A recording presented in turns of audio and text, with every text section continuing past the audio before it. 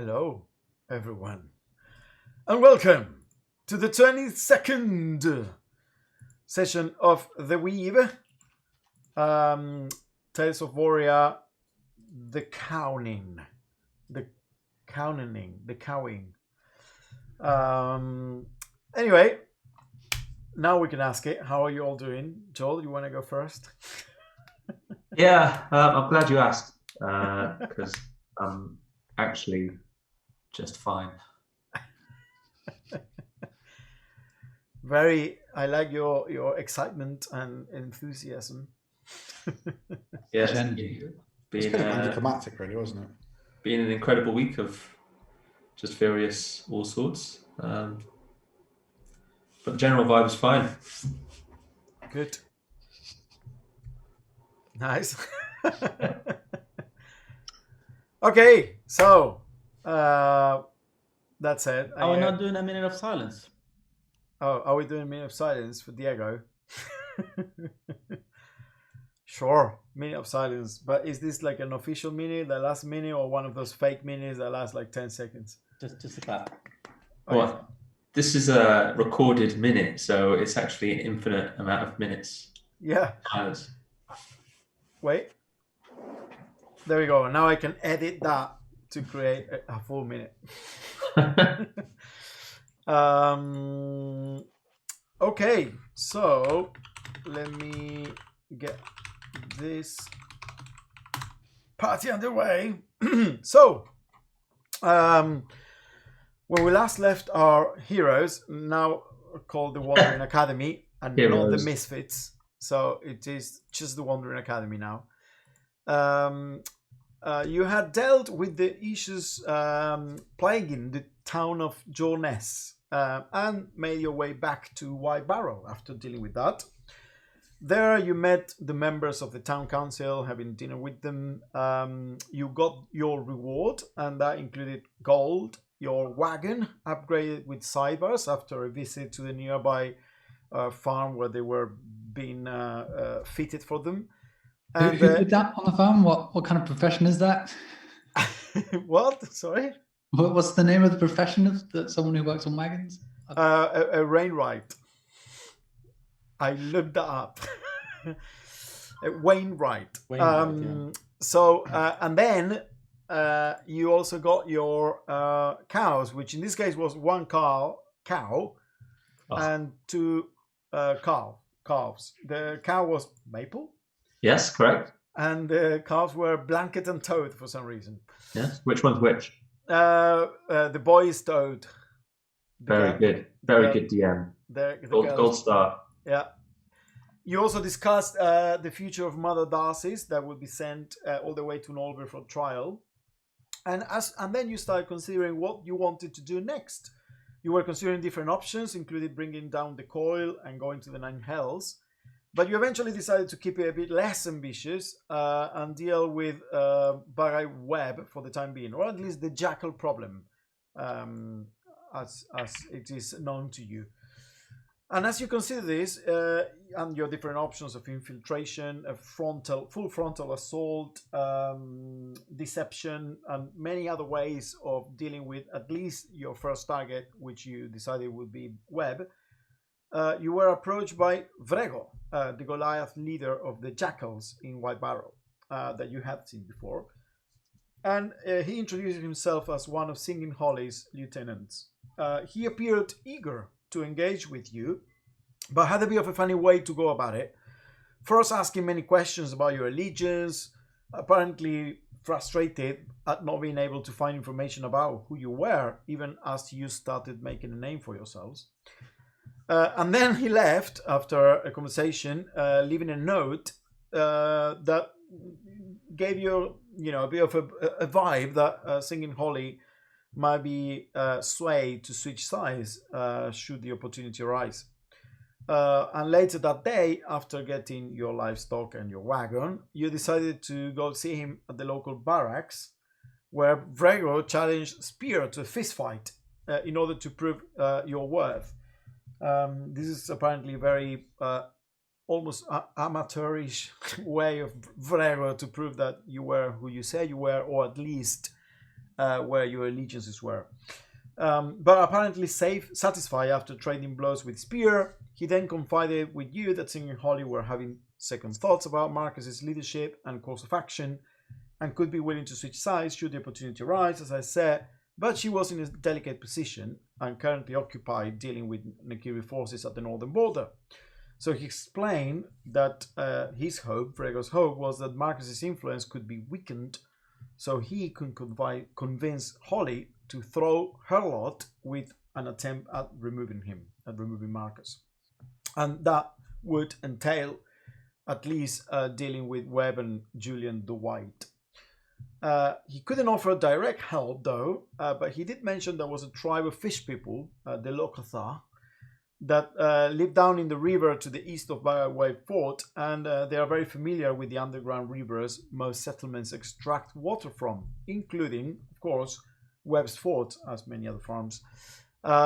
So that's actually where we left off as you ended, as you left the Vrego's barracks, the local Jackal's barracks, and you were considering what your next move would be. So that's it. Wandering Academy of People. What do you want to do?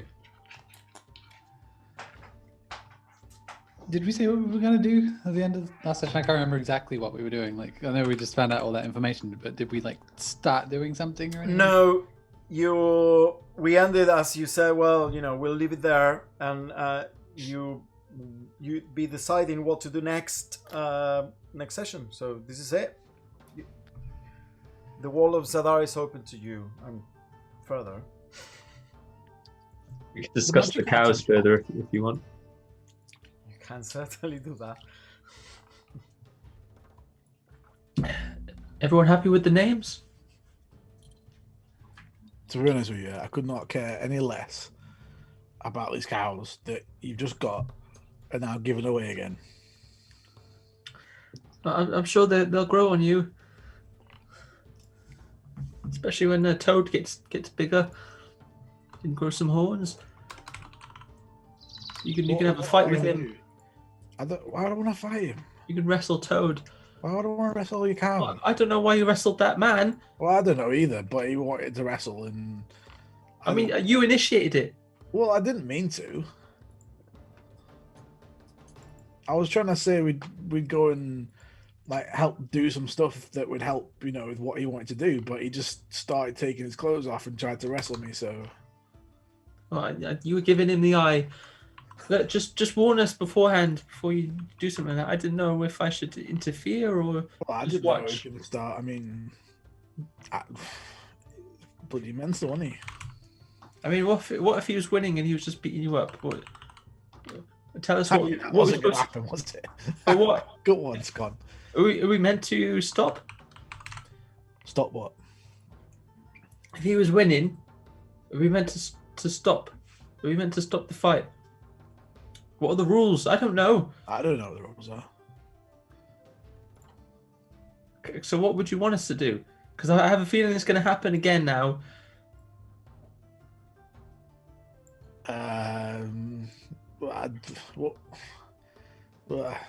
Could have. What would you do? Throw in the towel or not?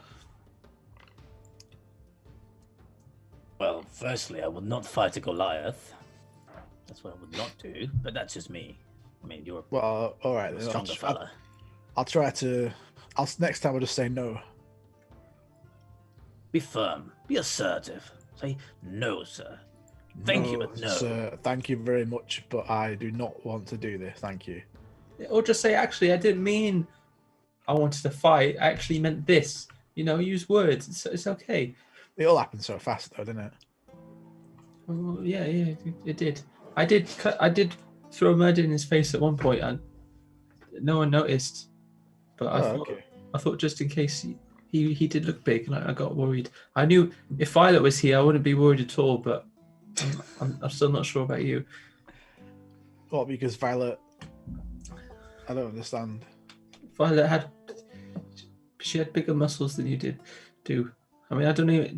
They're not even muscles. It's just chunks of metal, isn't it? I don't know how it works. I don't even know what you're talking about sometimes. So who are you chucking mud at? The big guy.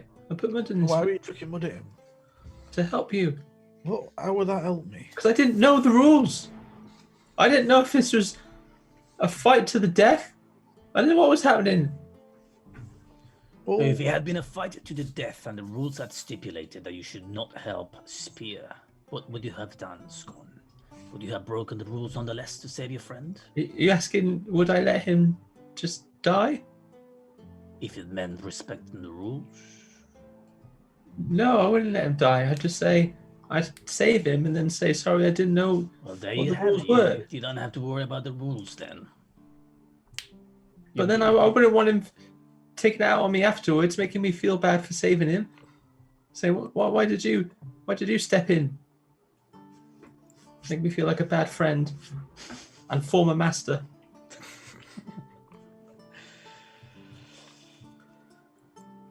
So where well, are we going? if you taught me to fly properly, but anyway, well, let's just right. So if he had taught you to fly properly, you could have lifted that Goliath up in the air and then slam dunk in against the ground. That would have been cool. Yeah, exactly. So I just said you need to believe in it, and you never ever believed. next time you get an apprentice, maybe put some more effort in. You know, that's something for you to learn from. There you go. I mean, you got these cows, and then where are they now? You're just giving them away. As he's speaking, he will start levitating. Wait, are you casting levitate? I am. Constitution saving throw. It's a con save. Is Yeah. it strength or con? On. Con.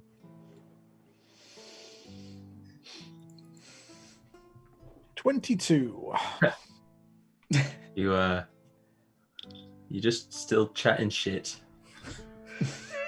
But you feel a force that is trying to, that you feel like you're about to lift, and you instinctively fight it off because it's like, what the fuck is this magic? You know. There's like one little pebble that just rises up in front of your face. Yeah, kind of like kind of like when Yoda is teaching Luke and all the rocks are lifting around you, little pebbles. The bloody hell is that? I'll just grab the pebble and throw it away. Stupid bloody pebble. Right. So we get the map out.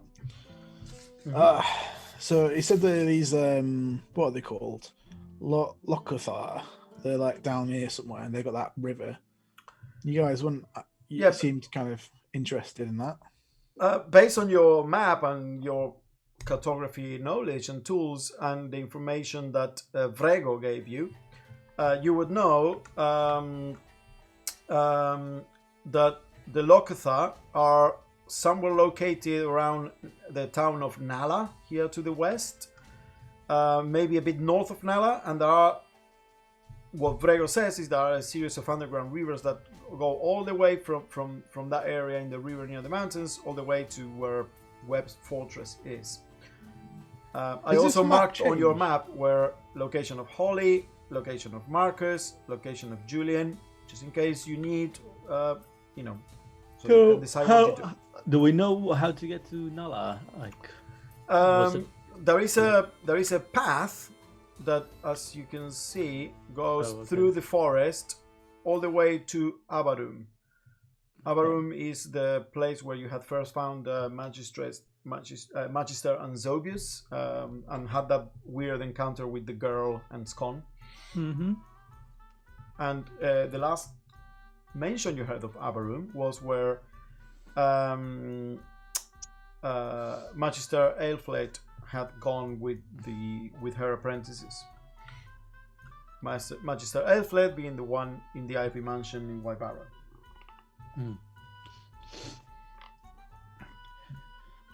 Well, I guess enlisting the help of the fish folk seems like a good option if we're gonna infiltrate the castle. If that's still the idea. It certainly seems worth investigating. But the question is, do we go past the fort on the way there? It's kind of on the way if you go via the forest, and we could do a bit of reconnaissance so we know what questions to ask. What do you mean? Well, if we want to, Bug-Eye Webb's fort is on the way. If we go via the forest, we could do a bit of reconnaissance before we go visit the Cathar, and then we have something to talk about. Something to talk about? Sorry, I don't. Well, we want to infiltrate this place, right? We have nothing. We have no idea what it looks like. If we know of surrounding waters, then we can give an idea of what we're understanding. And perhaps they don't know the name of the place. Know a little bit more might help jog their memories. Okay. Something for us to think over on the travel on the way there and back, I suppose, as well. So are these fish folk? I mean, are they not underwater? Well, they live in the water. But they can come out? I assume so. If not, we'd be following them along the underwater river, which may be difficult, but we'll find that out when we get there. Oh, okay, I don't have anything in my bag that can help me with being underwater. I don't know what we would need. I don't know any spells. Is there anything in your book I can learn? Well, we've got a long time till we'd need anything, but I don't think I really have anything that's particularly relevant. I mean, if we find ourselves in need of something, we could see if there's some way we can get that. I know of spells, but I just don't know them myself. Okay, well, let's just problem for later on. Let's just get there first, I guess.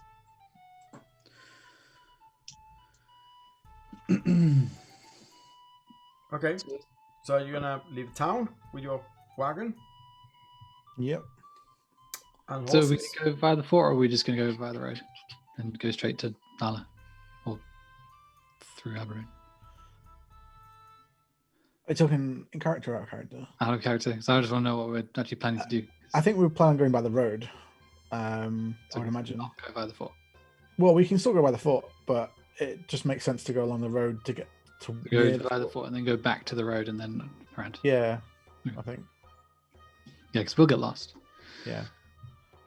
Yeah. Okay, so Okay then. Yeah, we're gonna head down towards Aberron, but we're going to potentially do a detour when we are close to the castle to do some recon. I think that's what. okay, so you're gonna so you want to go. So you're gonna follow this road, and then you want to detour here and then go to Aberron. Yeah. Okay, So that's cool. So you leave. Okay, let's see. I mean, potentially, depending on what we find when we detour, we might just do something else. But yeah. I mean, I assume so. Yeah, potentially if we find something interesting. Hey, could be a dragon in there. Never know. If there's a free sword on the side of the road, we might stop and pick it up. So as you go along, you find Excalibur, but you keep going. Okay, so you leave White Barrow. This is about after noon, let's say 2-3 p.m. as you have spent the morning going to fetch the cows and going to talking to Vrego and then fighting Vrego. So about 2-3 p.m. you leave White Barrow, and that will mean that you will travel half the distance of you can travel that day, which will be around this area when it will start. I mean, I guess you could still travel 8 hours, but deeper into the night. Let's say that it is around this area where you have to make camp. Is that close to where the cabin was? It is indeed. That would be quite close to where the cabin was. If you want to go and find that cabin, we could try to. I'll spear. I mean, back when Scott and I, you were with us. Remember that cabin? Were you with us? I don't know. Times. Yeah, you were with us. I drew it on the map here. Look. Oh, fantastic! Yeah, you in fact put it on the map, but obviously, with the you will have to find the tracks leading to it again. That's what Bullseye's for. She knows exactly where we are. Okay, so make a survival check for Bullseye with advantage, just because you are sending it out in the area where you know the cabin should be. 19. 19.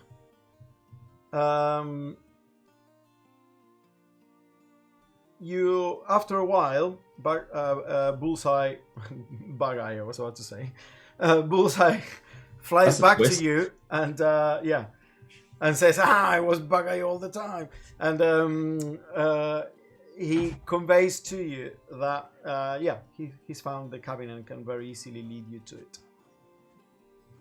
Oh yeah, she's found it. Yeah, it's just another half hour down the road. So, did she say if it was busy? Could she see like smoke coming from it or anything like that? There were no lights, no smoke coming out. No, as opposed to the last time where you could see the smoke and flickering light of fireplace. Looked pretty abandoned, so probably shouldn't have too much trouble stopping there if you want to spend the night. We're welcome there, I assume. Well, so last time we went there was the bandits.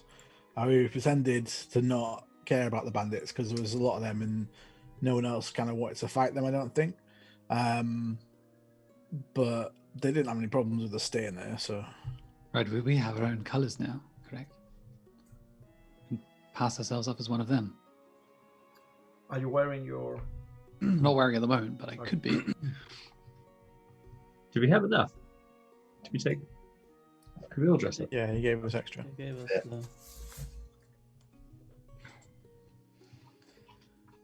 Well, I guess we could just...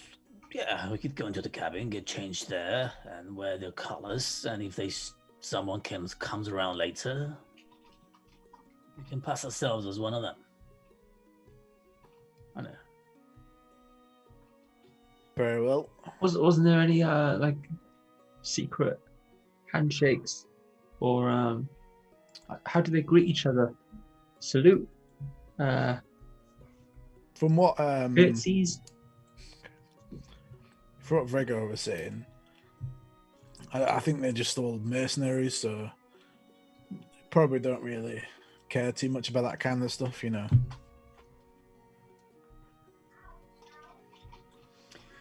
Yeah, I mean, the fact that you're wearing the clothes, I think, should keep us safe unless we're dealing with someone extremely inquisitive. But who should we say? I mean, if we have to start talking, who's our, like, We'd say our leader is Leader, Leonard. yeah. Who? Leonard is Okay. He's the guy who introduced us to he was the man, actually, the leader of the other gang that was at that particular cabin last time. And who did he work for? About our web. Okay, so we're with him, not with Holly. Oh, no, we're not with Holly. Right. Okay, then who's the highest rank among us? I would say that would probably have to be either myself or Elizabeth. Whoa, what about me? Well, I was thinking it would probably be you. But I reckon you would probably work best as like a slightly mindless killer machine that I'd we take wield offense as a to that. weapon. You know that I was only made for that purpose, and now just to be kind of, after 20 years of freedom from that role, trying to push me back into it, I don't really take kindly to that. That's precisely what I'm playing on. I'm using the prejudice, the stereotype of what you are, so that people can easily believe it.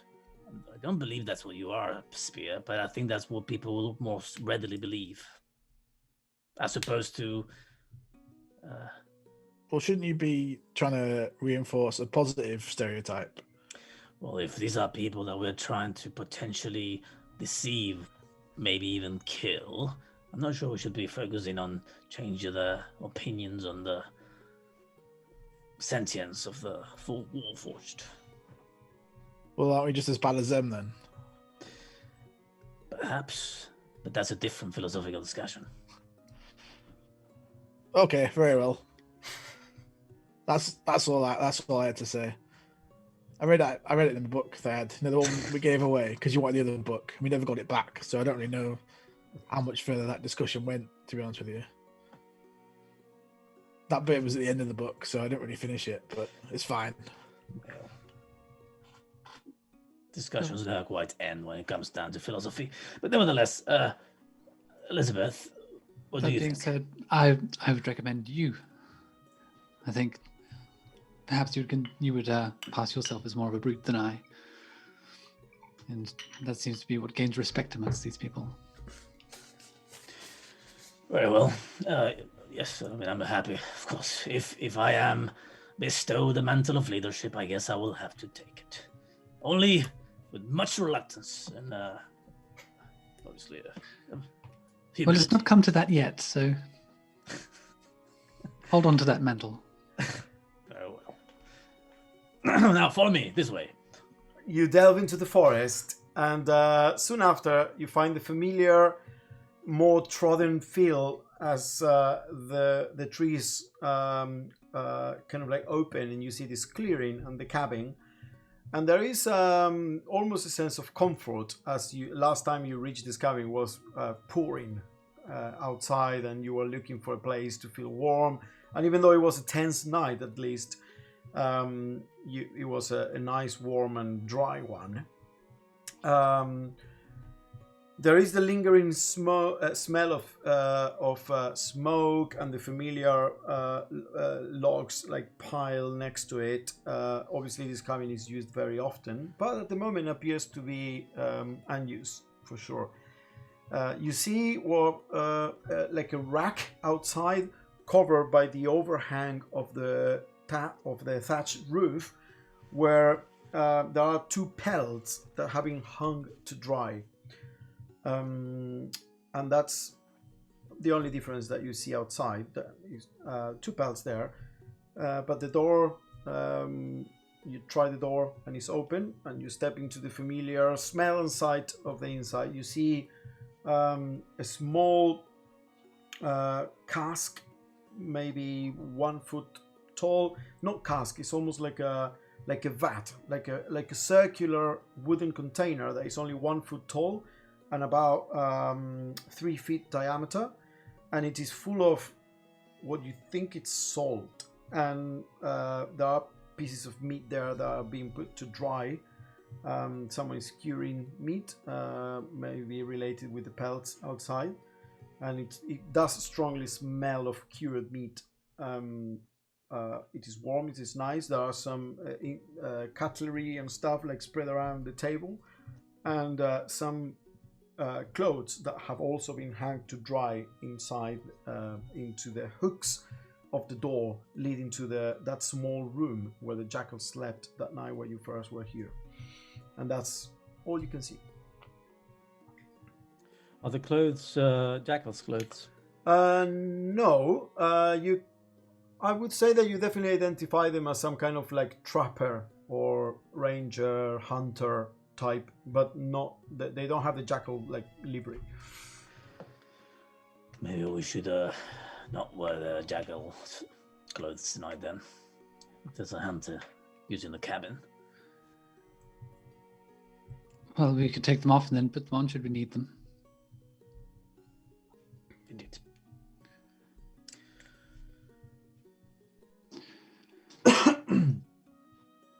So what do you do? Do you just set up to sleep?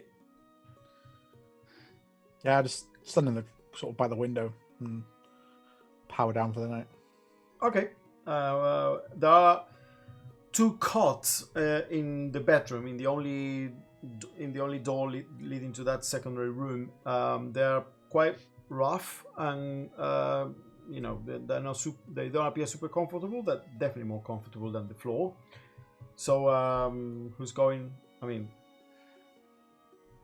I'm gonna ritual cast alarm outside, just around the front door area. Actually, no, I'm gonna make too many footprints. I'm gonna do it inside, in the room where we would sleep. Okay, so you're gonna be sleeping in the room, and you're gonna cast alarm around the room inside. Yep. And you, Coda, and Scorn. Just find a quiet corner. Okay, find a quiet corner. I cast mage armor as well because I'm in an unknown place. I'm not... Yeah. Okay. And Coda?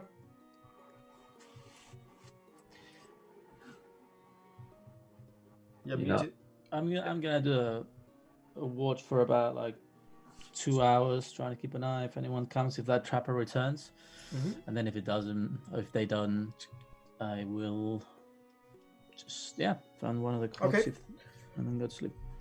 So one second.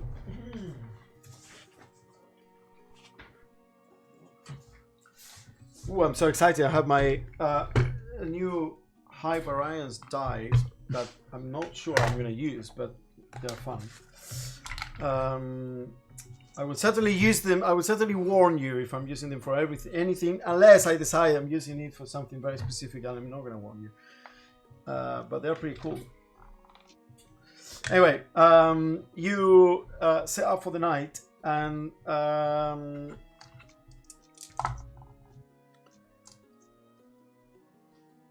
about an hour after you kind of like curl around the corner in your sleeping bag, Scone, and you went to sleep in one of the cots inside the room, Elizabeth. You're kind of like sitting there, maybe, you know, playing with your stuff, Coda. A bit.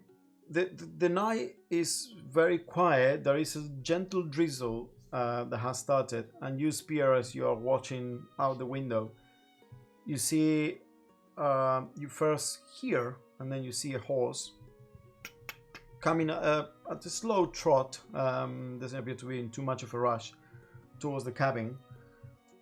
They then put the horse. There's a single figure. They put the horse in the stable. Well, not the stables, kind of like in the cover area that was next to where you had tied your horse originally, and I assume where you left. Because just so I know, you're traveling with the wagon. I forgot about the wagon. Yeah, you're traveling with the wagon, 2 oxen, and how many horses you have? We had 3, didn't we? You had 3 horses. I think we had 2 riding horses, and then your draft horse, and then the mule. Did we have 2 riding There's horses? 3 horses, and a mule. Yeah, so there are 2 riding horses, a draft horse, and a mule. So plus 2 oxen and a wagon. So it's quite the big traveling. Hey, incognito. It's quite the big caravan that you are traveling with.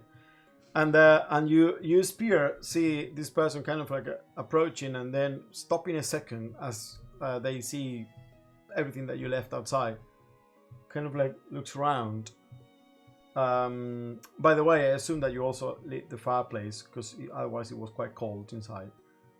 And then simply dismounts, leads the horse, ties the horse next to the rest, and then comes towards the door. I'll go and open the door for them. Okay. As you open the door, you see a dwarf, male, balding, a long beard tied into braids. There is only a ponytail at the back. The top is all balding, heavy, like bushy eyebrows, and kind of like looks at you up. Obviously, has what appears to be a musket, like a very long rifle, sling across his back, and then like a balled-up sack that is hanging to one side across his shoulder with a leather strap. Well, hello there. Good evening. You all right? Oh yes. Wasn't expecting anyone to be here tonight, but of course we can share the cabin. That's the purpose. I left some stuff inside, if you don't mind. I'm bringing some extra stuff myself at the moment. Are you using the bedroom, big fella? Oh, I'm not myself. I don't really need a bed, but some of my friends are there in there sleeping. Oh, well. It is the way it is with places to be shared. Well, and kind of like pushes past you, and then looks at you, Koda, sitting there on the table. Well, on a chair next to the table. Oh, hello, Dor. You're a funny group. Hello, Master Dwarf. Why is there a dwarf in here with us? Oh, I didn't get your name, by the way. My name's Spear. Oh, my name is Doyne. Good to meet you, Spear. You're from the mountains. I imagine you haven't seen your kind around these parts too much. Oh, you know, we're just like spread out in it, so. Yeah. But yeah, what brings you around here then? Well, I was hunting, of course. I'll be traveling to Abaron tomorrow with some of the catch. Where are you from? You don't recognize your accent? And points at you, Scon. Was this a dream? I was just drifting off. Oh, I know I look like a dream, but certainly aren't. My name is Doyne. Like, puts away his rifle next to the ballap sack. This is my stuff here. I was curing some meat to go and sell in the market. So, I'm going to check the window to look outside, just to see if the sky has changed. no, there is a light drizzle, so you can't see the stars. It's very dark. It's cloudy outside. I don't think. Well, this is just one of those weird occasions when we're just joined by a complete stranger, and we're all okay with it, by the looks of it. We work with the Bothy. This is how they work. This is a shared place of lodging. Oh. Okay, Just ignore that with the boys. He's in a bit of a weird thing at the moment. I think it's like, I can only imagine it's some kind of aging thing or something. He just. Oh well, if you're a boy, you need nutrients to grow. Look at this. Caught myself some hairs today, and kind of like open the ballap sack and pulls out from the ears, the long ears, a couple of hairs. Drops them on the table. I can cook a stew. Might keep one for selling tomorrow, even though it's not gonna catch now tonight. But yeah, are you hungry? I have some potatoes as well. Proper stew. Yeah. Yes, this is great. So what other skills have you got? Cooking's good. What else can you do? No, cooking, hunting. That's good. Finding places. Finding places. I am a trapper, a hunter. I used to be a scout back in the war, but those days are long gone. These days I use my skills for work and living. All right. Well, I don't know about the others, but sure, if you want in, you're in. I don't know what you mean with in, my boy. We got places we need to find all the time. I'm sure you do. Well, if I can help tonight, I can point you in the right direction for sure. I am going down south to Abaron tomorrow. Just gotta sell some stuff. So where you hail from? Points at you, Koda. Oh, I'm an Aberholmian myself, Master Doyne. Aberholmian, you're far away from home. Yes, indeed. But such is the life of the minstrel. It's one of travel and entertainment. Oh, so that your Karen is not just for show. Why don't you play something for us while I cook this stew here? Sure. What would you like to hear, Master Dwarf? Well, if you're from Aberholm, certainly not a song celebrating the war you won honors. So maybe something lighter, something about, I don't know, some, the countryside and from your land, legends. I like the terror, the horror legends. Like if you know any songs about like monsters that attack people at night. I like those kind of. You were working on one with the big statue people and the prison. Statue people. What are the statue people? The big statue people inside the prison. You were working on that one. What statue are you talking about? Oh, Coda. You're so silly. Oh, maybe that's a signal. Maybe we're not supposed to talk about it. Forget it. Wink.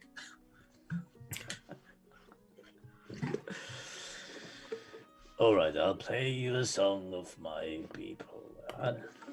And I'll play him a sweet. Okay. Sweet love. Yeah, So you love. start playing as he cooks.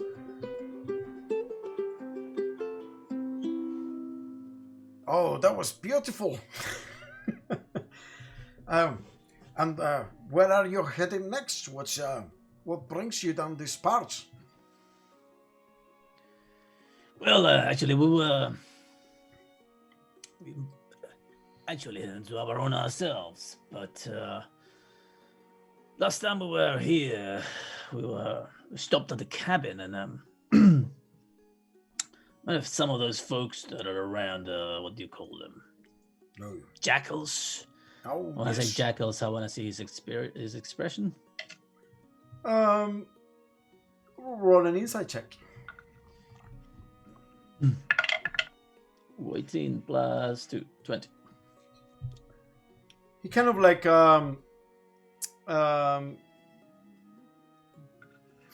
there's a bit of a frown, kind of like, yeah, jackals. Yeah, there's no lost love there. The jackals, yes, they certainly roam these parts. Yeah, can't say care much for them. Oh, yeah. We hear they've got a big fort around this part, an old abandoned place where they're encamped. Perhaps you've seen it in your explorations. Oh, yes. I know of a fort where they set up some time ago. Big one. It's down to the southeast from here. I've also seen another group, kind of like investigating some of the old ruins, that litter the countryside. It was a small group, maybe 4 or 5 of them. What, jackals or other people? Jackals. They were a bit east from here, towards the fort, but maybe not direct, but rather straight east. There were I don't know, as I say, 4 or 5 of them.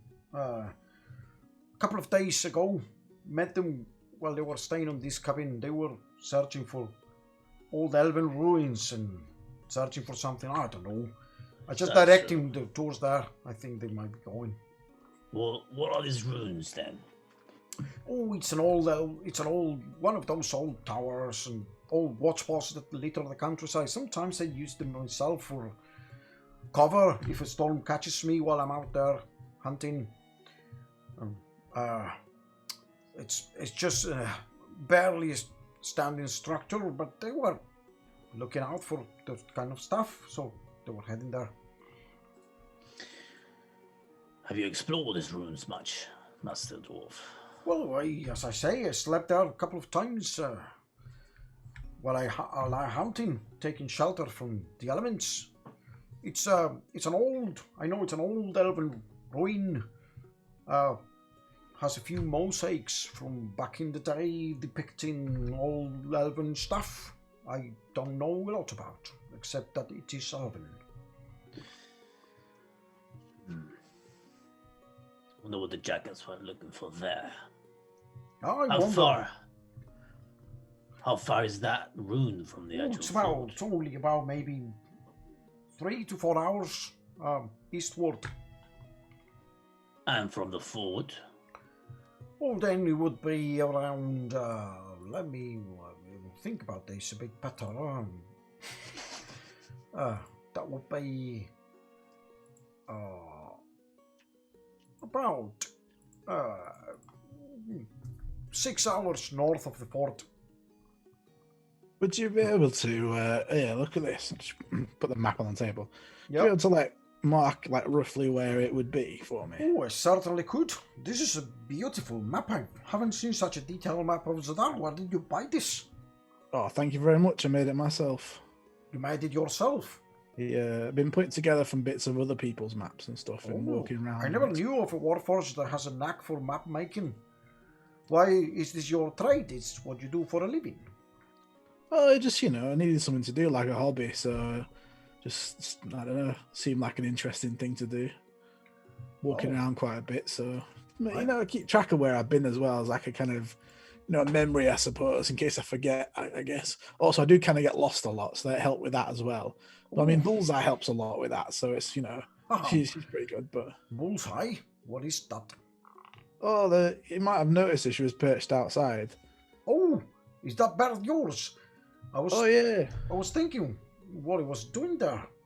He wasn't scared at all when I approached. Oh, no, she's pretty good. She's pretty, she's pretty calm, really. She'll just, keep an eye out for us, so.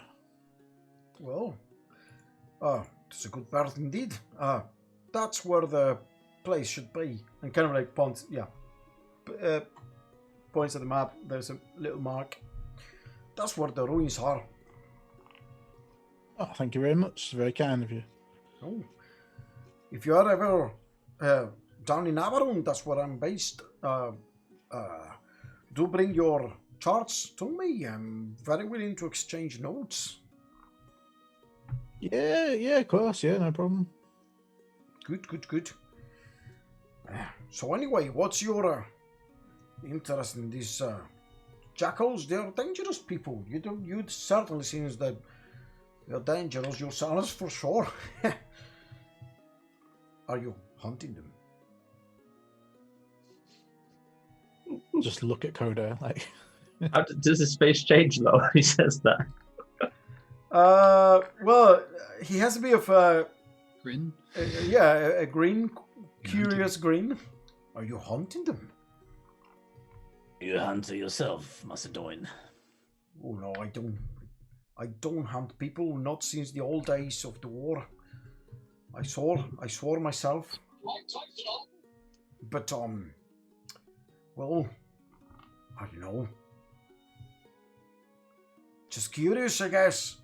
You seem like well armed and well, you have a warforged. Yes, we do. One of the best.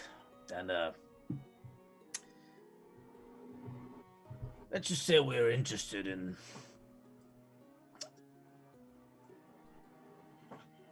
what these jackals are, what they're doing, and what their weaknesses are. Weaknesses, I would say, it's leadership. It is also the reason that why they ravage the countryside here. They're not well loved for sure. Yeah, we have not heard very good things about Bagai Webb and his wife. Oh yes, Mora, the Dark Witch. She's a vicious, nasty creature. Even back in the days of the war, people would fear her, of course, because she was fighting against Arnheim. Well, people were willing to look the other way, but gives me the shivers to hear the stuff she would do. No one told us she was a witch. Very dangerous one. I've been told she would eat the hearts of those that she tortured to death, and she would feast upon their entrails, and that way she would gain powers. But remember, I do love the horror stories, so I don't know if they're true. What powers are in the stories? Can she fly? Ooh, she certainly can. Like a dark shadow that spreads across the land, and then comes to fetch you, snatch you from your crib. Boy, Oh no! I look at Spear. Maybe we need to sit this one out. Nah, you know what they say. If you can burn it, it can die. Oh, yes. Witches must burn. I agree with the sentiment, Warforged. We've got the whole barrel of oil in the back of the cart there, so don't even worry about it. It's going to be fine. Hey, I assume all the stuff was yours. At first I thought it would be traders. You have quite the wagon there. What's with the sidebars? I don't really know. There's been a lot of things happen out of what I would like to put down to lack of or some kind of mix-up of communication lately, but honestly, I kind of like them, so I think you're supposed to maybe hang on to them for like extra safety. Oh. You know, Master Doyne, when you hunt an animal and you have to hang it up and cut its neck so it bleeds out. Oh, yes, I know. Well, that's what the cybers are for. Yeah. They hang the heads of the vanquished creatures and draw a river of blood behind our paths. Oh, that's gnarly. Is that Well, what you do for a living? You hunt creatures and you leave a trail of blood. It looks quite pristine to me, like they're new. Have you not said hello to Elizabeth yet? Is she like asleep already or something? Oh, you have someone else with you then. Oh yeah, Elizabeth, are you asleep? You could have heard this if you wanted, Elizabeth, all this time. I'm staying asleep. I'm committed to my role of sleep. She's probably asleep. Yeah, speaking of which, it was a fantastic stew, Master Doyne. I do thank you. Perhaps in the morrow, after breakfast, we can discuss what our next destination is. But if we do decide to go to these ruins, perhaps we could, if you're not in a rush, you could lead us there. Of course, we would pay for your time. Oh, I'm afraid I can point you in the right direction, but I'm afraid I must depart south now. Or I'll be late for my appointments in town and bringing all the pals and stuff. They're waiting for me down there, and the meat is ready to be taken. I will leave you with, and grabs a bit of what appears to be some small animal thigh. Here then, cured for you. It's not as good as pig's ham, a full leg, but it's smaller, but cured and ready to eat as jerky as you go along. Nonetheless, just cut it in strips. How much would I think that is? What, the leg? Yeah, and the meal. Probably around. It's not. I mean, it's pretty good. Because it's game meat, cured, probably around a couple of silver. Okay, I pull out a gold piece and I just put it on his hand. When I grab the ham, I basically just put the gold piece in his hand and say, "Thank you, Doyne." Oh, this is very generous. I appreciate it. I don't think I caught your name. I'm sorry. Oh, I'm Koda the Tretsu. Mr. D'Atrezzo. And you, boy? Scone. Scone? And Master Warrior from the war. I already introduced myself as Spear. Oh, Spear, yes, very. It's alright, you were talking about like meat and getting animals and stuff. You probably forgot. It's alright. Oh, yes, he would. Yes, I know, of course, I know the person sleeping in the room. You mentioned her name's Elizabeth, I believe. So, anyway, I wish you a good night. You said there's only one sleeping there. I'll take the other cot if you don't mind them. Cool. Go for it. Oh, very well. Good night, and I'll see you in the morrow. And Good night. Elizabeth, Is there a way? Is there a way to say that the place is full now? So then, I mean, I don't want to go to sleep again, and then someone else walks in, and we have to do this all over again. Is there? Normally, this place is open to whomever it need it. It's a refuge. It's a hunter's lodge. You don't really close the door to anyone in need out there. It's just a bit awkward. Well, it is usually not this busy, but people sleep in the floor when situation calls for it, as you are already doing. So I'm sure you'll be fine. I don't expect anyone to come along, maybe except for a few of those jackals, but they tend to be well behaved when they are sleeping here.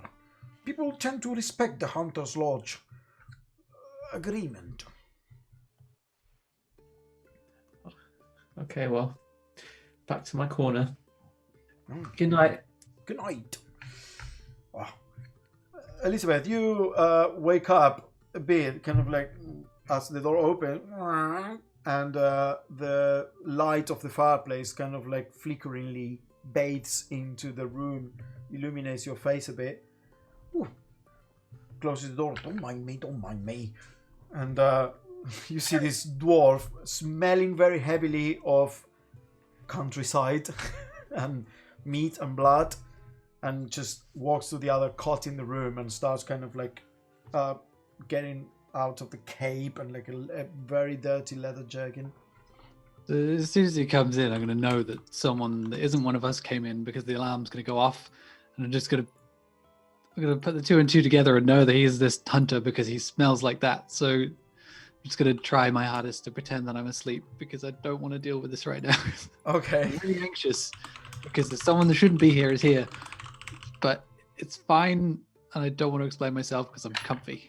Okay, sure. The dwarf doesn't appear to give you a second look after, apologizing, and then gets a close up. Oof.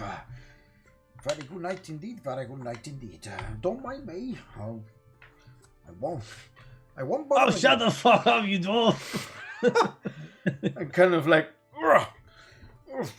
and makes a bunch of weird noises before he falls asleep. Kind of like huffs and puffs a bit, like, this cuts. Gotta roll over then and use the spy's murmur and just say, "Is everything okay?" Who is that? What? Oh yeah, wait, that's Elizabeth. Hello. This is Spear. Hello. There's a man in here. Oh yeah, the Doyne is his name. He's just the hunter. Right.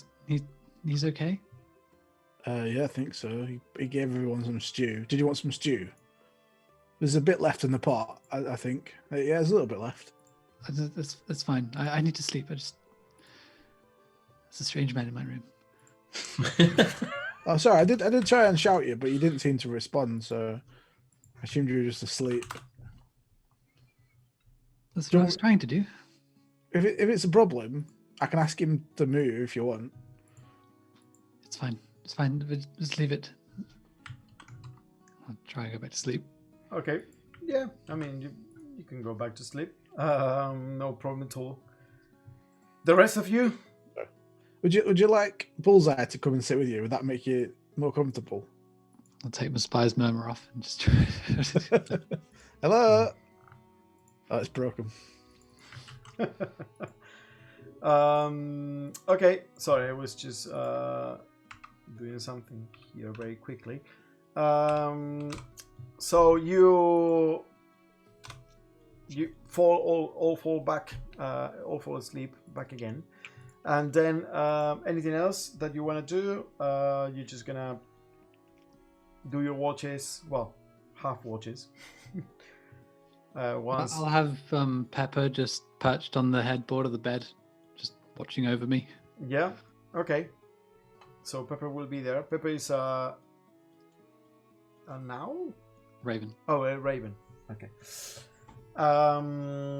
We've got so many animals of different. Yeah, it just got confusing. Okay, so the rest of the night will go by uneventfully.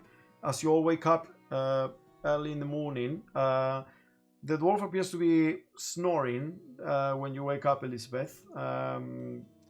It obviously went to bed quite late, but you wake up first along with the rest of the group, and you can hear the noises as everyone kind of like prepares to whatever you're gonna do in the morning. So, roll over in bed. I'll cast minor illusion just to make a little curtain, so I can put my robes on. Yep. Man in my room, and then I'll go out the door and see what else is out there. Yeah, you're all there waking up. What do you do? Morning, Elizabeth. Did you sleep all right? Yes. I was trying to talk to you about the thing we had on the ear, but it stopped working, so I don't know. But I figured you'd be all right. You'd like scream if you wanted some help or something. Yes, I imagine I fell asleep. Oh, okay. Well, that Boeing guy was quite nice, wasn't he, Coda? Yeah, a lovely chap. He was telling us about his runes east of here, so maybe your idea of going through the forest could has actually more merit than we originally even thought. Ruins? What kind of ruins? Oh, some elven runes. I guess maybe similar to some of the ones we've seen already. Perhaps they bear some similarity to the ones that the Bagaweb's fortress is built on, because the jackals were investigating it. Okay. And do you think we'll be able to get the wagon there? I was thinking about that. Maybe it's a bad idea just to go around with a massive wagon and some oxen. But we could give it to our new friend Doin. She's going all the way down to Amarum anyway. To take. To take. Right. I suppose if that's okay with him, that would be very helpful. We don't have anything in there that we need, do we? No, I guess we have the sideburns that we're gonna use when we take the heads off. Just the barrel of oil back and carry that. It's all right. You'll carry it through the forests. Maybe we could put some wheels on it or something. The forest is very thick, though. We're no longer gonna be traveling Wait. via the road. Scott, is he awake yet? Give him a nudge. I'm gonna Scott. very gently get close to Scott and go like. I'm sleeping. I've used my boomerang as a pillow. Yeah. So I'm gonna. As a good teenager, he sleeps longer than you guys. I jump up to my feet and I'll boomerang in my hand. Morning, Scott. When you were like spinning that stick around with your hand, your magical like wavy floaty hand thing. I'm gonna quickly check the sky. There is a bit of it's cloudy, but everything else appears normal. Okay, you're all safe. Slowly put my boomerang away. What? Basically, we want to go into the jungle. Which one is it? I've forgotten. So we want to go into the trees, and they don't want to take the cart and all the animals with us, but obviously we want to take the barrel of oil because it's useful. I was wondering, can you like make the barrel of oil hover and just kind of bring it with us? What? What was he saying? You just said a lot of things. Oil? Do you want some more oil? I haven't got any oil. No, we've got the barrel. Here, come here. Right, I just like put my hand out. Come on. What do you want? Come with me. I'll show you what I mean. Okay. Just lead him outside to the barrel. Mm-hmm. Right, see this here? Can you make it move with your mind? Sure. Yeah. Oh, brilliant. Okay. He said he can do it. Are you sure you can maintain that? It's going to take slightly longer than 10 minutes. Well, it's fine, Elizabeth. How long? Where am I taking it? No, you can't lift it with the mage hand. It's too heavy. I know. So where do you want it? Well, they don't want to take the cart into the forest, so Right. See if you can like, and they're like, oh, you can't carry it the whole way. So I was like, oh. But Scone, you can like lift things with your mind. So you want me to take this through the forest? Yeah. With my mind. Yeah. But I want to use my mind on other things. Right. Like what? I'm not going to carry stuff through a forest. What do you need the oil for? It's just useful, isn't it? It burns stuff. Yes, but you don't want to waste it on something you haven't planned for. Not going to see anything you've not planned for. Why don't you carry it? Sure. Oh, I'll carry it then. I don't mind. I'll carry it. Making me do your chores. I don't want it.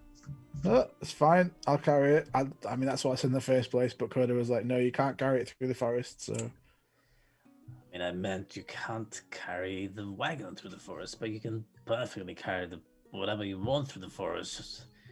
See, that's your problem. That's your problem. You let other people put you down. If he says you can't do something, what, are you just going to get someone else to do it for you? It's pathetic.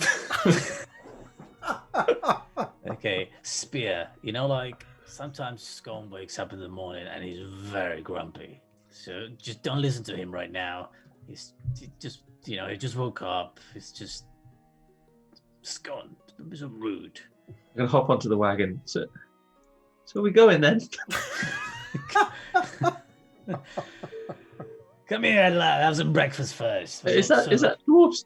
Is a dwarf still here? That happened, didn't it? The dwarf came in last night and he made a stew, and he gave us a leg. And you sung for him.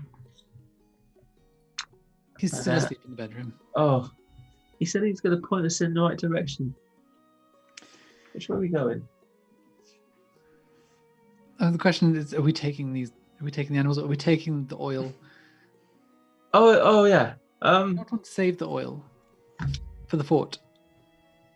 Fine, we'll put the oil in the cart and go. You go and ask your dwarf friend if he can take the stuff to the town for us. Then, all right? And I'll just stay out here, and I won't do anything. So, what was the reason why we can't just ride inside the cart? Because we're going into the woods, and the cart is not. There's no road. Too big because it's got the sidebars and everything. Exactly. Right. So we're walking. Yes. I'll hop down. Right. Wait.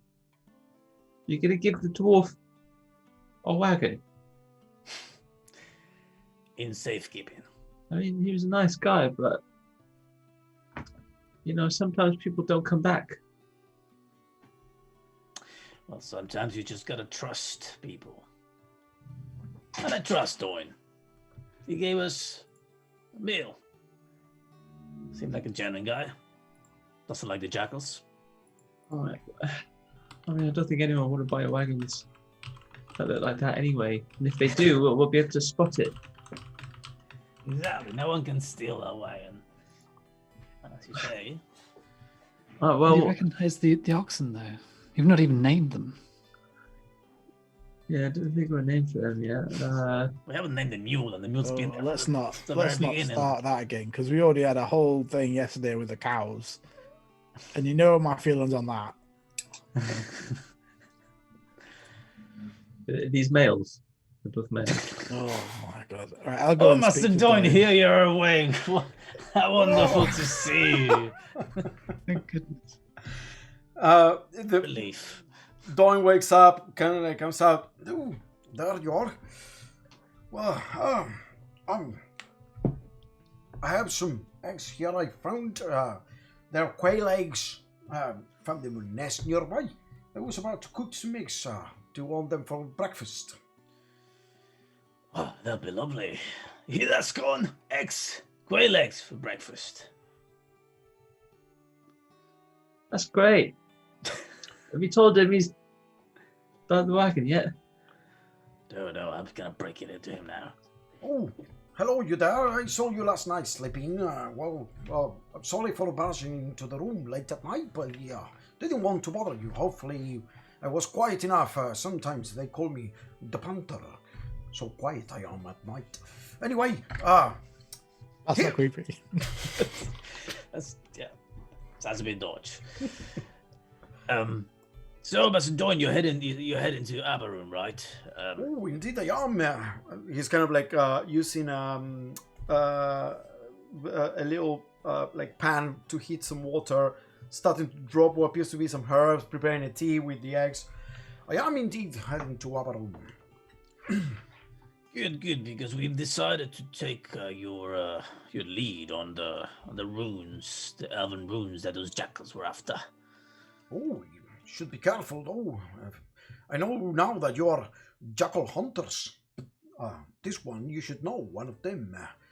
Seems to me he was one of those Webb's men. One of those Webb's, like, trusted men. One of the higher-ups. Interesting. Do you catch his name by any chance? Oh. Or her name? It was his name. Was accompanied by a big lady, Goliath lady. Oh, that was certainly scary. Not as scary as you, Master Warforged, but certainly scary and big. But his name was Alexander, I believe.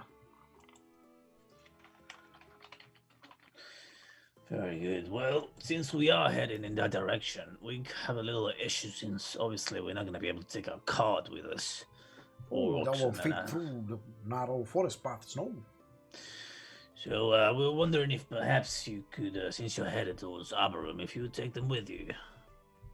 Ooh, you're giving me your wagon?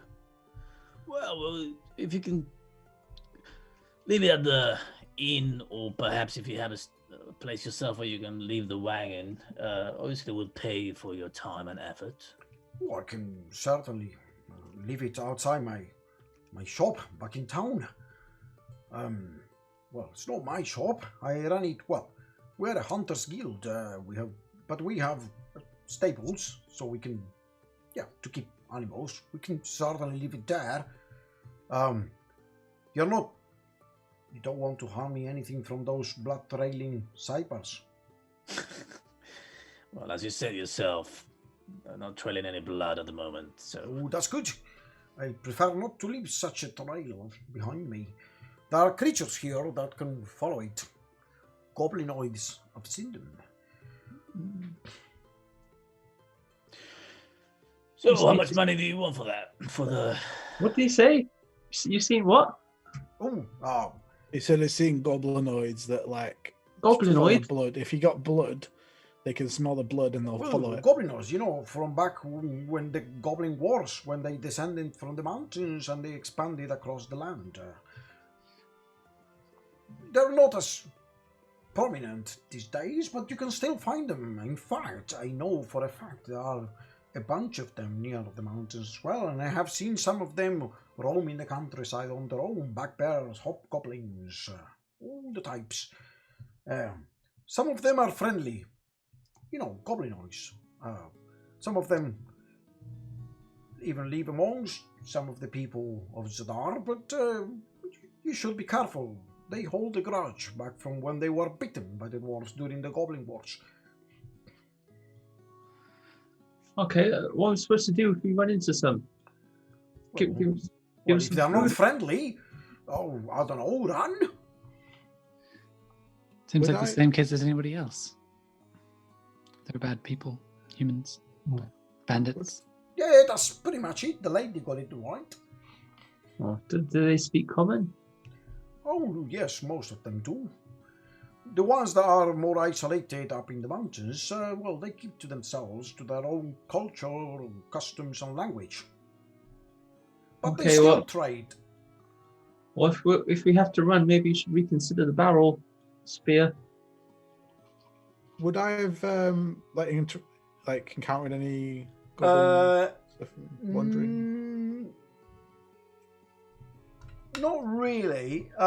You do know of the past. There was a thing called the Goblin Wars, but that happened like 100 years ago, where goblins, kind of like goblinoid tribes led by hobgoblins, started like expanding across the mountains, and then that led to some a struggle, to some tension, and eventually there was outright war and then they were pushed back against the mountains again, deeper.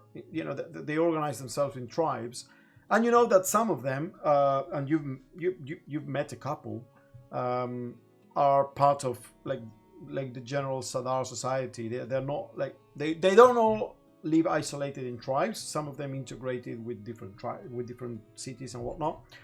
But there's still a lot of distrust going either way, both from goblinoids towards like the civilizations of Zadar, the humans, the dwarves, the gnomes, etc., and vice versa. I don't think we need the oil and stuff. From the ones I met, they're all right. They're just, like they got their own thing going on like everybody else. As long as you don't bother them, they won't bother you. So just don't bother them, basically, Scon. Yes, if you don't bother them, you're fine. No? It's just that if I'm leaving a trail of blood behind me, I mean, they might think there are some wounded animal come from an easy kill, and I would rather not give that impression. Okay, got it. Anyway, if you want me to take this wagon to Avarum and keep it with my lodge, I can certainly do that. I mean, you already pay me handsomely for my ledge, so I won't charge you for taking the wagon with me. In fact, it will make my travel there easily. But I will have to charge you for each day I keep it for safekeeping in the lodge. Probably around, with the feeding of the oxen, those eat a lot of the hay. Maybe about 2 silver pieces per day. Seems fair. Maybe we can trade on some map information when we come to as well. You said you got some. Oh yes, that we can do that on top, but the lodge does not belong to me. The guild keeps their own house, so. Oh no, I just mean as well. I was just Oh yes, of course. So well, whenever you come back, I will just give you the bill. Yeah, well, it is a gold anyway. For a few days. I don't know how long we're gonna be, so. Oh, this will cover you for 5 whole days then. So give him the gold. 1 whole gold piece. Very well then. Well, here are your eggs. I will be then getting your wagon and oxen ready for travel. Do you want me to also take all the rest of your animals? You have some fine horses there. What have we got in the monkey box at the moment? This is sounding worse and worse. This dwarf's eyes must be lit up. Those are some fine horses you got there as well. Want me to stash them? Yeah, you pay me for those as well. Making a killing. I mean, you have 2 riding horses, 1 draft horse, and 1 mule full of stuff. What with the we will need the mule, I think. Right? But what's in the chest at the moment though? Do we have anything in there? I can't remember. I don't think you put anything in there. Okay, I thought you put some stuff into preserve to eat, but maybe not. Well, Buy loads of like fruit and like ridiculous amount of onions or something. At some point. what? Last time we were in Whitebarrow, like the first time we were in Whitebarrow, didn't you buy like loads of Yeah. like a big bag of the same fruit or vegetable? I can't remember what it was. Yeah. Well, you need to write this stuff down, guys. Come on. Can't So track there's it for food in you. there. It's all Coda's fault. He's the one that bought it all. So Is what? Coda was the one that bought all the fruit. I can't remember what it was though. Yeah, that's true. I wonder if I did. You bought a lot of shit. You need to write it down. Come on. Okay. I ran down so much stuff. You have one job. Hang on. Well, I guess let's take the mule because he's got all your gear for like camping and stuff. If we need to stop in the forest, right? Yeah, you have the camping stuff. I mean, you have. All right, yeah, let's take the mule. Okay, mule's coming. Okay, so you're taking the mule while you're doing with the 2 horses and the other one, the draft horse and the 2 riding horses. Just give it to Macedonian. He loves horses. Okay, so that will be another silver piece for each horse. So with the 2 oxen and the 3 horses, that's 5 silver pieces per day. So the gold that you gave him covers 2 days.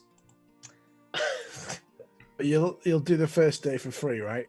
Give him a wink. Oh, I'm afraid animals are expensive to care for. No. I'll chuck him another go. I should go another 2 days. You know what? We should get into the business of taking care. It's the stabling business. This is a. Okay, well, 4 days are covered. I will certainly do this. And he starts tying the horses to the back, well, to the sidebars, so they can be pulled along. So you see him kind of like getting ready to leave, and this dwarf, he has all his pelts, his kind of like big, fat, short vat full of cured meat, puts everything in the wagon, sits there, waves goodbye, and starts leaving, pulling the wagon with the horses following, tied to the wagon. Actually, we hear him laughing all the way. I hope we haven't made a terrible mistake. You know what? I mean, I'm starting to have second thoughts about this whole business of having a land. You know how expensive it must be to upkeep all that. Well, I'm just imagining us lost in the woods in a couple of days while he's at home with all of our stuff. Yeah. Oil. It's gonna. It is our choice to live a life of danger. Well, I'm asking now, like, what? We're getting sidetracked to these extra ruins.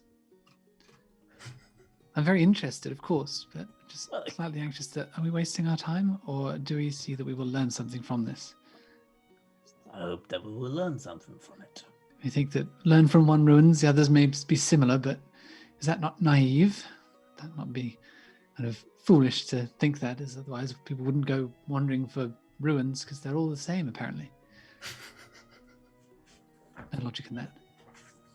Well, they are on the way to Webb's castle anyway, so. Right. Let's just hope we don't get lost. That's all I'm saying. You know what they say about ruins, don't you? What? There's like they're not very they're all like falling apart and stuff. It's very catchy. That's what people say though about when you ask about what the ruins are like. They just say, "Oh, they're like falling out." No. They do that. Have that in common. You're right. Yes. Let's go then. So, are you taking? By the way, because it was too confusing. Are you taking the barrel with you? The oil. It's on the wagon. Could have convinced me not to. Okay, so so it's just the 4 of you and the mule and whatever you're wearing. Okay. But he's not going to do another silver a day for the oil. No. It's only the animals that cost money to upkeep.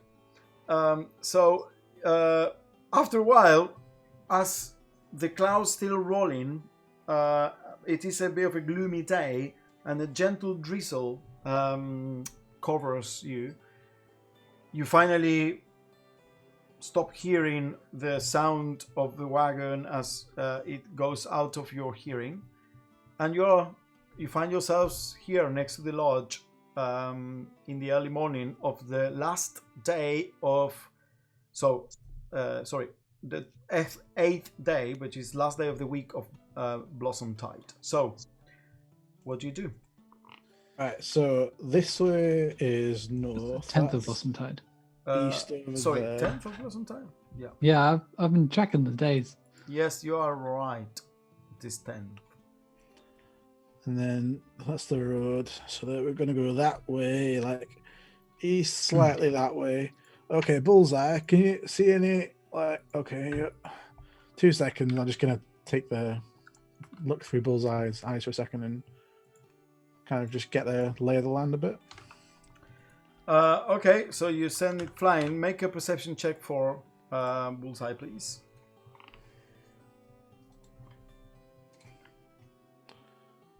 Ooh, oh, that was so close. A really good roll. 12. All you can see is the forest canopy from up above.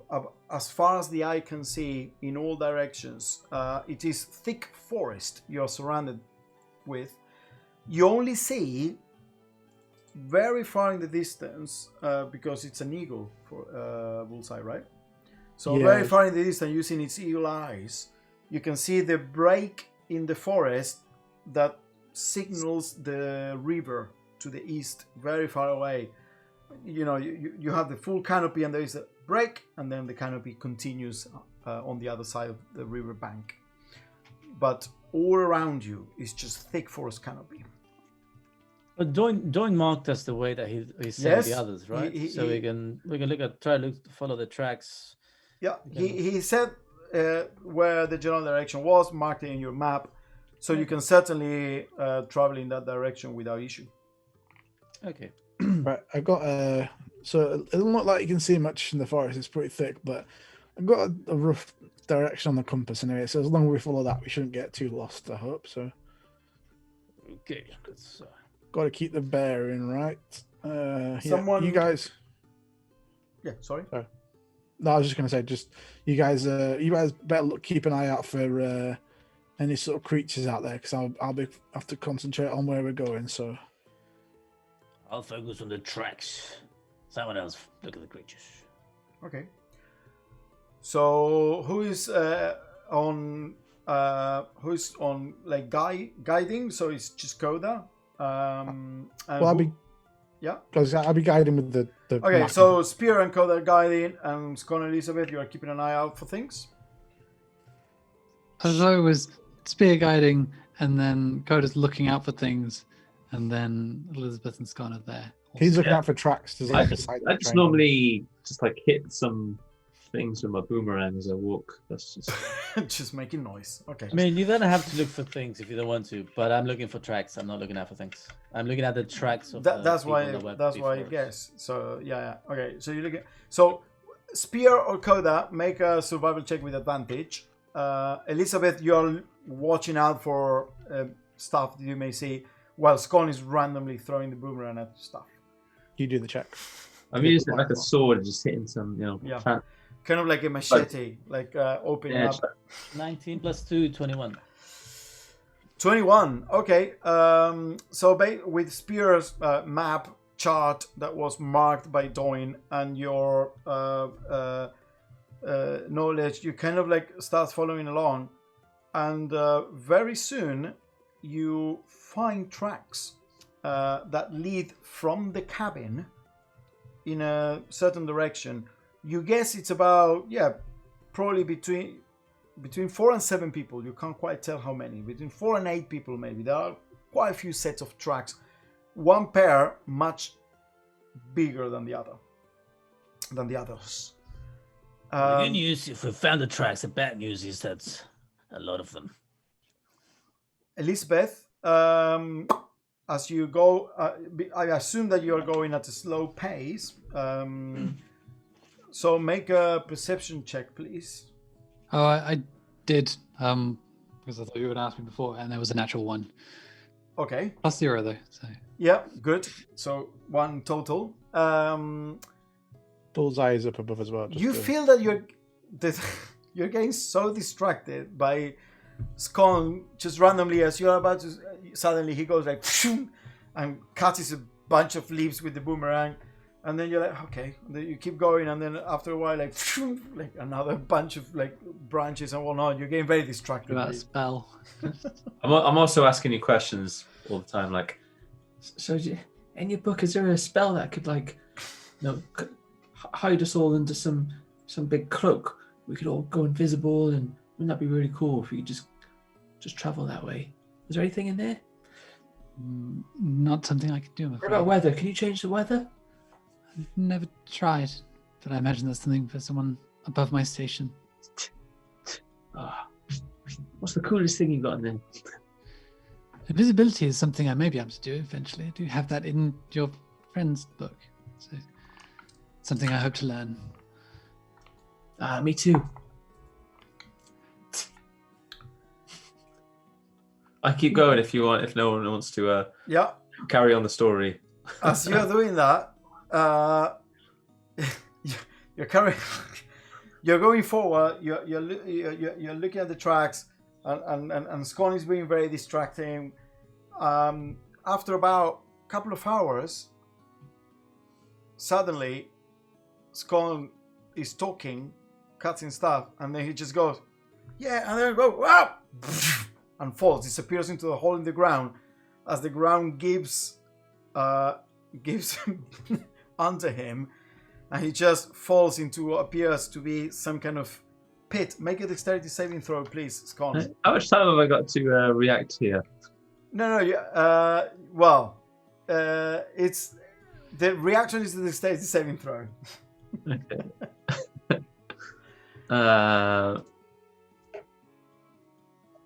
It's a 13. A 13. You fall into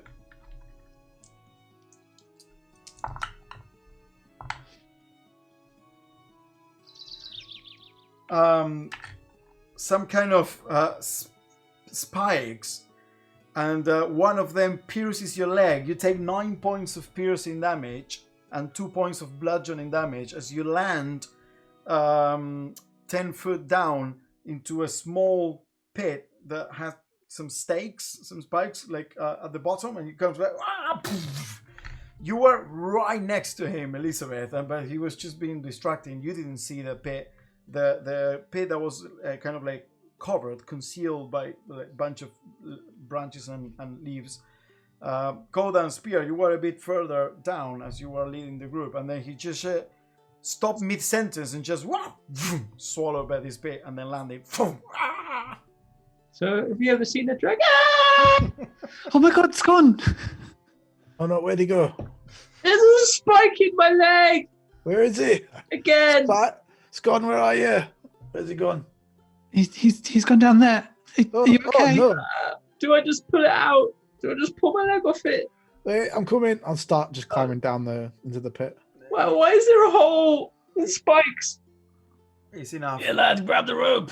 I'm going to look around while he's climbing down. Come here. There's Oh, no one dear. watching this. All right, Who would Oh. do this? I'm gonna pull it off. They're sick. You ready? They're sick. You ready? Just take a deep breath. All right. Here you go. 1, 2, 3, and pull him off the. Okay, you pull him off. There's some blood that trails down the stake as How much damage did you say? 9. 9 points of piercing damage and 2 points of bludgeoning damage. Elizabeth, make a perception check. Earl, they got 20. Very swingy this session. Okay, 20 total. 20 total. What you go into full alert. Apparently, the distraction was gone. No, he's gone. Gone. And you hear the birds that were around you with the scream and the commotion just fly. And you think you hear a voice in the distance, like not a shout, but someone telling someone else something in the distance, not very nearby, just after the birds flew away after Sconfeld. We're being watched. What, I'm going to try and hide. what if there are more holes? I can't trust it anymore. All right, lads, stop crying and man up. And I cast Healing Word on him. Okay, Spear, you pull him up. It's very. Ooh, it's only that's- 10 feet 10 deep. points. The hole. How much heals? 10 max. Well, Kodak casts Healing Word, and it's relatively simple to just push him up so he can grab onto like the lip of the pit and pull himself up, and then easy for you to climb out as well. That's not a challenge at all. What do you roll for height, Elizabeth? It's still 6 total. 6 total. You all see as Elizabeth kind of like disappears behind.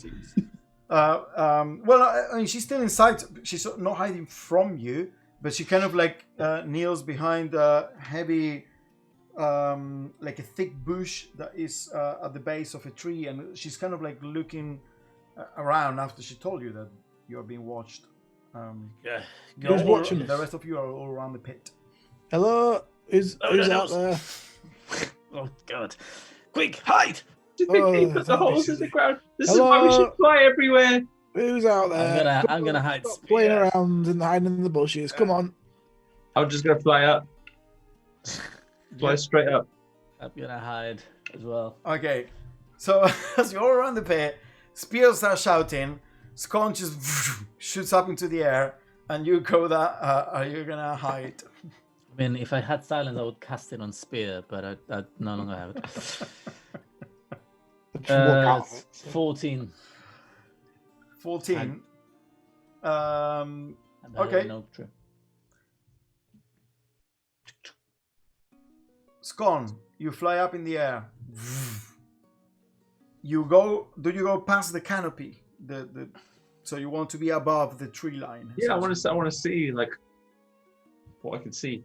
What I can see from above. Okay, so as you shoot up in the air, you go past the canopy, like vroom, vroom, vroom, around the branches, and suddenly you are like, you see the sea of trees below you, and maybe 300-400 meters ahead of you, there is a bit of a clearing, and you see the top of a ruined tower that is barely poking up from the trees.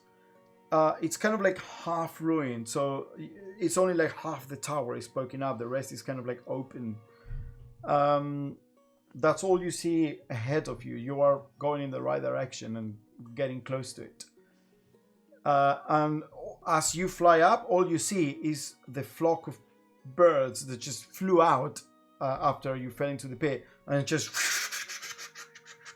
flying on top of a canopy away from you, and then sinking down into a tree, 100 meters away. Okay. Oh, I see a thing. I'm going to immediately fly back into the canopy. Okay. You fly. Guys, I see the thing. Spear, you're just standing there next to the pit, just shouting. Oh, Scone, wait, whoa, what are you seeing? This is why flying's great. We should just, if we could all just fly, things would be so much easier. Oh, I hate you so much right now. I'm I'm not even talking to you for the rest of the day now. If you're gonna be like that, this is how you're gonna be. Why doesn't everybody stop talking? Hello, Elizabeth. This is Scone.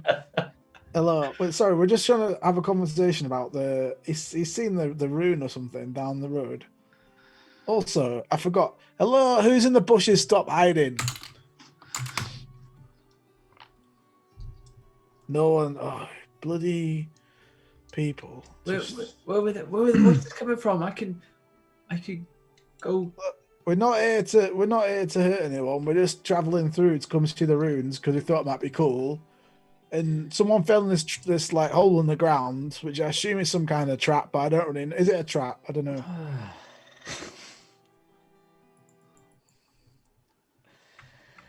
I'm going to point the direction of where the voices were coming from in case Scone can't actually see them. You probably can.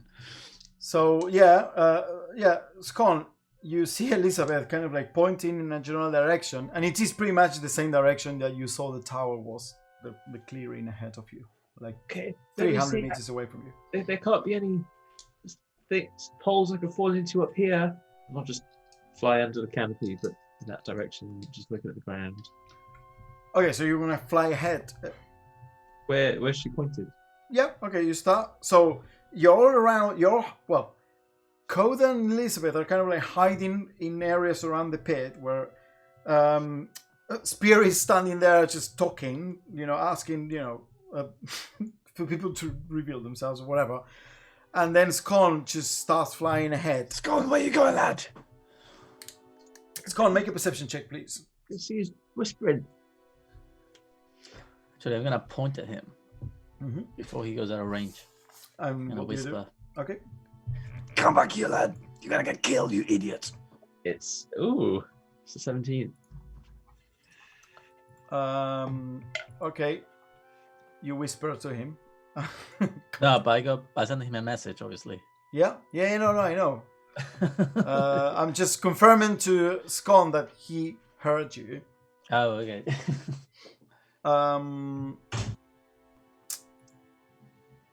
What do you roll, Scone? 17. 17.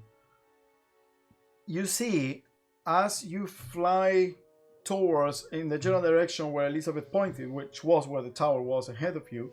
You're kind of like kind of like streaming around the trees, and you see what looks to be two figures that are running away from you towards the tower.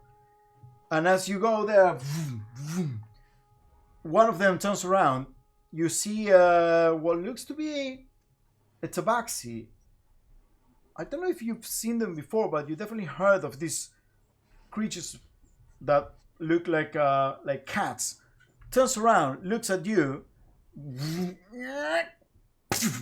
takes a shot. Ah! I mean, that's a roll for initiative, right? And that's a roll for initiative, indeed. Struggle to miss, gone. How far is he? Do we even hear that there's Well, we'll see what happens, because I'm assuming that Scon will do something. Yes, I will shield. What I'm going to do. We can find out if it hits first. But yeah, Basically, Koda said, come back, you're going to get killed. And then Scon flew ahead. This tabaxi turned around. One of the figures, there are more than one, there's two. And took a shot at you. So, what's your initiative, Koda? How many 9. scores you used already today? Scon? 11. Elizabeth? 6. Spear? Wow. Sorry, on my screen. 7. Fucking hell. Oh boy. Really bad initiatives there. Okay, let's see. Tabaxi dude. Ooh. And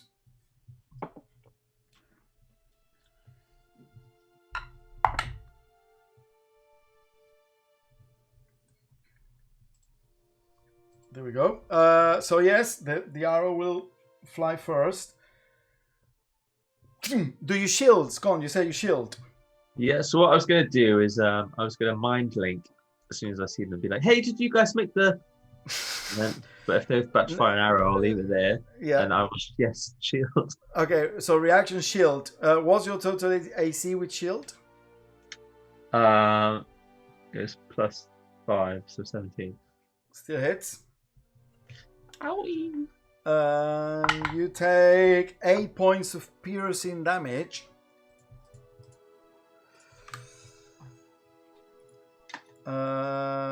This is this is just weird. I definitely didn't expect you to. Well, I have to do a Start it concentration this way. check. I have to do a concentration check. Yes, you have to do a concentration check indeed, or you fall to the ground.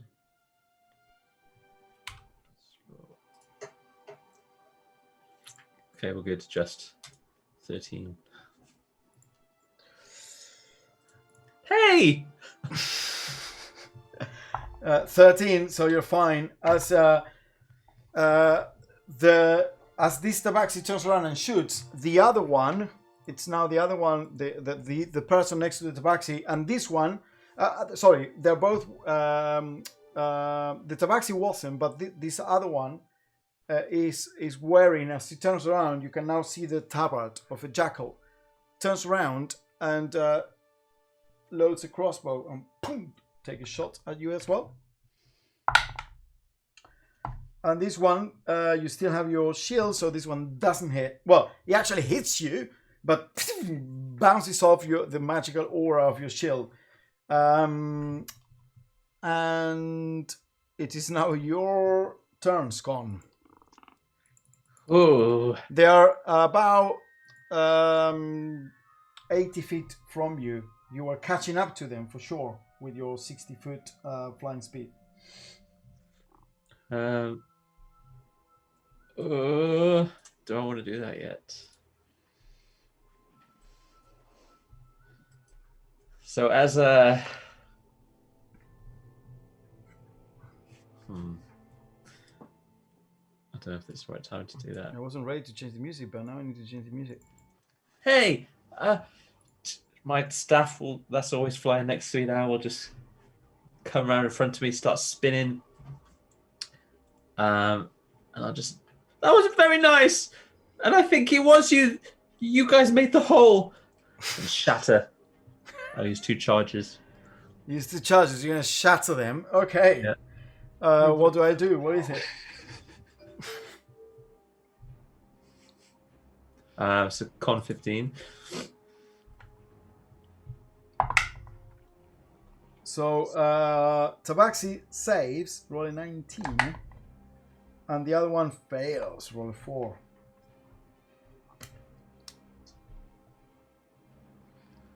The other one appears to be a dwarf.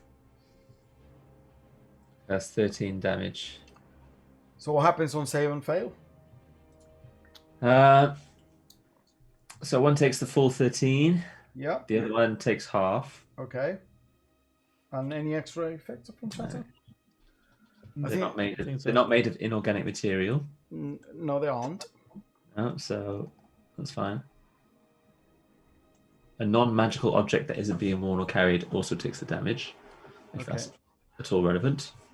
Okay, so you go spin the staff and you see a bunch of leaves and stuff. Essentially, the forest floor is just covered with lots of debris and stuff that falls from the trees, like pine cones, and it's just an explosion of dirt, almost like a shell that just flew there and dirt flying everywhere.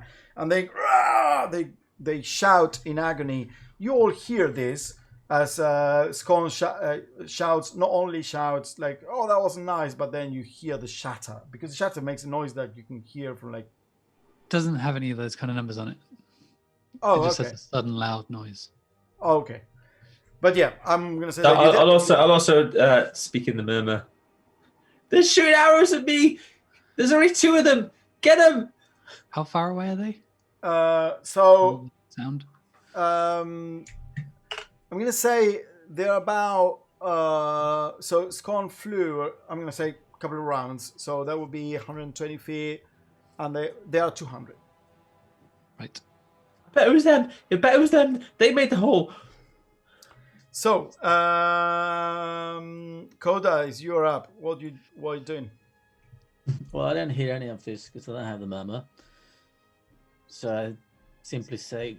Oh, that lad! What an absolute idiot! Always getting in trouble. And I'm. Do you know where it is? I'm just gonna pull out my hand crossbow, and I'm gonna ready an action. If anyone appears, I'm gonna shoot them. Okay. Yeah, you heard far from you the shatter spell, and Scone. Oh, I did hear that. Yeah, and Scone shouting, because Scone was shouting, wasn't. In that case, I'm gonna basically run forward 60 feet. Just draw a scimitar. Okay, so you dash forward 60 feet. Spear. Yeah, just to follow Coda basically behind. Same thing. Rushing forth, Elizabeth. I may regret this, and I'll cast Expeditious Retreat and double dash towards him.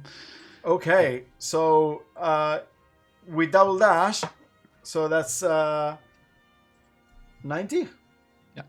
Okay, so you are now 30 away from Scone, because Scone had flown 120.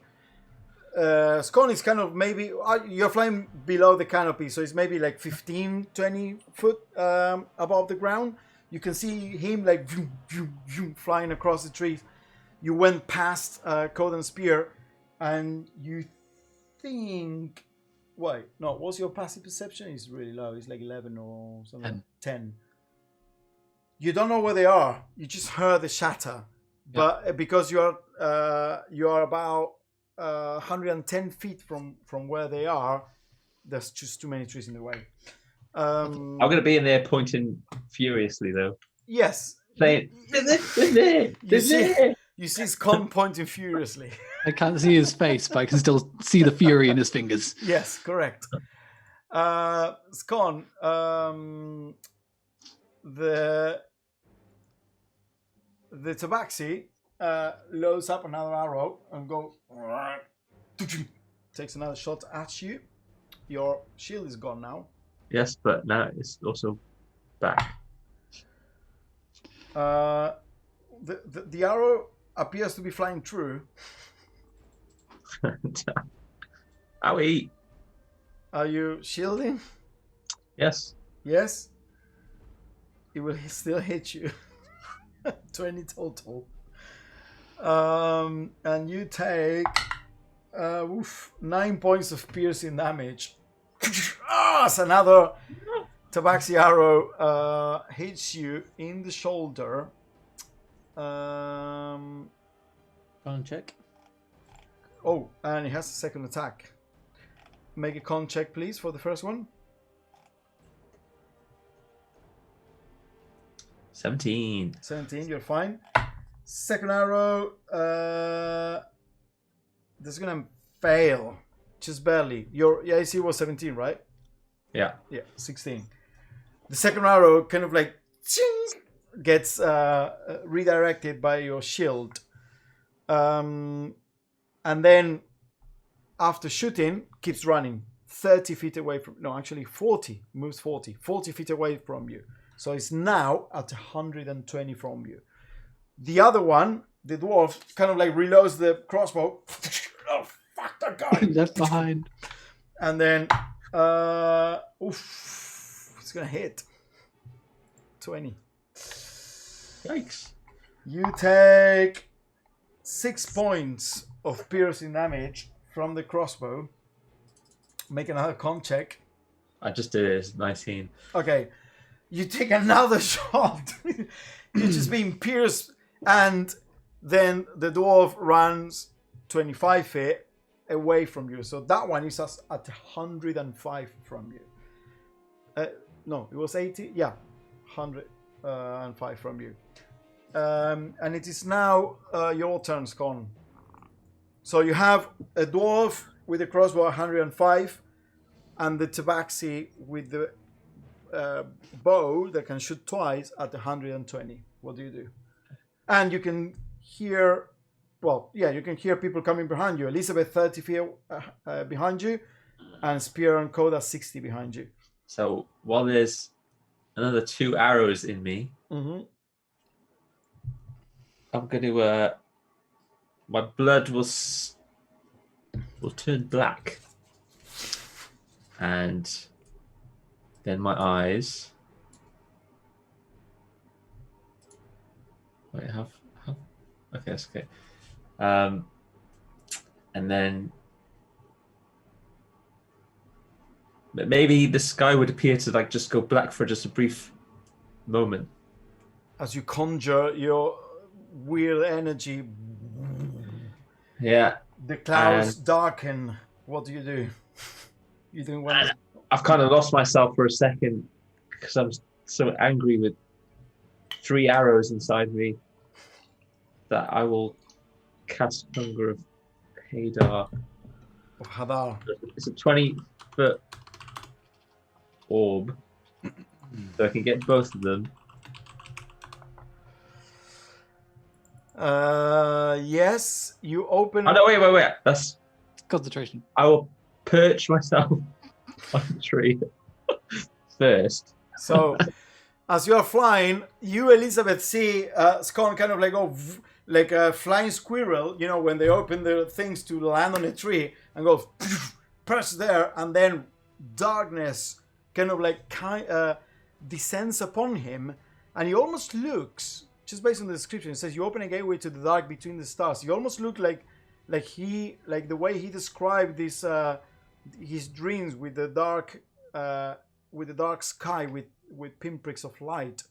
Suddenly all descends upon him and I'm just wishing for them to just disappear, stop existing, okay. and just stop hitting me with arrows. Yeah, and just be engulfed in pain, misery. Okay. Oh wow. It's a Dex 14 though, so the Tabaxi is probably fine. It's a Dex.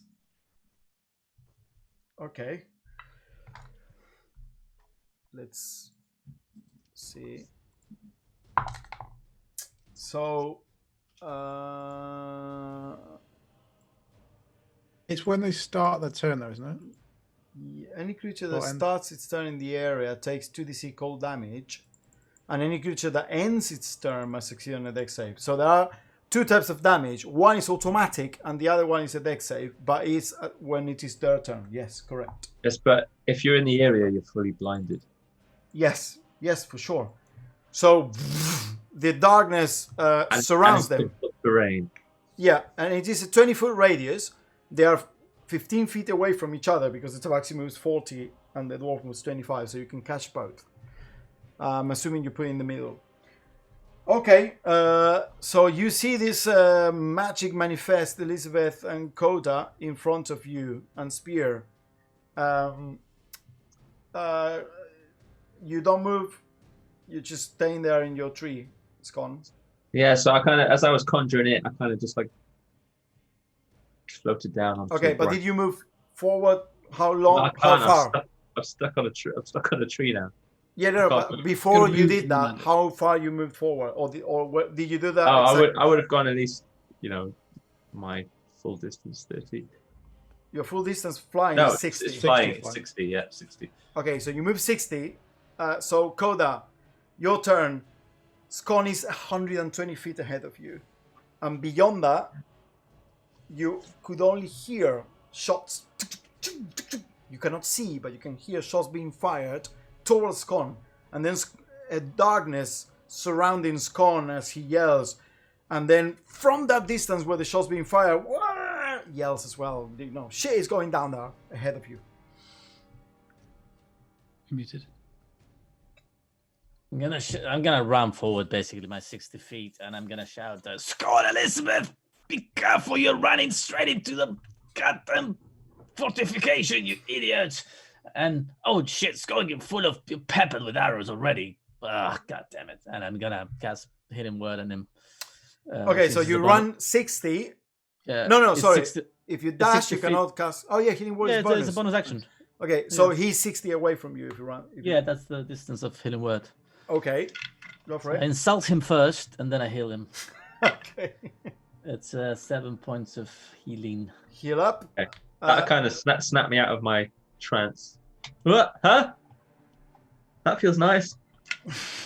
Oh no, I'm stuck in a tree. Stuck in a tree. 3 arrows poking out of you. About 20 feet above the ground. Yeah, and then I look at the arrows again. Oh no. One of the arrow, as the magic kind of like wraps around you, one of the arrow and pops out as the magic closes the wound. I'm a third less angry now. Spear, what do you do? Again, Scone is 120 feet ahead of you. I'm just catching, running with Kurt. Where can you even see him? I can't even see him. Where'd he go? What is going on? We're gonna These die. people in the bushes still around there. Hello, are you there still? I'm gonna hang my head in shame or just frustration. I like how this is going as a trial for the infiltration. So nobody told me we were infiltrating. No, I know. I'm joking. So Koda and Spear are next to each other, 30 feet now ahead of you, Elizabeth, because you moved 30 feet before. It's your turn. What do you do? I will sprint 60 forward, and then if I sprint 60 forward, I should be within 30 foot of Scone. Correct. You'll be now 30 foot from Scone, correct. But I'd be in front. In front of them. In front of Spear and Koda. But I'd be in front of Scone by now, wouldn't I? If you move... are you moving the full 90? No, I'm only going 60. I just wasn't sure how far I was behind. What was it? So you had moved 90 when Scone had moved 120, so you were 30 behind. And now Scone moved 60 forward, so you were 90 behind him. So if you move another 90, you'll be right where Scone is. Okay, I'll be 30, I'll stay 30 behind, and then I'll... I don't know. It doesn't really work. No, I'll sprint up and I'll get below Scone. Okay, so you're right next to Scone now, whereas Code and Spear are 60 behind. Because you're essentially like 30 feet faster than Code and Spear. They're there, but now there's a big. Yeah. Look at what's that? Yeah. Yeah. At this point, I'm gonna say that you can see the dwarf, Elizabeth. But he's in the black, isn't he? Oh shit! No, you can see a sphere of darkness. Yeah, you're right. Yeah. You can now, about 100 feet ahead of you, you can see a sphere of darkness that is a bit creepy because it looks otherworldly. It doesn't look like magical darkness. It looks like almost like the far realm abyss has been pulled into the material world, as you almost like tentacles kind of like poking out of the darkness and then whipping back in. Like, what the hell is that? I'm sure it's worse for them. It is now their turn. So let's see. What does this do? So they're blind. Roll 2d6 cold damage, please, Con. With pleasure. Oh, I can't get to my own screen. What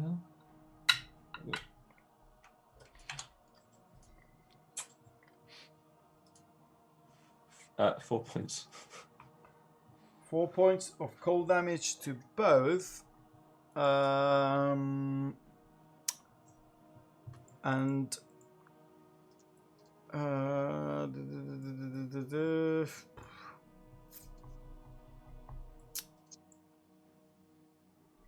so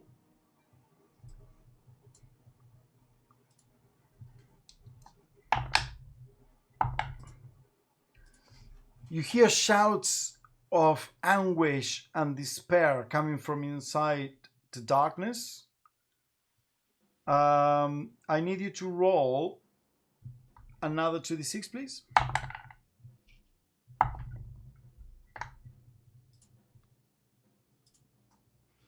Six.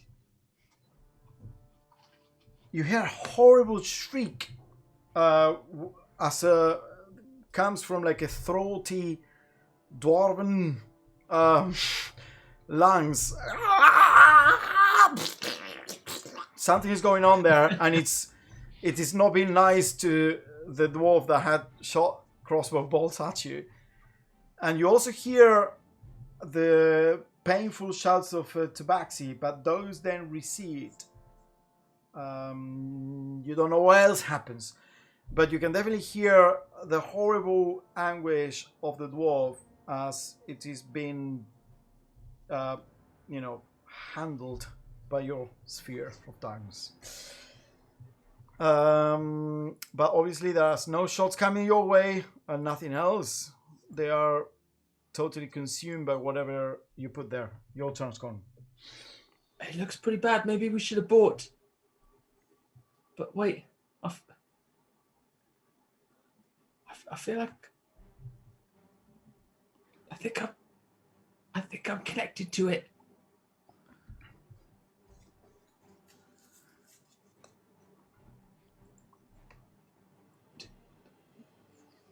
P.S. Help me down.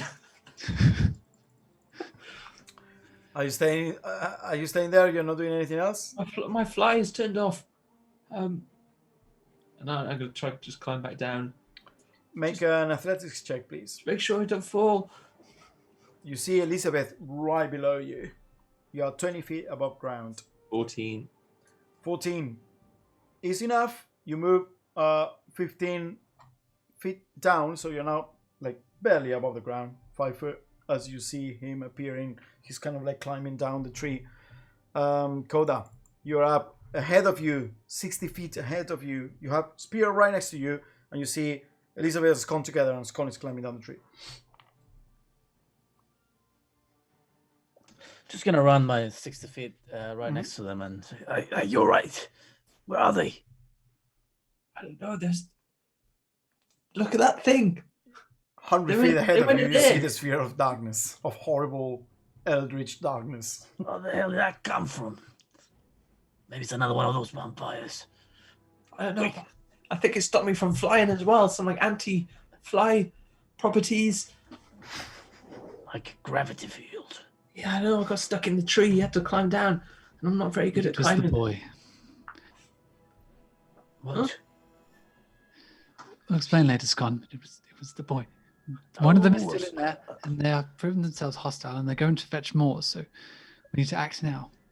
Yeah, we should get out of the path, hide. I mean, they're gonna fan out and probably try to ambush us, or they're going to, at the very least, fortify in their position. So we must hide now whilst that sphere is the focus of attention. To what end? They're still a distance away from their reinforcement. Okay, well, let's chase after them then. What do you suggest? You want to go to that thing? To be honest, I feel like it's familiar. I don't know. I don't know. Well, wow, it's been a long 6 seconds, I must say.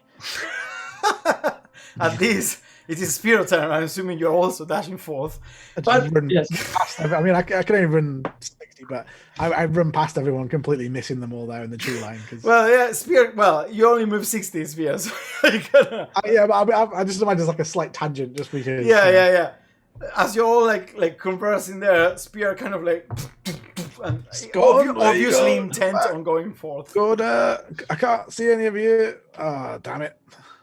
Okay, well, before we all go, I mean, I don't know if we're still on initiative or not, or what's the situation. Well, I know at this point you're out of initiative as Spear reaches you because he was the last. Well, Elizabeth was the last. Elizabeth, sorry.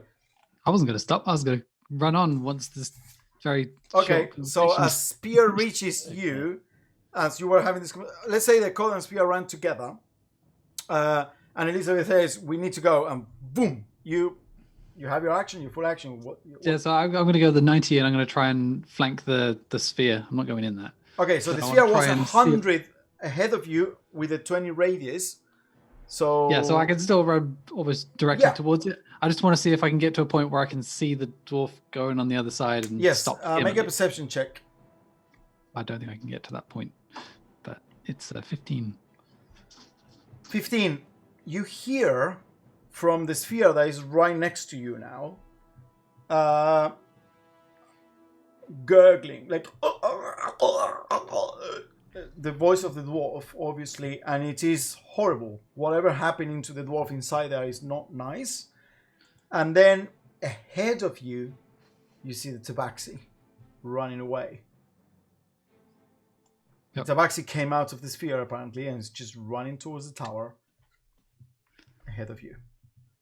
So the tabaxi moved. So I rolled to see how they found their way out. So it's not far ahead of you. It's about 30 feet ahead of you because it took them some time to find the bearings. Tabaxi's got that amazing racial ability where they can double the movement as well. Watch out. So it is 30 feet ahead of you and just running away. But you use your entire dash to... Yeah, I'm done. Yeah.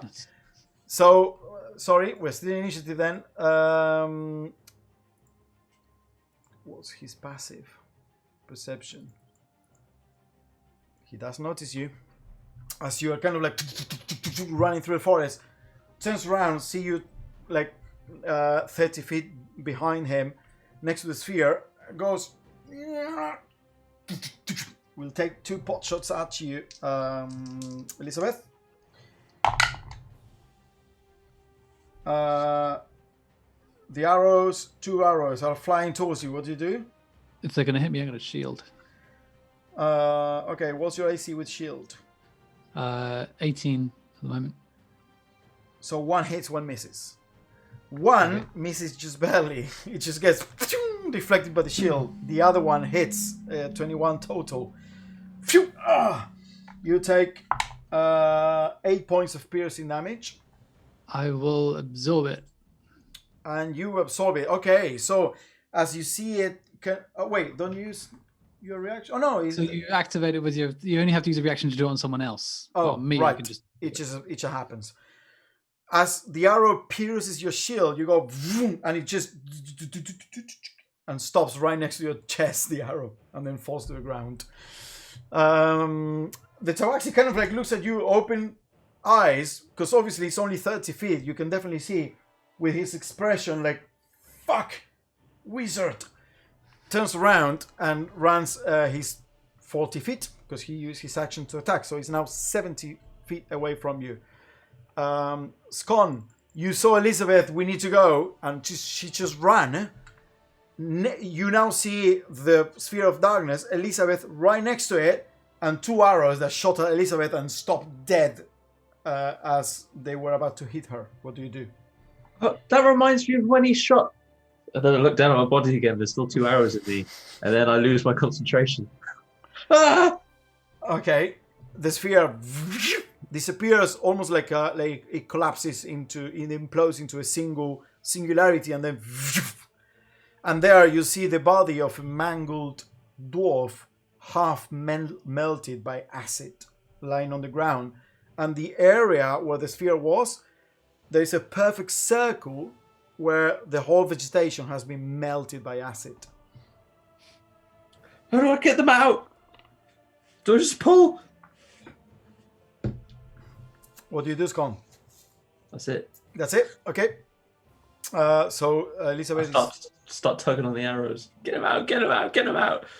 Coda, you see Elizabeth 90 feet ahead of you, and now, very clearly, as the sphere disappeared, the Tabaxi, 40, probably you don't see the Tabaxi because it will be like 160 feet away from you because it's 70 ahead of Elizabeth. But you see where the arrows came from. You see movement where the arrows came from. Someone shot at Elizabeth. What do you do? Muted again? Muted. I turned towards Swan and said, "Come on, boy, Elizabeth needs our help now." And I just keep on running, and I say, "Run!" And it's just like, "Leave that shaft alone." And I cast yet another healing word on him for another 7 points of. And Okay. when I say that, the shaft just kind of flops out. Yep, this shaft again. Look, this. Healing word is We'll, shaft. we'll progress a lot quicker if there's just if there's no Yeah, it's a visual. healing shout, it's true. Yeah, it's a healing shout. Name the Spear. spell. What do you do? What are you doing standing there? Come on, man. Just pick up Scott and start running after Coda. You pick up Scone. Okay, so you move half speed. So you move. No, I can carry. I've got like all the weight in the world. Yeah, no, but if you're carrying someone, you move at half speed. But I'm physically carrying him, not dragging him though. No, okay. The rule is that if you're carrying someone, you move at half speed independently because of it's not about the weight. It's about it's this roots and the forest and whatnot. What if I rolled him? Just do it. Just carry me. Just carry me. It's So gonna you can. I'm carrying him. Okay, so you move 30 feet. So now it is Elizabeth, 30 feet behind is Coda, and 30 feet behind is Spear carrying Scone. And the Tabaxi is how far ahead of Elizabeth? 70. 70. Because it was 30 and it moved 40. And it is now the Tabaxi turn, and the Tabaxi. No, hang on a minute. Oh, no, Elizabeth's turn. Sorry. My bad. Elizabeth. I'm gonna run up. I guess I'll go up 60 feet, so I'm just 10 feet away from the Tabaxi. Yeah. And then I'll pull out the Aboleth idol Mm-hmm. and just hold it in my hands and say, "Go and get your friend. See if they're okay." And then I'll just suggest that to them. Okay. I can't leave its body Just to behind. be clear, the image of your friend that you're saying is the dwarf. Yes. Okay, because that has many interpretations. He was going to get other Well, friends. I would be gesturing. Okay, yeah. No, you can. You can't leave his body behind. Yeah. Okay. dead What's one. the DC? 16 wisdom. Wisdom. That's 10.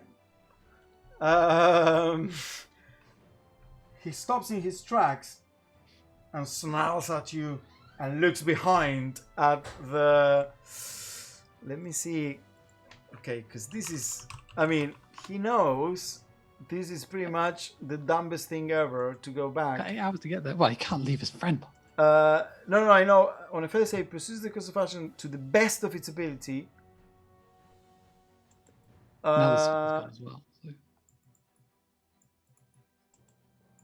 It says asking the creature to stab itself, throw itself onto spear, immole, or some obviously harmful. So it's not obviously harmful, but Yeah, if the black sphere was there, then it's obviously harmful. Yeah. That's gone now. and no one has really attacked him apart from Yeah. this Okay, but he knows. I mean, yeah, it's not stupid though. This doesn't remove the knowledge that you are that he has about or that he thinks about the whole situation. Okay, so this is what I'm gonna do. Turns around, snarls at you, and then looks back at the dwarf, and he'll come towards you and try to hack you as he goes for the dwarf. He tries to cut you down. He is charmed though, so he can't do that. What do you mean? Charm? The suggestion charms, I think. Oh, it says a charmed creature cannot attack the charmer. Oh, I forgot about the condition. Sorry. You're absolutely right. Okay, so looks at you, kind of like shakes his head. Because, okay, the way I was thinking it, I'm definitely going to my friend, but I am attacking you on the way there, but he's charmed. So you're right. He kind of like takes 2 steps back, kind of like hisses at you like cats do, and tries to run away towards the dwarf, kind of like keep like on a circle round to keep his distance from you. And he will dash and use his entire movement, so 80 feet, and he had moved 30%, so he can get to the dwarf in 80 because he was 30 plus 40.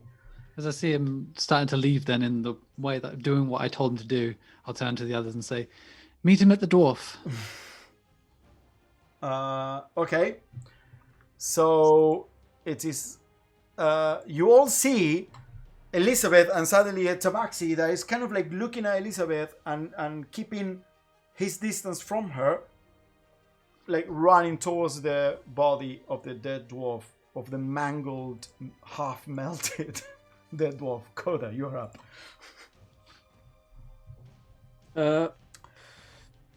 So you are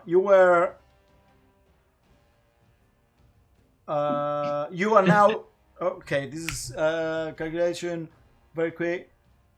You are 30 because Elizabeth was pretty much next to the sphere where the dwarf died, and you were 30 feet behind. So you are now 30 feet behind the dwarf as the tabaxi reaches the dwarf. So you are 30 feet from the tabaxi.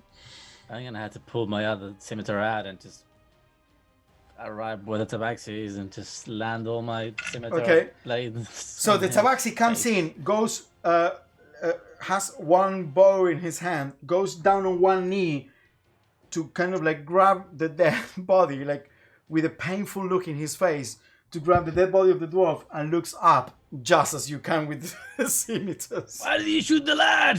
And I attack him twice with my scimitar, and it's so 17 plus 7, that's 24, and the other one's a 13.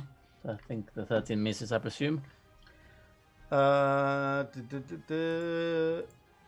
It misses the 13. Okay. So the damage for that will be 4 plus 4, 8, and I'm gonna bonus action with my offhand also attack. Sure. So it will be 18 total. That hits.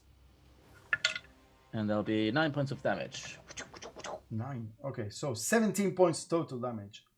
They call me Zorro, Tabaxi. Okay, you go cut twice across his chest, and it kind of like leaves the body. The suggestion ended, whatever. Getting to the body, obviously, but now he's just like squaring ahead against you. But it is now Spear's turn. Spear, you are 30 feet away from the tabaxi and Coda. Wait a minute. I didn't have a go. Oh no, sure. Sorry, you are right, Scon. You're being carried. You don't get a go. You're being carried. Sorry, Scon, you were actually before Coda. I don't know why I missed it. You are being carried, and you are 30 feet. No, you are 60 feet because Spear was a bit behind.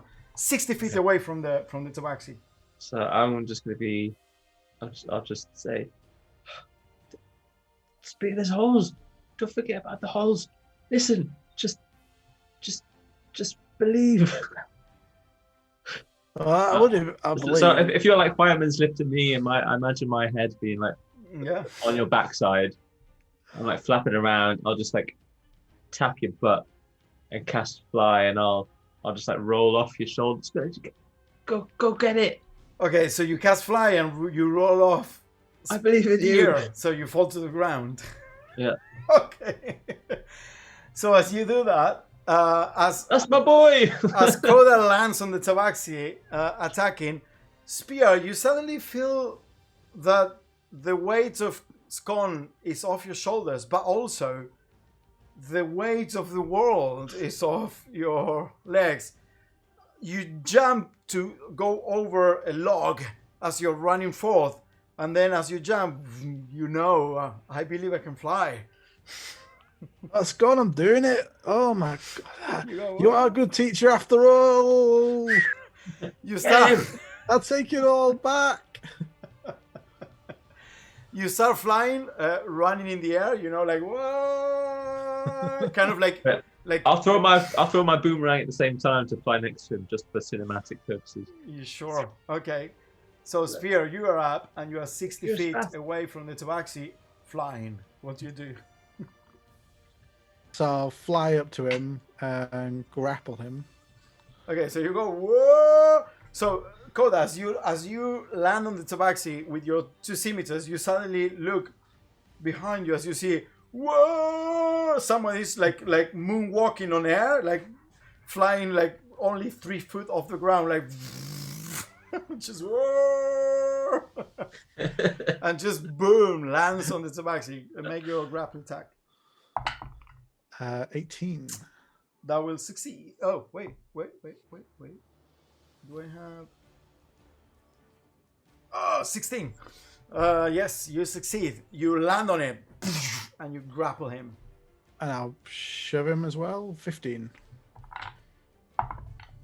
That also succeeds. You shove him to the ground. I mean, I imagine more as me just fully on top of him. Yeah. You basically land and like Warforged wrestle the poor you like slide on the floor. Yeah. leaving the trail of leaves. Well, and a bit of like melted dwarf behind you. I was imagine you could just see a tail sticking out from underneath this Warforged. Yeah. Nothing else. The arm of the dwarf, you kind of like drag it with your foot, and it's just the arm is now like 10 foot long. The arm of the dwarf, because it was melted with acid. That was your turn with your 2 attacks. So Elizabeth, you're up. Everyone is now behind you. I'll go 30 feet in the direction so I can kind of cut off a path if he tries to escape again. Okay. And then in response to everybody attacking him now, I say, oh, well, we're doing this. And I'll try and Ray of Frost, which will be a disadvantage. Oh, yes, because he's down on the ground. Go for it. That's a natural 20 and a 14. Yep, okay, the 14 hits. So that's 20... What is it? 22. Yep. And that's 10 points of cold damage. 10 points of cold damage. The chest kind of like implodes with the heat of frost, and it starts freezing all around you as you are pinning the tabaxi to the ground. Spear, the whole body goes cold and goes kind of like the breath, a mist exhales and leaves his lungs and goes, and the eyes go white as the eyeballs just freeze. And it's just dead. Sorry, I thought he had a bit more in him.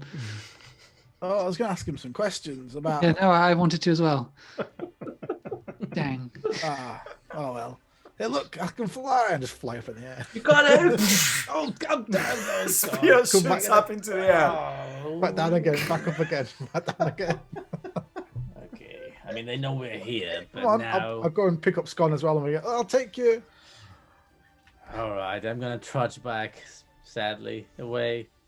Okay. Yeah, you all converge into this clearing created by the original the sphere The whole area is kind of like burned with acid. The body of the dwarf melted and kind of like spread across the ground. It's horrible. The tabaxi half frozen there as you all converge. We're going to take a break here. That was interesting. And we'll take it from here when we come back. Lee just arrived, so I think I have my dinner ready. How long do you need? 20? Is that all right? Let's go back at 7. So let's say 20, 25 minutes. Okay. At 7, so I have some time for dinner. Okay, cool. Gotcha. Cool. See you soon.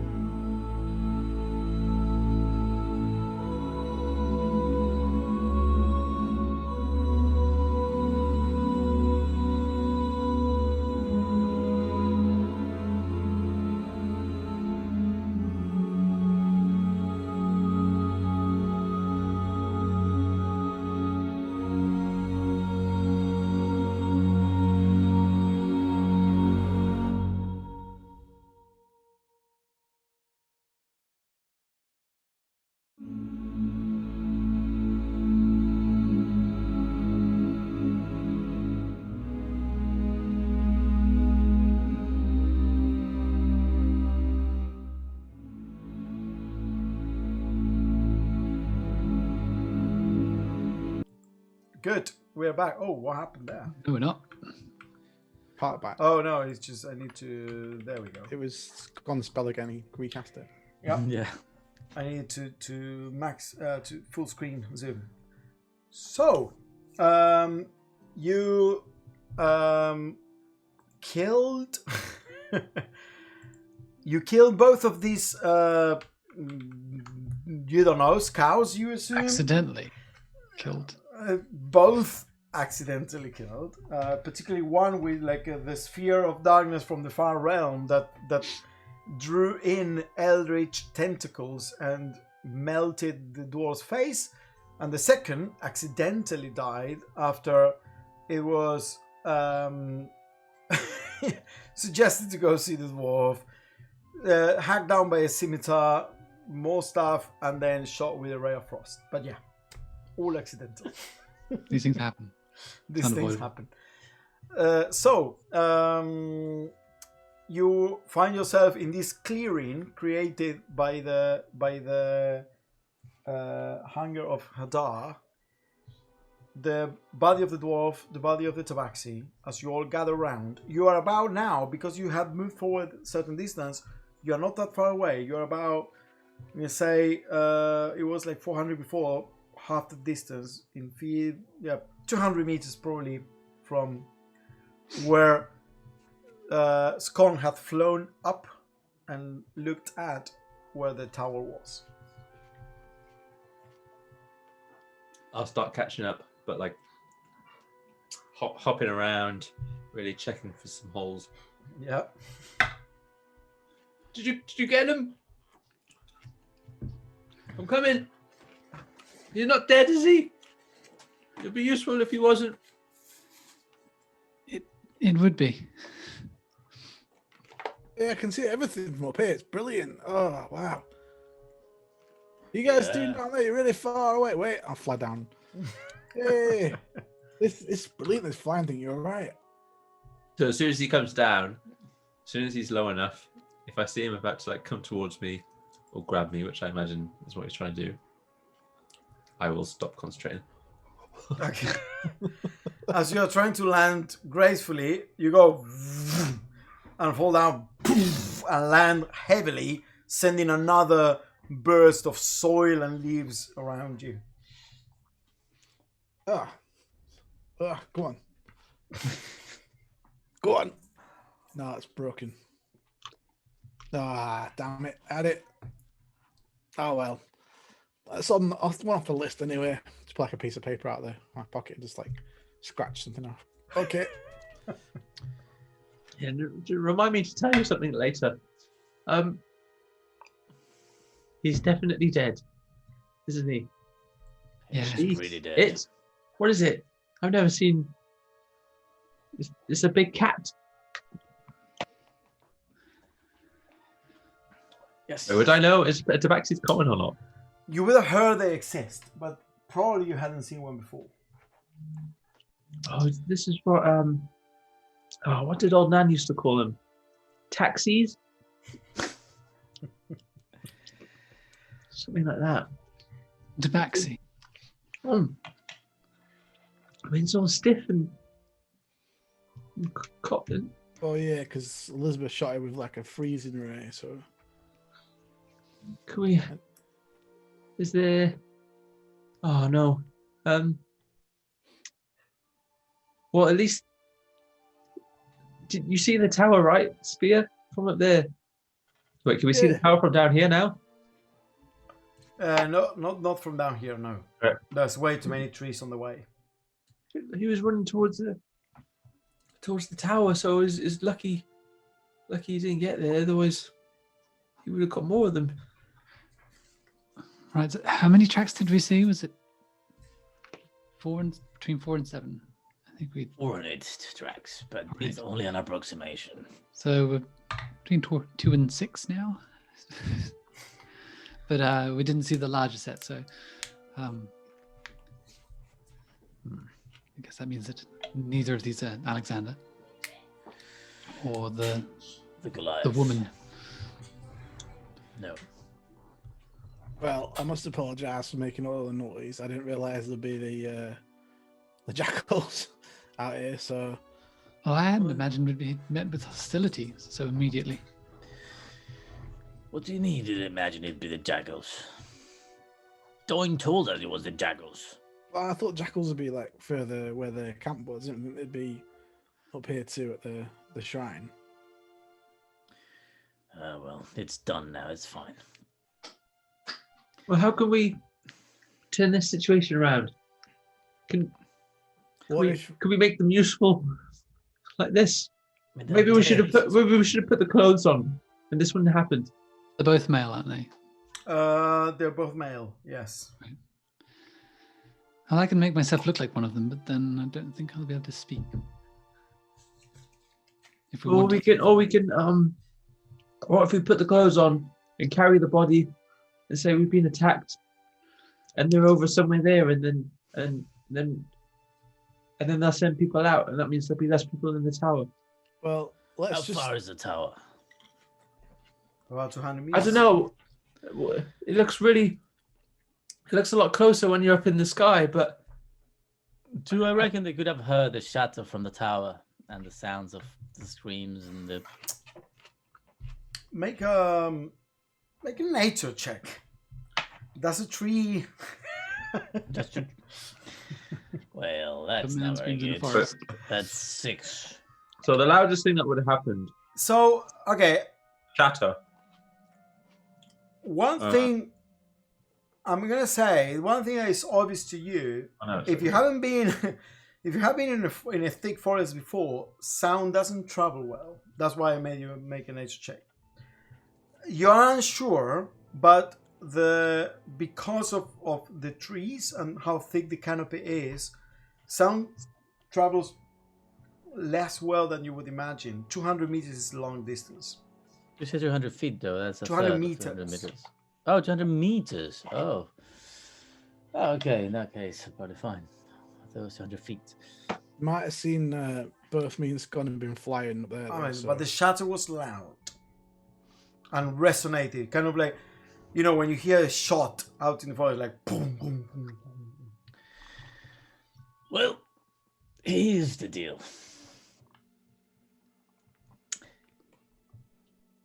Would not... If they're out there, they could be waiting for us and ready to pounce. Maybe they are actually under the ruins, if there's some underground space. So in that case, they wouldn't have heard us. But whatever our course of action, I don't think we can pretend we come in peace anymore. Scone stands up and leaves. Just left. All right. Just left. I have to pull the blind up for the cat. Yeah, sorry. I know that's. So what are we doing then? What are we suggesting? Like, one option is to go in there and fight them, which seems a bit crazy. Or the other is just to wait for them to leave and hope they don't find us. No, I mean we could. I mean, I think it's a good idea you disguise yourself as one of them. But I would say using stealth and subterfuge are a good option. It's just that I do not think we'll be able to what fool end? this. To at least approach where they are and see what we find in a way that doesn't put us in the same disadvantageous position as we were just now, in which we fall into a trap and were shot on sight. So I don't think disguising as them would do us much good. Because it might recognize one of us, myself as one of them, but who are you all? Well, You we can will ask me not to be swap going with you. We will be fanning out behind you, hidden in the underbrush, and approaching with stealth. But how do I explain the lack of my dwarven friend, assuming I'm the Tabaxi? You could be bringing his buddy. And how do I explain what happened to him? And why is my Well- voice so different? You're gonna have to improvise, I guess, Elizabeth. Ideally, we would be You're able in to shock. find out. You're in shock about what happened to your friend. We'd be able to find out how many there are. Once they see you, maybe you can draw them out as opposed to everyone being extremely hidden and impossible to see. But I don't want to put you in danger. It's So just an idea. perhaps an act. A complete ruse. I go out. I pretend to be the Tabaxi. I drag the body of the dwarf out into the open wherever this ruins is, and I gesture towards the tower and collapse onto the floor in the hopes that someone will come and rescue me. Bravo. Yeah, we can rough you up a little. Wait. So Actually, we're just gonna lower them out the tower, and then what do I do? well, once they're out, we ambush them, just like they ambushed us. The ambusher becomes the ambushee. What if we make a really big hole? Take a good day to dig all that big.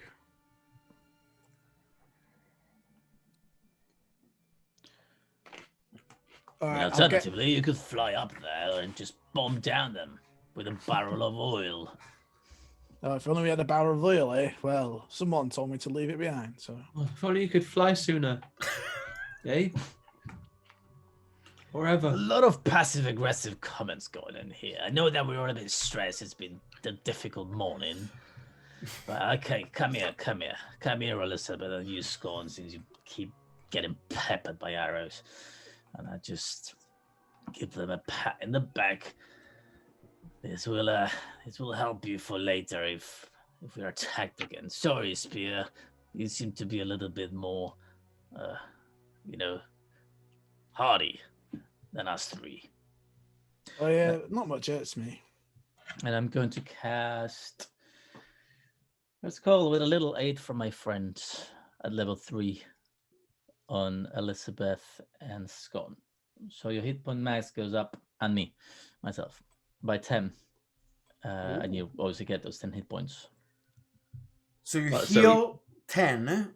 No. It's your hit points max goes up by 10. Mm-hmm. I cast it at level 3.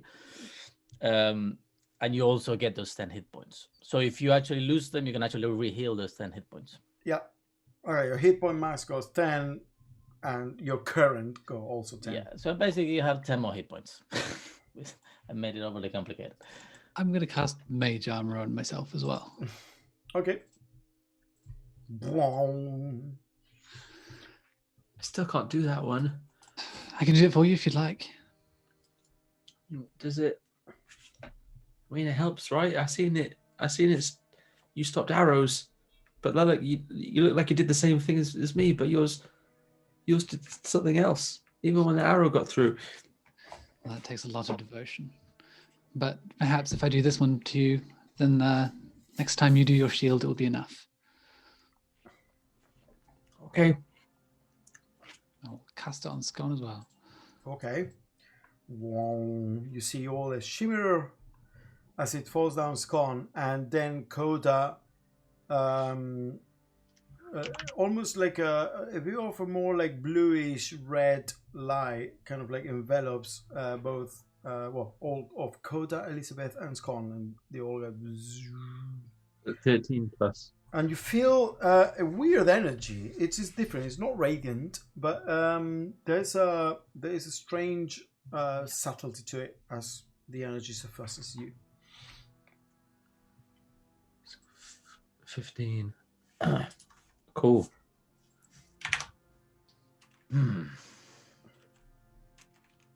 So. Right, so is that what we're doing? An ambush on the bandits? Do you think you can get yourselves into position quietly? We don't know how many there's going to be.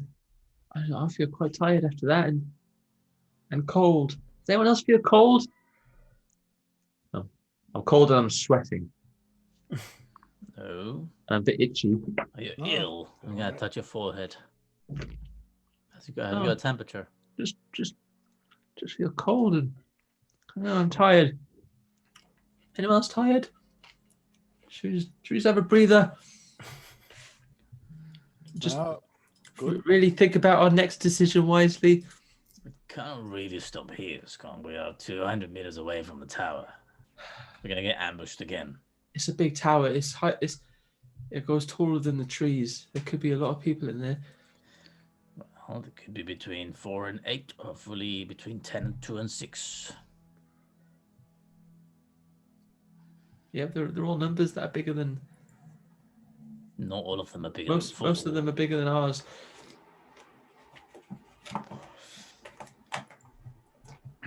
Well, I don't think it's Isn't safe it better to stop here. So why don't we just draw them out and then go in and then lock them out? Lock them out where? It's a rune tower. Lock them out of the tower. But it's ruined, isn't it? It's runes. It's not a fortified tower. There's got to be a place where you can. There's got to be a what do you call it? A bottleneck point. That's a tactical word, isn't it? A bottleneck. Okay, but if we're gonna find that bottleneck, we gotta get closer. Yeah, the thing you got to see is you got to assess the area first, Gone, before you even know what's going on. I mean, you're just throwing words out here. We need to get closer and see what's happening. Do we send the birds over? Well, yeah, but you need to be like roughly about 100 foot away, I think, to be able to Get to the edge of the trees. see what they can see. Well, that sounds like a good idea, and have a good look at what's going on before we get too close. Right. Are we bringing one of these for the act? Oh, bloody hell, I forgot. And run back to the road where we came from. But maybe it should be the dwarf because And then I his come body's kind of melted. back like 30 seconds later with the donkey. Wait, what road are you running back towards? Oh, the path we had before, whatever the path was that we'd left. Yeah. Because we just left the mule behind. Yeah, I mean, I assume that you left the mule at the hunter's lodge. No, we would bring the mule with us. Oh my god, we're leaving stuff everywhere. Okay. Okay, so the mule is back. Okay, the mule is a ways back that you were dragging it with you when Scone fell. So she's like, yeah. She's a distance behind you, but you can bring it. Yeah. If you don't tie up that mule, The mule has She's seen running. so much shit that She's running. it is unfazed by all this crap anymore. Like, oh yeah, Little hunger of temper now. Hadar. Sure. So you bring the mule, it kind of like follows you. I've seen some shit. Yeah, me too. Yeah. this mule's just sat there with a cigarette. Oh, You made it jump from a cliff. It's not scared of anything. that poor fucking thing. It's been saying so much. And then there's that tunnel that was in that whole thing. Is in the dark. Yeah, the mule is just hanging around there. It starts nibbling at the dead acid dwarf, like, you know, just. Wow, now the mule is taking acid. Things are gonna get Are we weird. happy now, Violet? Well, let's stealthily approach that tower. Keep a wary eye out. All right, I'll tie the mule up here then, so it doesn't go too far. Just tie him to a tree. Okay. Stay there. We'll come back for you. Don't worry. He starts eating some grass. Oh, he's a good mule, isn't he? So what are you doing? Are you approaching Spear and Elizabeth, or everyone else? What's the plan? I think So we taking the body? it's up to you. It's your plan. I don't know if everyone agrees with the plan. Yeah, go for it. Why I not? just Sounds start fun. sneaking off, come on, let's go, and sneak into some bushes and stuff, trying Okay, to stealth up. okay, on your own. Well, I assume the plan was to split up, so I'm just kind of. No, I'm asking. Okay, what's the plan? Okay, so, I'm not okay, clear so what I- the plan I- is. Okay, I think the plan I don't is think I know what it is. Elizabeth is transforming into the tabaxi, and she's dragging the body of the dwarf. Okay. And then the rest of us are sort of fanning out, like, I guess, 30 feet to each side, more or less. And basically a little bit behind her, not far, and then follow with the stealth. Shouldn't we at least put the jackal clothes on? Nah, it's At not the very- at the very push least. them. Okay. Let's confuse ourselves. Okay, when so you come out. Elizabeth, are you casting something? I was going to wait until I get back closer and then I'm going to cast Disguise Self. Okay. As the tabaxi. Yeah. Okay. So you cast A dead dwarf, kind of dwarf. you cast this guy's self as the tabaxi. Grab the body of the dead dwarf that is kind of like half melted, kind of like Robocop. Yeah, that's exactly what I was imagining. Yes. You should also like melt yourself like Murphy, if you've ever seen Robocop, as after he falls into the vat of acid, and then melt half your face. Yeah, it was the bad guy. Yeah. Oh yeah, that's true. So and then got hit by the car.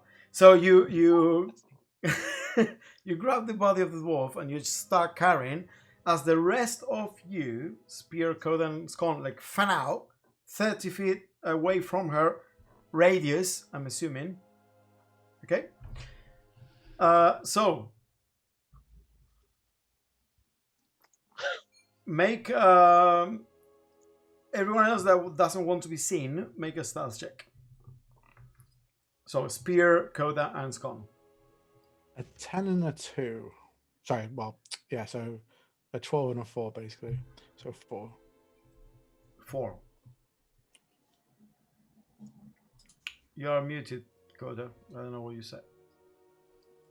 Sorry, 17. 17, and Scone? Ooh, 19. Okay. And Elizabeth, you're a bit ahead, moving towards the tower with the dwarf. Thank you. I need you to make a perception check, please. 14.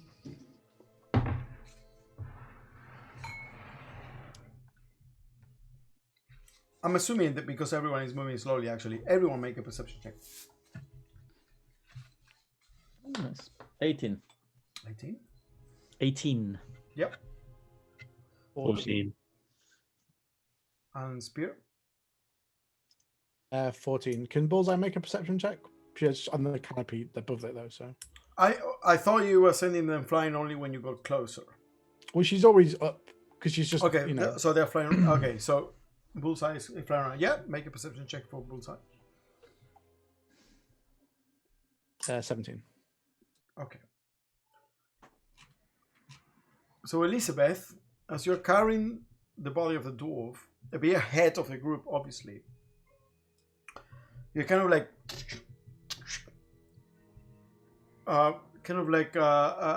treading through like the bushes, and there's a lot of dead vegetation and you know, like leaf fall all around. For a moment, the reflection of light down a nearby tree catches your eye for a second, and you stop yourself and you see that there is a wire, very thin wire, running the length of the path you are following between two trees ahead of you, maybe 2 feet ahead of you, and you suddenly stop in your tracks. That wire probably runs the length maybe between 9 feet, and the only reason you notice it is because it is being held by a piece of metal that reflected the light at you just as you were about to step on it. Almost like the wire goes around the tree and then is hooked on the same wire by a piece of metal to give it tension, and that's the reflection you saw. And you stop with the body of the dwarf there. I'm dragging the body as I'm going. I'm not carrying it. Okay, so you're dragging it. So you were definitely about to like trip it. I was gonna drag him over at least. So I guess I'll just try and go around it, around the other side of that tree, and just making sure there's nothing on the other side, like connected to the same tree. Okay. So you drag it around the other side. It's all part of the same perception check. So you drag it around the other side, and as you do so, you, Spear, are kind of like looking at her. Wait, what is she doing? And as you're about to step, because you all rolled above 14, you're about to say, what is she doing? And you realize there's another wire right ahead of you. And this whole area, as you're fanning out, you realize, both you, Scone, and Coda also notice, there are several of these tripwires kind of like surrounding this whole area in a circle as you approach it. But you all notice it. No, more traps. We should just sit this one out. It's not worth it. It's all right. I got to get my axe and just trying to sort of slowly disarm it. Okay. With your axe. What does that mean? Roll. Chop the So wire. what do you do with your axe? Explain to me what you do with your axe and the tripwire. Throw it. Oh no, sorry. My javelin. No, because that'll make noise. Wait. What? Can you describe the trap a little bit more in detail? Okay, so it's a wire, very thin, that is running between two trees, about 9 feet apart, and it goes around the tree, and then it's hooked on the same wire to give it tension with a little metal piece, almost like a carabiner, kind of like making tension between two trees. So is it just a tripwire? Like you would trip over it, or is it connected? To That's as far as you can tell. Do you want to roll investigation to see what's more to it? If there's more to it. I'm gonna try something. So 10 that's or what you 15. saw. Okay, sorry. Just so you know, remember what traps look like. One, perception is to notice what's off. Yeah. Investigation is then to try and figure out what the fuck is going on. 10 or So you 15 noticed it. Back from it. Gonna get my javelin and just chuck the javelin at the string. You cut the string with your javelin. No. Gonna just chuck it at the string. Chuck it, the javelin at the string. Yeah. So it just lands on the wire. Yeah. So I want to see what it does. Okay. So the javelin appears to not have enough weight as it lands on the string and just bounces off it and Bloody hell. For another weapon. I'll recall the javelin and try to throw it harder. make an attack.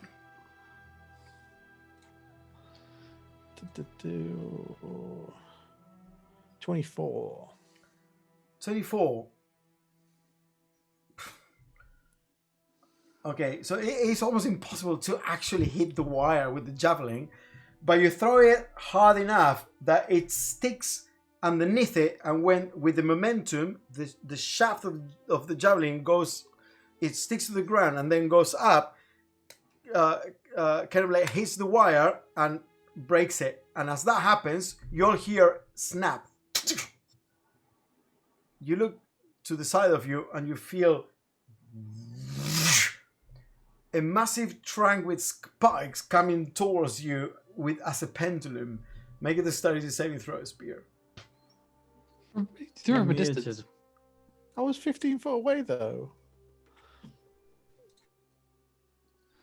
Okay. 5. Okay, wait, no, you're right. You were 15 foot away. No, you're right. Because you threw the javelin. It goes in front of you. And it starts slowly, the pendulum, it slows down and eventually stops. And it was a massive trunk with spikes. Oh, that was nasty. But it was a bit noisy. So the traps, they seem to have some kind of big log things with spikes attached to them. So I advise you don't accidentally walk into one.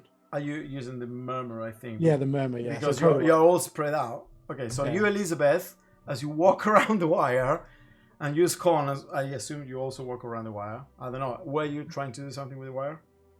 What? Considering I fell into a pit of spikes, I wouldn't actively try and walk into other traps, especially if I knew they were there. Okay. I'm just gonna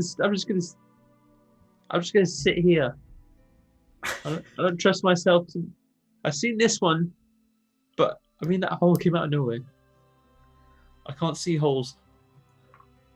Okay. Covered. You all. I'm gonna say that you all heard this big log, because of the noise of particularly you, Koda, and you, Scon, as you were kind of like a bit behind, along with Spear in that fan out position. But you, Elizabeth, obviously heard what he said as you walk around. You keep going forward? Yeah, I guess so. Someone says something. Okay. You keep going forward, and about a couple of minutes, you reach the edge of a clearing, and ahead of you, maybe 100 feet ahead of you, you kind of like hide behind a bit of some underbrush under a tree. You see a ruined tower. The clearing all around you, and the thick trees growing all around the clearing. It's almost like a circular clearing. There was obviously something big constructed here, bigger than the single ruined, half-collapsed tower that now kind of like commands the center of this clearing. And you hear noise, heavy noise now, of something heavy and metallic, like a mace or a hammer or a maul, something like that, hitting stone, like coming from the center of the tower, like right there at ground level, almost as someone is hitting something against the ground at the floor of the tower. I'm gonna send Pepper just to the side through the trees, like through the canopy, and then come out at a different angle and fly over and try and have a bit of a look. Okay. Whilst I just kind of wait in the trees. Make a perception check with Pepper. 17. 17. So you can tell that the ruins extend for a distance, but mostly it's all gone, and it's just like little piece of stone here and there. And the core of the ruins is here at the center. The tower used to be probably taller, but now what remains is 3 half-collapsed stories or floors, and you can see that there's some people in the second floor that you can see probably through a half-collapsed window. There is a fire burning for light or something else. There is some kind of light coming from that second floor, and there are some people at the ground level of the tower, on the ground floor, and some people on the second floor. That's all you can see. Any idea, number, like, like a good guess of how many there are? Difficult to see as you fly around, but you think you can see 2 figures on the second floor. It's impossible to see on the ground floor because of the half-collapsed structure. It doesn't allow you to see, but the noise is coming from the ground floor. So there's 2 people on the second floor and some more on the ground floor.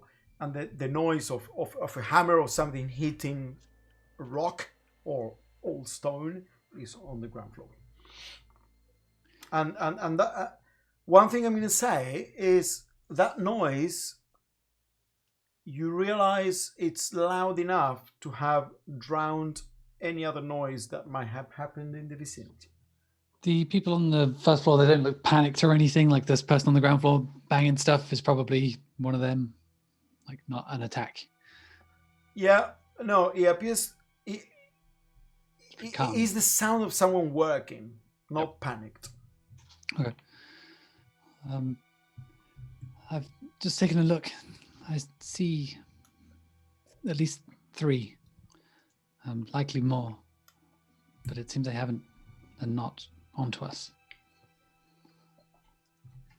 Should we try and talk to them first, or do you want to sneak on? I don't know what we're doing here. What's the plan? We could walk out from a different direction, say we've not seen their friends. Well, it'd be nice to not have to kill more people if we don't have to. I know that, they might be quite violent, but maybe we can be reasoned with. Sure. Scon, are you coming? What am I meant to do if they see me?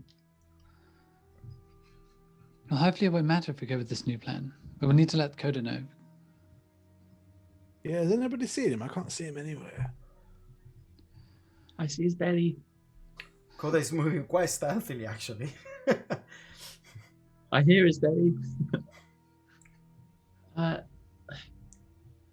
start kind of like quietly, Coda. You can definitely hear him call that because you're not. Your fan is not that extended. My finger at where the sound is coming from. It's like, Spear, shut up. They're gonna hear us. Hello, Coda. Can you hear me? Yes, I can. I'm whispering in your mind now. You should be able to hear me too. Oh yeah, I can hear you in my mind. Yeah, it's brilliant. This is really good. It's gone and does something similar, I think. But I don't run out of words. Yes.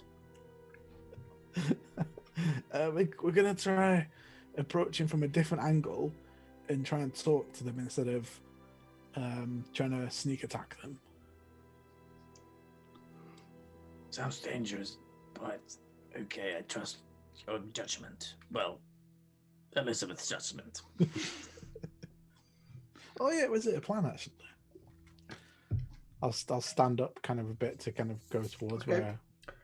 Yeah, you didn't find any other traps beyond a certain perimeter. So these trip wires, you realize they were all covering a certain perimeter. And now that you are right next to the clearing, you all approached, and even with your bad stealth roll, because of the ruckus, the noise of this person working, whatever they're doing on the second floor is making a lot of noise.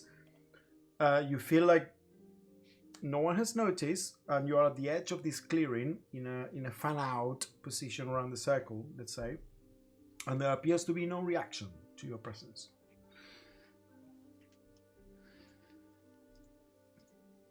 So, everybody ready? So we just walk all the way around the outside then. We'll approach from the south. Okay, good plan.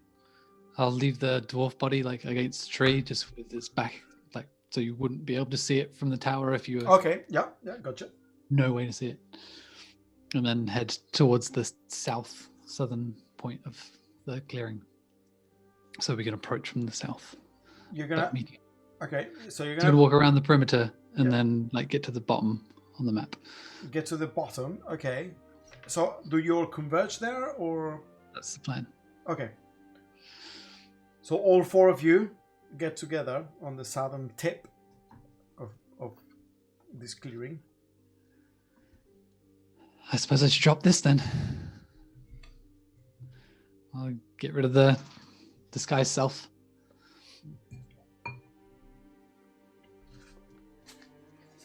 Okay. Are we wearing? Are we just going like this? We're not wearing our attire. Or unless one of you wants to. What's our story? Why are we here? I mean, I don't know why we're here in general. I just want to look at the ruins. But what are we telling them? Well, do you want me to think of a plan? I've got a really good plan if you want. Okay. Plan is we go up, and we're here on a school holiday. Scon is our student. I brought him on a school trip to look at the ruins. Right. Does one of you want to be a guide? You could be wearing the robes of the jackals. How does this make any sense? They attack on sight. The others did, but these may not. Why? Why would they not? The whole place is surrounded by tripwire. If we're going to approach, I guess, as jackals, that would give us the opportunity to learn what they're doing. We could That's all the jackals then. We could be security salesmen and say, look, we've seen flaws in your security system. We easily avoided them. Would you like help securing your tower? I think I prefer the jackal thing, even though I really don't want to wear these clothes. But no, I prefer that too. The clothes are really big for me, but I can roll them up. Let me see. I can get this on. Oh dear, barely fits, but all right, bit of a stretch. Oh, there we go. Getting to the jackal gear. Okay, I mean the jackal gear. What you have is a tabard that covers half your chest, essentially. Bib. Yeah, it's not. I mean, yes. You now have a jackal tabard, but you are still Warforged. You certainly don't look like any of the soldiers of the jackals you've seen so far. I don't know that. So here's the story. I am Leonard's friend, been sent here. I caught some new recruits, including the Warforged. He's the piece de resistance. We've been sent. We're on our way to Webs to the fort, but Leonard basically sent us here to check how the works are going. Right, and I suppose we would just speak to the person at the bottom of the tower first, and then if they find problem with us, dispose of them before working up the tower. Yes, indeed. Right. So we approach the one with the hammer without the other one seen, hopefully, and then have a conversation. Right. And if in doubt, Scone, just make the brains explode. What are our names? My name is Alabaster. I mean, why did I change my name? My name's always been Spear. Won't make any sense to change it if I join the Jackals, would it? Right, but we're not being ourselves. But isn't it easier for me just to pretend to be myself? Probably for you, yes. Okay, good. I was worried I had to think of a whole new name. That would have been difficult. What about Halbert? Halbert. I guess, yeah, if you like. I'll just be Nox.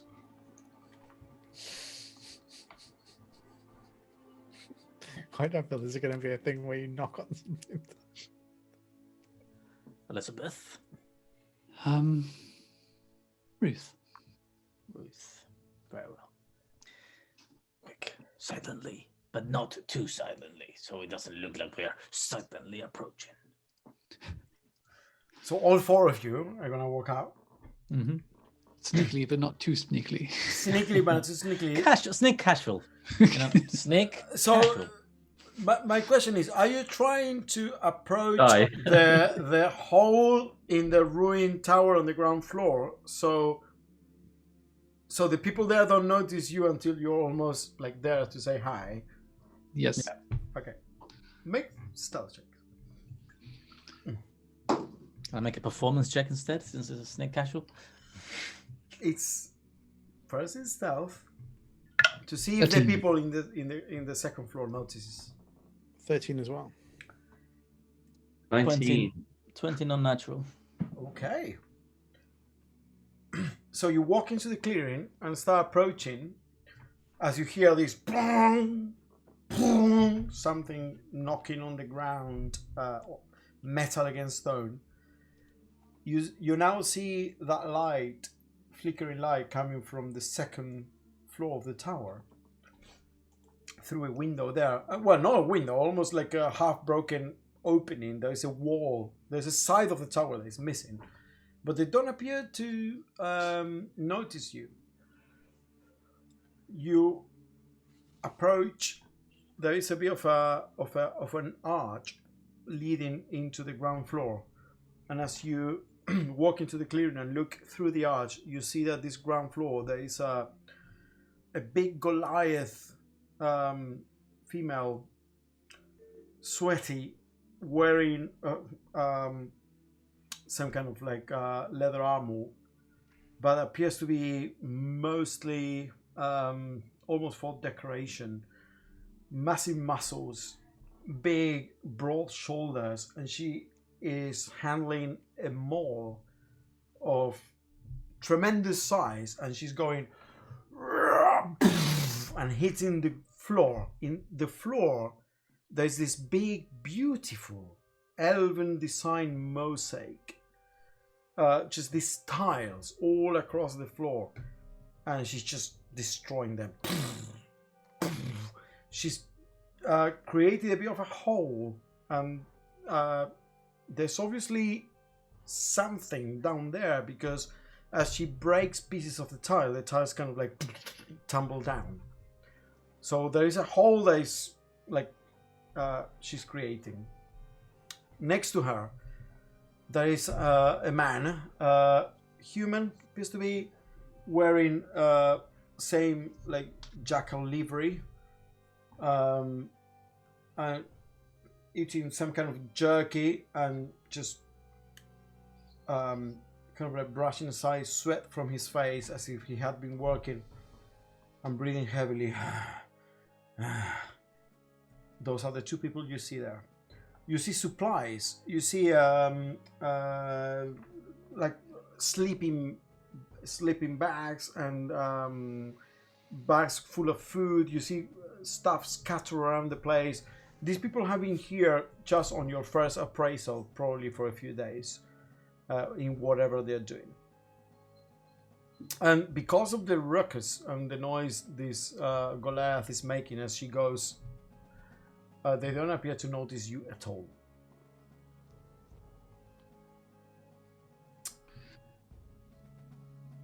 That's a really big person. Just kind of walking closer, waiting for Coda to say something. So you go all the way to the tower entrance. Just put my hand on your shoulder before you move forward. Should we go upstairs instead? We could give man digging up that floor. Might be something cool down there. You only see a set of spiral stairs that go up the tower, and they're inside the tower. They're where they are kind of like destroying. There are no like way to go upstairs from outside. Okay, in that case, I look at you and I start taking a step forward. Should I do something?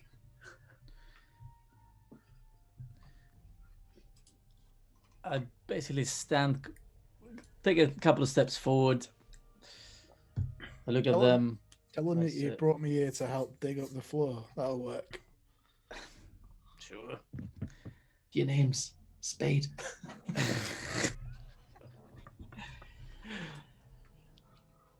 I basically come in and say, "Is a woman the Goliath or a man?" It's a woman, or at least as far as you can tell. Hey there! I brought the cavalry, and I point at the spear. And stops as she was about to hit the floor, kind of like cranes the neck at you, and looks at you with a bit of a weird look. Is Alexander upstairs? Hopefully one of those lines. Who are you? Name's Alabaster. This guy here is the one that's gonna help you break that goddamn floor. Hello, my name's Albert. Come here to help with the floor. I only joined. They got my bloody uniform. I'll start walking up the stairs. One that fits me properly. Well, I mean, you're still outside the tower. Okay. So I take a couple of steps forwards. Yeah.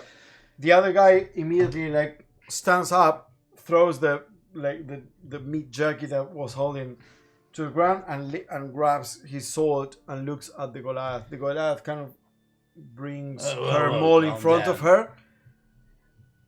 You said you're here to help, you say.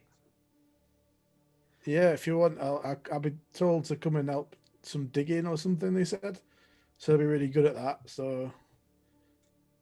She kind of like looks up.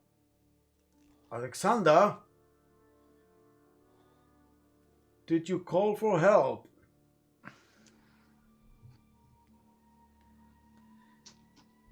Alexander! You hear footsteps.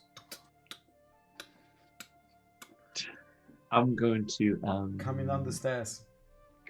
Quickly cover it. I'm going to make a spell slot.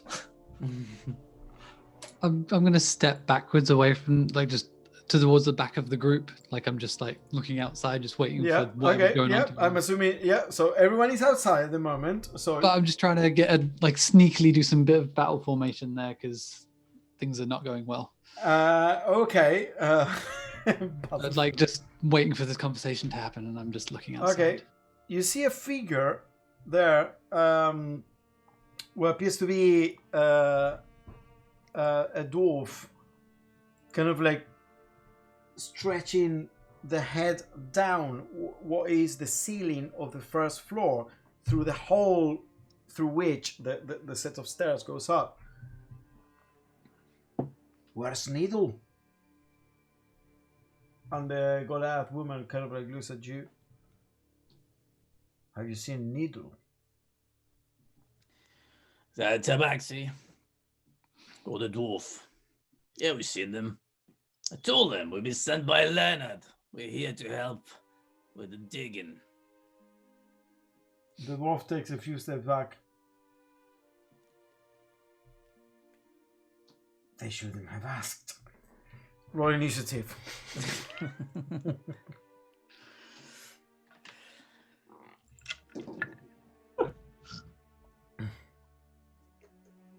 $14. Wow. Good rolls. I didn't last very long.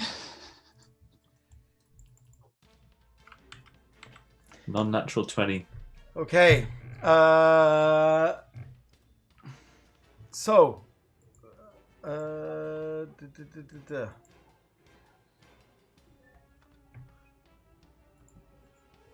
Scon, non-natural 20. Koda? That's me, non-natural 20. Oh, sorry. Koda. No, I had a non-natural 20 as well. Oh, look at okay. you. Spear? I did not have a non-natural 20. I had a 5. Elizabeth? 14. 14. And I'm gonna auto-roll initiative for all these guys. So, well, you are definitely fast. As you see that this dwarf person kind of like snarls at you.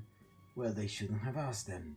And then immediately takes us back. And then in your instinct, Koda, you realize whatever deception you are trying is not working, as the Goliath woman turns around and snarls, "Get them!" But you are first to act. What do you do? I am fast and you are all slow. That's adagio ma non troppo. Allegro ma non troppo. Yep. In a 20-foot, in a 40-foot cube. So I guess that's all. You still kept slow. Well, haven't been able to change it yet. You bastard. I was also going to cast that. And we had the same roll, Are you so all casting slow again? we may as well be the same person. Just for Okay. I'll do something different then. Okay. I'm not casting. No, do whatever you want. Yeah. I'm gonna save when he does it. It's too, you've said it now. Let It's the cast. little child have his slow for himself. I just thought you were changing it, is all. I am You gonna do change the it. same thing again where you thought the other person was changing it. No, we literally talked. He said. Okay, I haven't got slow. That's it. I haven't got it. But what I am gonna do is, how far are the Goliath and the other people in front of me? You know what? I have a map. You might want to keep it just in case they stay. No. You're the only special boy now. You got slow. The rest of us have the tools. Sorry, Like, I he does have a third level slot, doesn't he? Just one. Huh? Well, you've got 2 level 3 slots now, haven't you? Because you converted one, right? I was all out and I've converted one. You can't convert one. You don't have enough points to do it. Yes, Surely. I do. I thought you used your sorcery points before to cast that spell. Yeah, that would have cost you 3. And he's got 3 3 points. Oh no! Oh yeah, I could cast. You only have 3 points. So only get Sorcery. your second level spell slot. No, I don't have to use sorcery points to cast that spell. No, but it makes sense to because it's more economical. But it's up to you. I mean, again, sorry, do what you want. I'm just sorry. I don't know. I forgot to set this up because Well, we argued wow. about spells. And so that, because he thought Either way, I'd be in the same situation right now. It's just the classic thing that, like, George spell slots and like, whatever. He always has the most complicated characters. I've got one slot, and it doesn't matter which way I would have done it. Actually, I could have had 2. If you cast it with 3 spell slots, spell whatever they're called, spell points, that's 3 spell points to a level 3 spell. But if you convert spell points to a spell slot for a 3rd level spell, it's 5 points. So it's cheaper to use spell points to cast that spell that when you can do than it is to use spell slots. Because you can also take a level 3 slot and turn it into 5 points, which in theory gets you a level 3 spell and a level 2 spell. Whoa, But that's only the awesome. ones on your psychic list, obviously not on there. there we go. Yeah, let's just do that. I have a slot. Why is it? Cool. That was a lot of words to say. I have a slot. Okay. So let me get your minis. There's another tower, that little bit on the right. It's a small area. So this guy is actually dead. Because you killed some people before you even got here. Losers. Um, Meant to kill them. So, I'm going to remove pieces of the tower because this is a modular tower. So here you have the Goliath.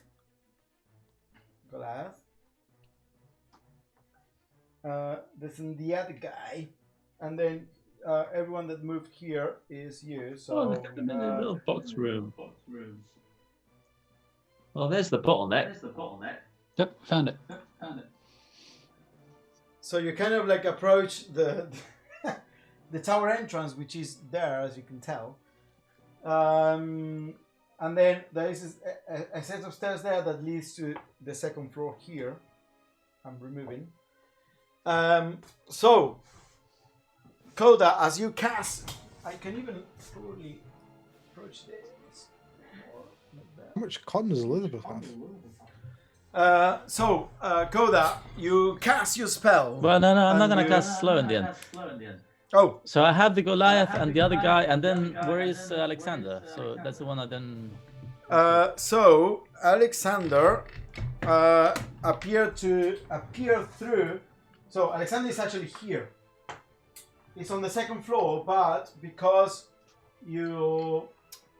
it's kind of like poking out his head to see down the first floor, you can catch him. Okay. You can see him if you wanted to affect him. I am going to basically, from where I am, which I guess is less than 30 feet. Yeah, you're very close. You all got closer together. I'm only moving Elizabeth a bit away because she said that she was moving to kind of like in a bit of a battle formation. I'm just gonna, I mean, my basically cloak is gonna start billowing behind me, and my figure is gonna look even bigger. And I'm gonna say, "You want to know where Needle is? Needle is dead, like you will be." And I'm gonna cast Fear on all three of them. Okay. And probably also on Spear there as well with that one. So Here in front of me. Am I the bandit? so the Goliath. It's a wisdom save. Wisdom If save. She fails. The guy that was kind of like sweating next to the Goliath, kind of like resting. Oh, fails. And Alexander, the dwarf. Ooh, that's better. That's 17 total. Yeah, it's a pass. Okay. I'm guessing there's no one else in that cone. That you can see.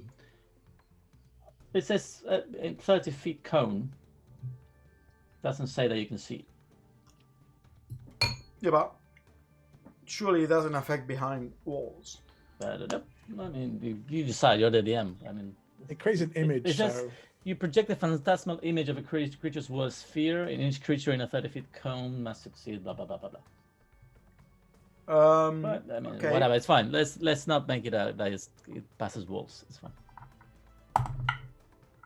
Oh, it's fine. Roll a natural 20. Right.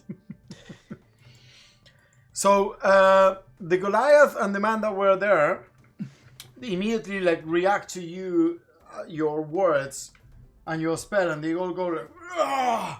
Rah!" And they appear to be affected. What do you do? Oh, Next. I'm just gonna take a couple of steps to the side just to let Spear or whoever is gonna charge behind me. Okay, So- you take a couple of steps to the side, and it is now Scon's turn. So, So you see, I don't know if you can see, there's an entrance there, and then there are two people inside. yeah, I mean, I want to cast slow, but it's a bit anticlimactic now. What? No one wants to cast slow now. Yeah. Oh, you did your Hunger of Hadar is amazing though, because they can't walk towards Coda. They have to stay in it. Yeah, but I don't want to do that. I don't want to know that I can do that one. Yeah, that's great. I'll just do slow. Okay. So it's Lucas, just so Wisdom. you're aware, I want to remain in sight of the creatures. I don't want them to. I don't want to hide you have myself. them in sight. Yeah. Okay. You want the you. I don't know if you can tell, but you have them in Yeah. sight. Yeah. Okay. Cool. Wisdom, no? Yeah, 14. Okay. Fail. Success. And fail. So Alexander failed. The other guy failed, and Goliath succeeded. Okay. Then Those are the three you can see to affect. then I'll just put myself behind a wall. So you can go all the way here if you want. Sure. Like round here. There, But I'll leave there. my staff kind of spinning around in place where I was. Okay.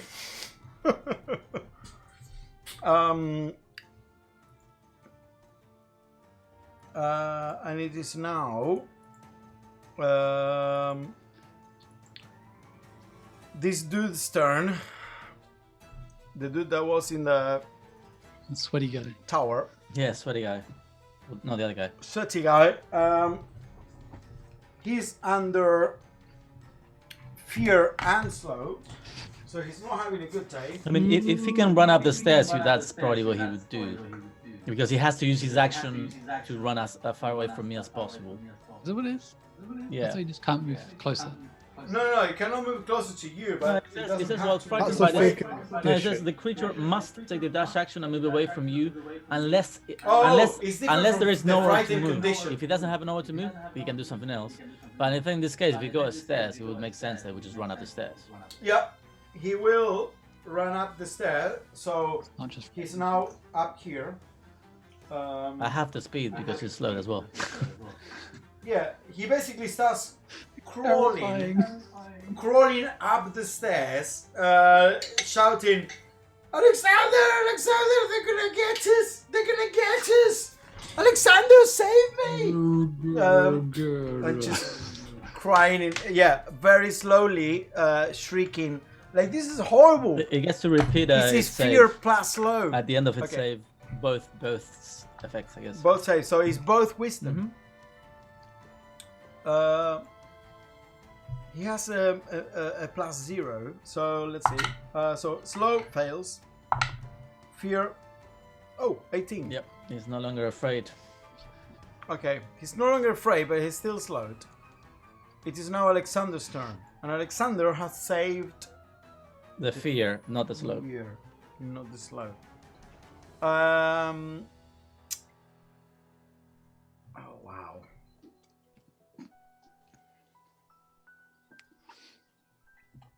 Alexander will move up.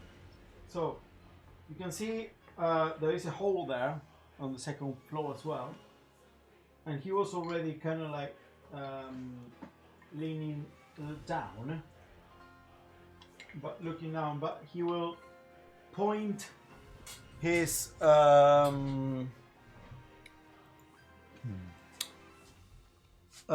light crossbow. So what happens? Oh no! You tell us. So with slow, It's just one action or It's just bonus one action. attack if he's got multi. Speed is halved. It takes he cannot use his bonus action, right? No. It's Either way. either an action, reaction, or bonus action, I think. speed is halved. Fine, It takes yeah. -2 That's- penalty to AC That's and slow is dexterity OP. saving throw. Yeah, now only one of us has it though. Can't use Slow is reactions. OP. He has so many bonus actions. Okay, he's gonna just take a pot shot at one of the casters because he knows. He's clever. Well, we've both got cover. Well, no. Not me. Koda is out in the open, Oh yeah, well, but he's got. and Elizabeth is out in the open. I'm behind Coda. That's rude. He's a big man. Definitely taking a shot at Koda, because he's He's there, and he was the one talking. So, there you go. Oh wow. Do you have shield, Coda? I don't have shield.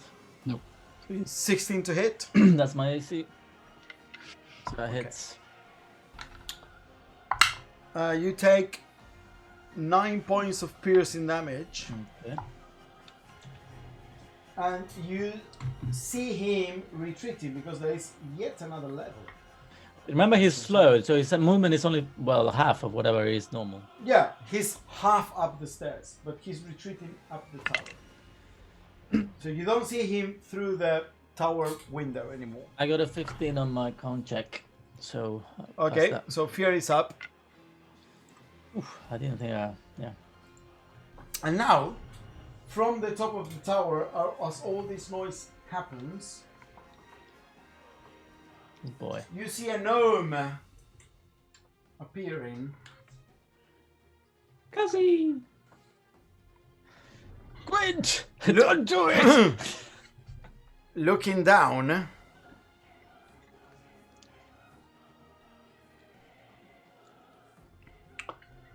And Wait, did he also have to do how far is he? 'Cause it was Well, you 40 have to feet. choose with slow, and you didn't know it was there, so you you have to can't. be able to Oh. see that. he was. No one knew he was there. He was out of sight because he was in the top ground, top floor. Let me see what he will do.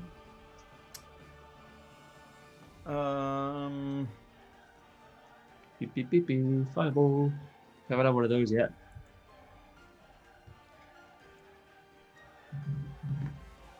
He was going to do it, but no, he doesn't want to. Cause Yeah. He doesn't have fireball, but he has lightning bolt, Why did you... and that Oh. affects both Cod and Elizabeth. Look. That's the best shot. So I get he my has. +2 for cover. No. That's the best shot he has. You see this gnome appearing, clasp his hands together, and a burst of lightning From his crotch. shoots down. I need you, Elizabeth and Coda, to make a dex saving throw. 19. 18. Well, you definitely saved. So let me roll my Well, I hope so. Otherwise, we're dealing with an archmage or something. 7, 8, 12, 13, About 8 points and more. 16, 20, 23. That was a really bad roll. That wasn't the average. 23 divided by 2. That's 11 points of lightning damage. I've already been punished. He shoots that and then runs out. Alexander, run up! Shit. I'll get you! And gets out of sight. This Did you fail? is a big problem. It rolled another 1 for my con check. Okay, fear is dispelled. Oh, no. And it is now Elizabeth's turn. I'll get some licorice root out of my bag, and I will place my hand on Coda's back and cast haste. And then I'm going to run as fast as I can behind the wall, the other side of where it's gone is the other side of that little doorway. Okay. Yeah. So you run like there. So Coda, suddenly you're like, wow. Just see, you turn around really quickly and you see me around there. Just, you can do it. No, I can't. We're gonna die. But It is now the Goliath's turn. Wow, you really rolled really bad initiative, Spear. What was it? 5. Oh, it's a 4. Yeah. So I'm gonna remove this level. The Goliath, they're on the ground level. So he wasn't feared, no, he was feared, but then I lost concentration. and then but he wasn't slowed. So now he is nothing. She. That's good. She. So She is not she nothing. will barrel. She will barrel through. I need to put the meaning like that. Too big, too big for the door. Too bad. Yeah, too big for the It's door. stuck. She will barrel through Dex check. the door. See Spear and Coda there. boy. You fuckers! Where's Needle? And we'll make 2 attacks with her great axe. Calm down. Look, it was an accident. We accidentally killed them. Let's just talk about it and calm down. Stands in front of you both and just make 1 attack against Spear, 1 attack against Kota. Purple and bronze dice. So purple for Spear, bronze for Kota. Purple. Ooh. So bronze was 4, so it's gonna miss against Kota. Are you gonna shield Does it hit 21? Spear? She will definitely hit 21. I will shield them. So 26. But can you ask whether it hits or not? It's whether it's on hit. You react. Oh, okay. So without knowing what the roll is. Okay, I see. So it was 25 the hit. So the axe comes barreling down towards you, Spear, and you go send the energy, and the axe kind of like sinks into your physical and digital and magical shield. Unfortunately, that's it. That's her action. It's your turn now, Spear. That was bloody stupid, wasn't it? What are you trying to do here? Come on, look. Oh, right, everybody, just screw this. I'm gonna get. I mean, technically speaking, I can get the Firefly to move by itself. Is that part of like it's like on my turn or just after my turn, isn't it? Or I don't know how it works. No, you can command it with your voice, so it's in your turn. Okay, so I can just tell it to like move, but I just want to throw it like a grenade. I mean, it's obviously that would be an action, but I mean just thematically, like so it's like get her and whatever else there's in that 20-foot cube essentially. So I'll throw it like 10 foot behind her. I'll get it to fly 10 foot behind her and then cast fairy fire basically. Okay, let me just check one very quick thing.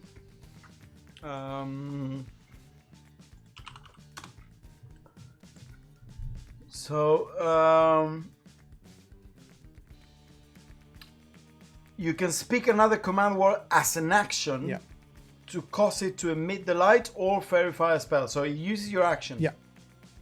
Okay.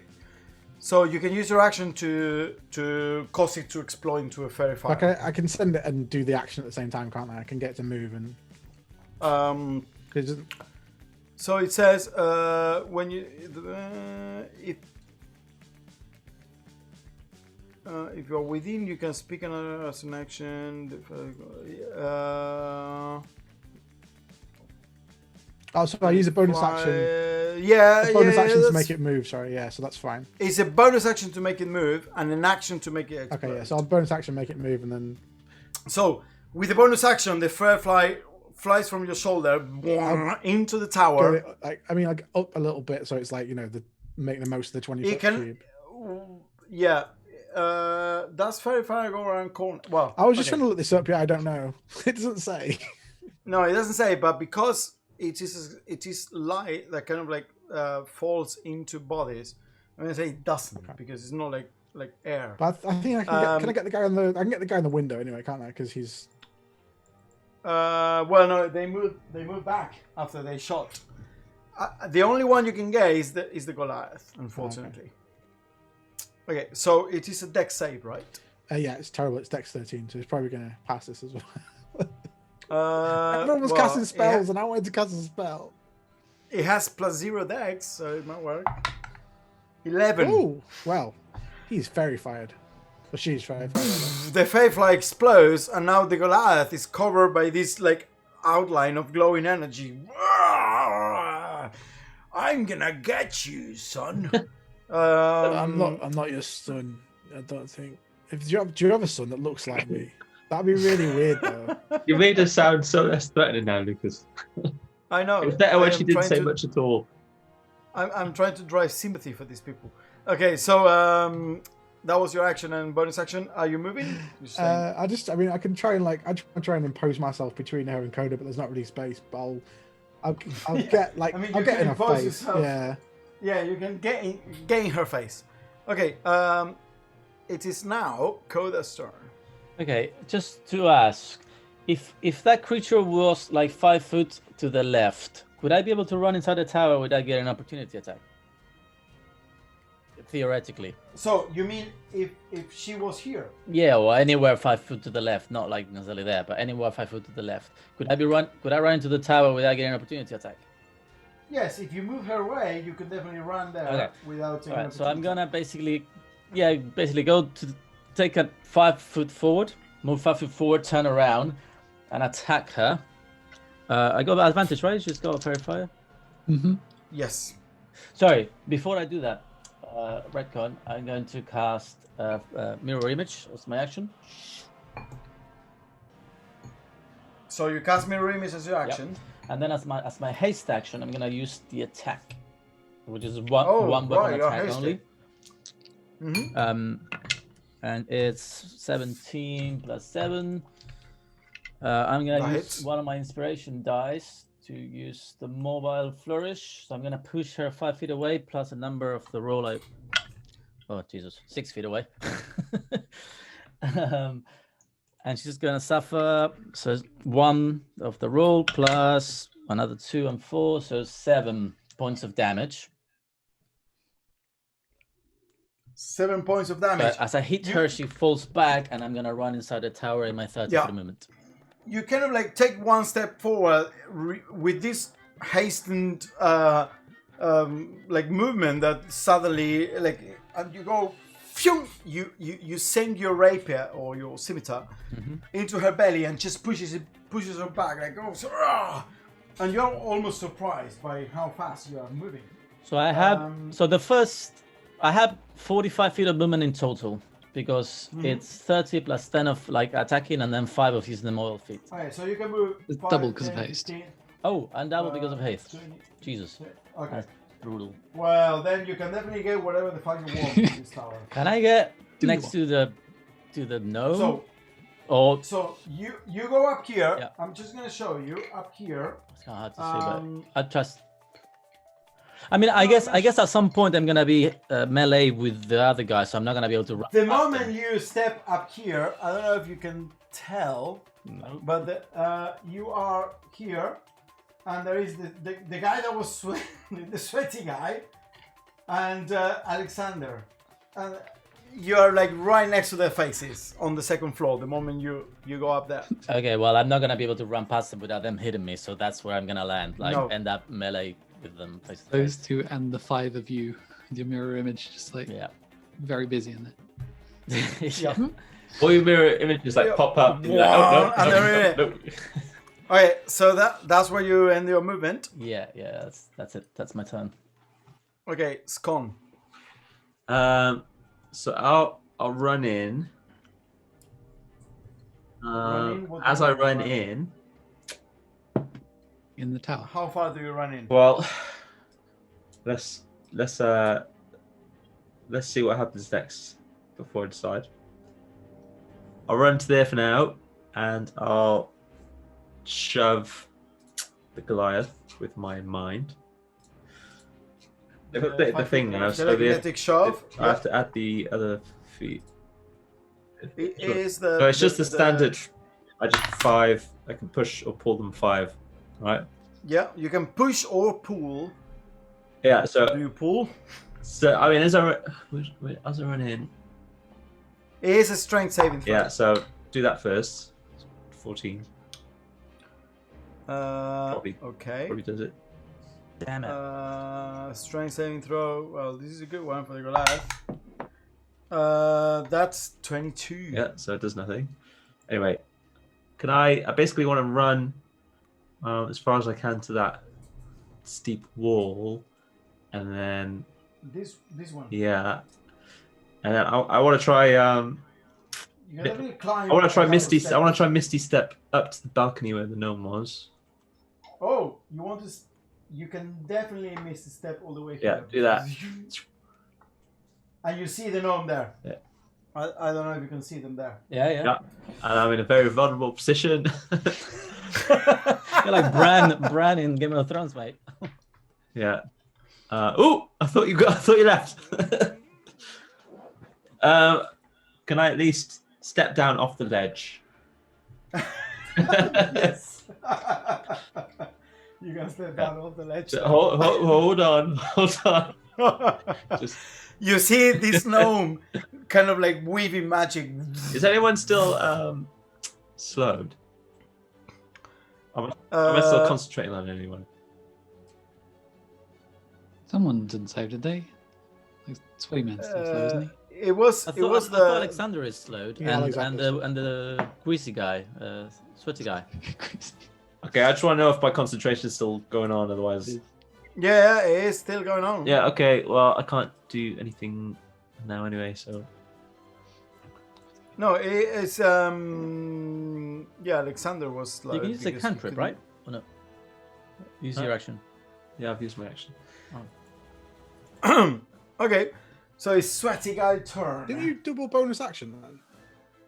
Isn't the mage hand push a bonus action? Oh, so Misty Step's bonus, and my push is a bonus, but it didn't push anyway. So if you want to just cast for that, Do that. no, I've actually got an action. You've got an action, but you're not Misty Step. You're still on the ground. Because you couldn't have Misty Stepped. No, you can't. No, but you can miss the step as an action. Can you? Okay. Can't. Can you not? No, you can't. It's a bonus action.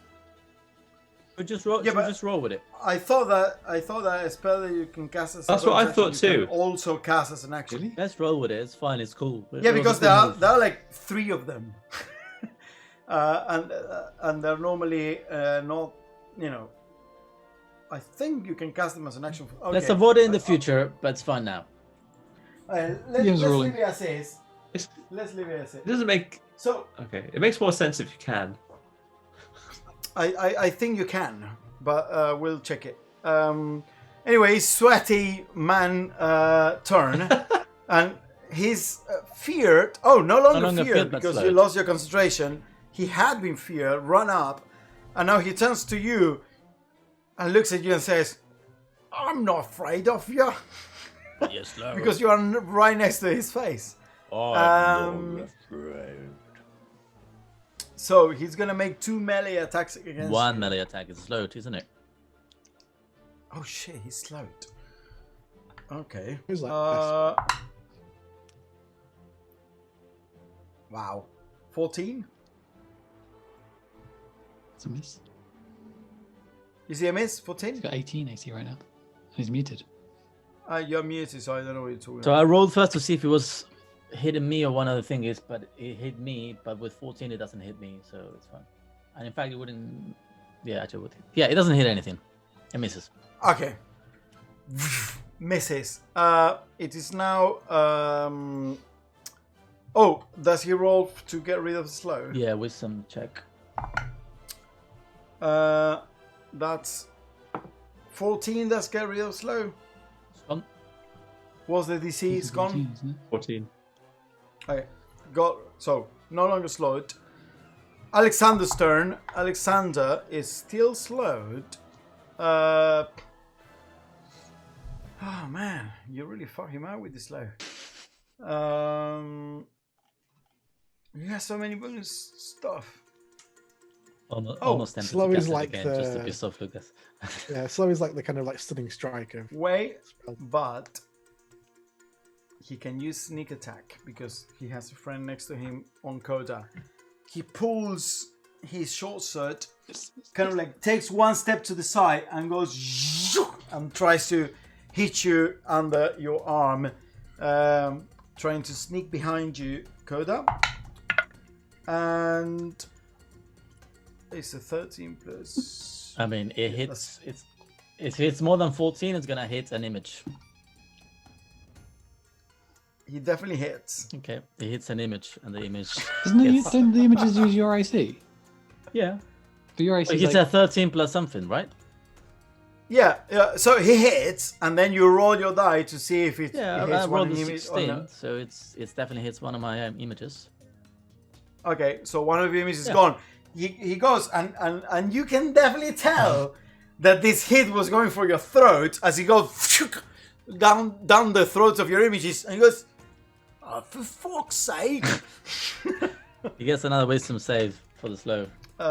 Gets another wisdom save. Fails. Maybe I shouldn't be here. And tries to move up. He's trying to fucking get away from you. Do I get an opportunity attack? You get an opportunity attack. Alright. Does he not want a bonus action from disengage? You're just rubbing it in Lol. now. Oh, that's a 17 plus my attack, so I presume that hits. That's a 4 plus 4, 8 points of damage. Okay. 8 points of damage to Alexander. As he runs only 15 feet up because of the move. Oh, wait, actually, no. He moves a lot. No, he doesn't move a lot. He moves up and appears near you, up the top of the tower, Scon. But still slowed. You can definitely tell one of the people that's you slow, Alexander, is now appearing at the top of the tower, but is now the gnome turn. You are now against the gnome and the Alexander the dwarf at the top of the tower. And Shit's getting real. Would he dare Thunderwave? Alexander would be pissed. He's too slow to react. the gnome will clap his hands together, extend them, and then you see sudden gust of wind shoot from him towards you, trying to push you out 15 feet away. I need you to make a strength saving throw. It's gone. Oh, that's not one of my good ones. Okay, here we go. I can't see him, can I? No. No. It's a 5. You get pushed 15 feet away. I try and catch him. You fall 30 feet? I didn't think I'd need 30. feather fall. That compound damage. Ooh, shit. Oh, we're doing compound damage.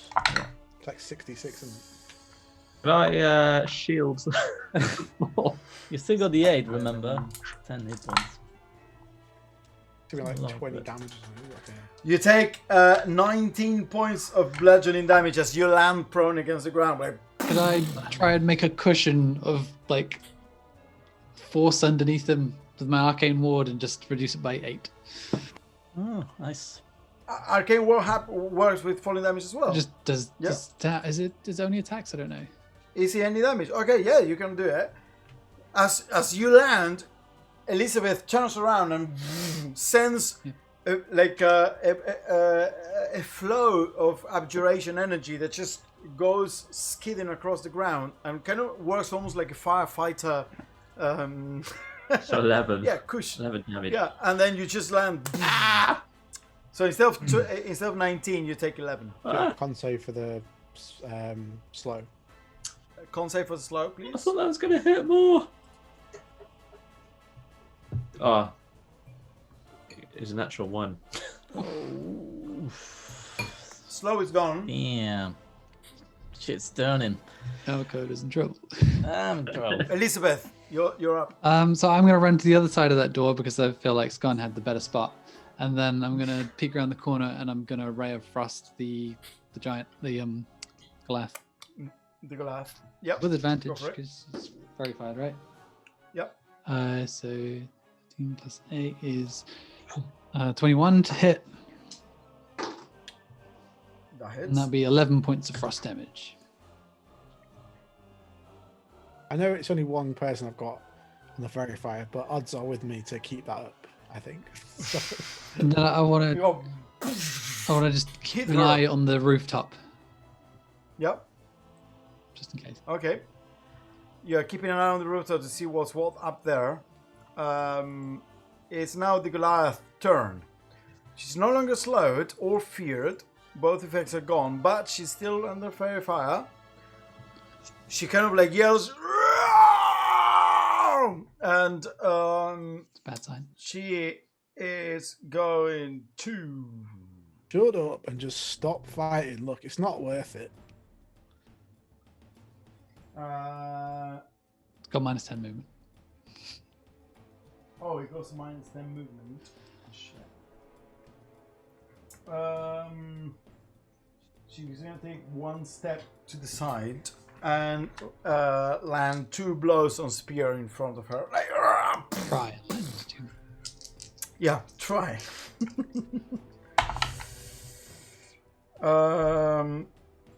So one of them goes and hits the rock as you kind of like lean to the side. The other one is coming for your head. I'm just gonna take it and just. You gonna take it? Yeah. Alright. That would have been a 27 to hit. That was such a good call. I didn't even. Yes, it was interesting. So you take from the great axe. Ooh. I rolled a 10. 14 points of slashing damage as the great axe lands on your shoulder and sinks between your metal shoulder plates. Almost sinks you down an inch into the ground with the strength it comes down. Like,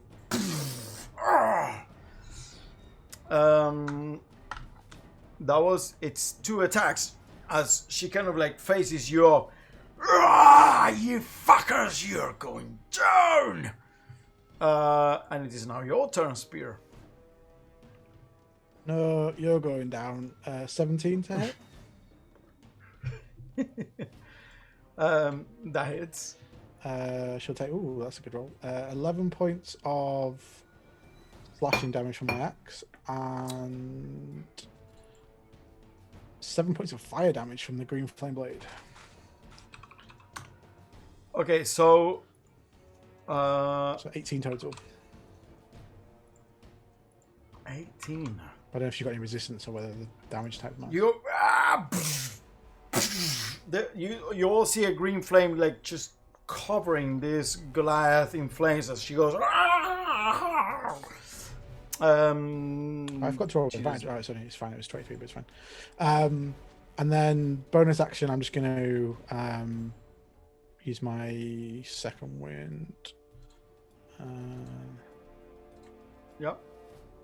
Oh, that was an innate. Was it 3 plus 6? Isn't it? So 9 points back. Okay, so you heal 9 back. See, Coda. I hurt you. Oh, sorry. I look at your chest and look how much damage I just did to you, and look what you did to me. Nothing.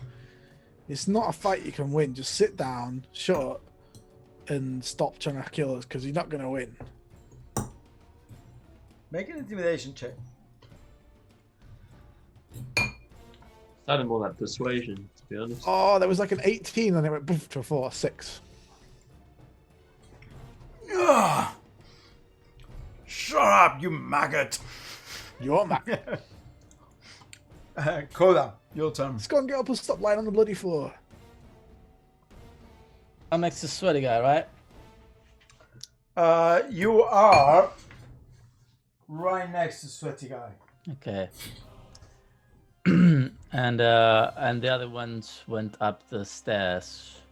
The other one went up the stairs.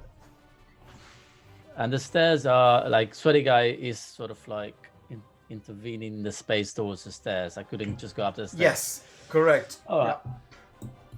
Does he look like a tough guy, sweaty guy?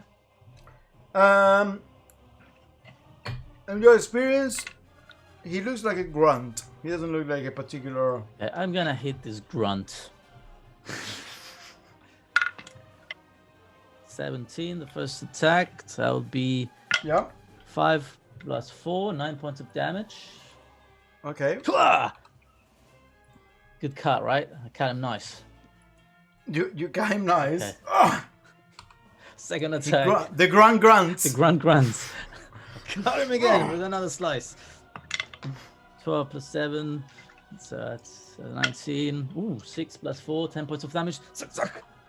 I Zorroed the grunt. Second hit, you go, pshunk, and you kind of like push him against the wall and then sink your sword like very slowly and deliberately through the armor and goes, and starts spitting blood in your face. That's just it. And then you just let your soul out, and he collapses. If he had a hemorrhagic disease, now I'm fucked. Anyway, I'm gonna run up the stairway. Yep, you run up, and you appear in the tower next to Gnome and Dwarf, next to Alexander and the Gnome. And they're just like, whoa, where are they? Behind the gnome, there is a window, right? I mean, the whole tower is open, as you can tell. Is there a window behind the gnome or behind Alexander? Or like a space where they might fall behind if I position myself skillfully? Well, I'm gonna say, I'm not gonna move them now. The way that I have put them, not behind the gnome, definitely behind Alexander. Okay, well, Alexander. So Alexander is right next to this window here, but the gnome is here. Okay. So you wouldn't be able to push them. Alright, so I just come up the stairs and I just take another hasty slash at Alexander. And we'll see what happens. 15. Well, try to shove them. 15 plus 7, and I'm gonna use my mobile attack to try to shove him. So it's 5 feet plus what I rolled, which is 8. So it's 13 feet.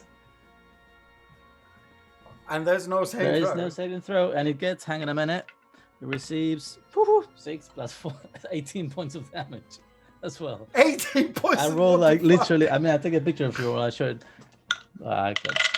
So you go with your soul, and you just like stab him in the chest, and then put your entire weight with your hasted action. Like you're moving like super fast, and you put your entire weight behind the sword and just keep pushing, and start stumbling back, and then you just go boom, and you just fall down the other side of the wall.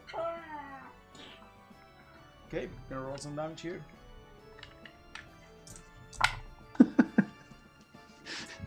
It's funny that they're on both sides of the tower.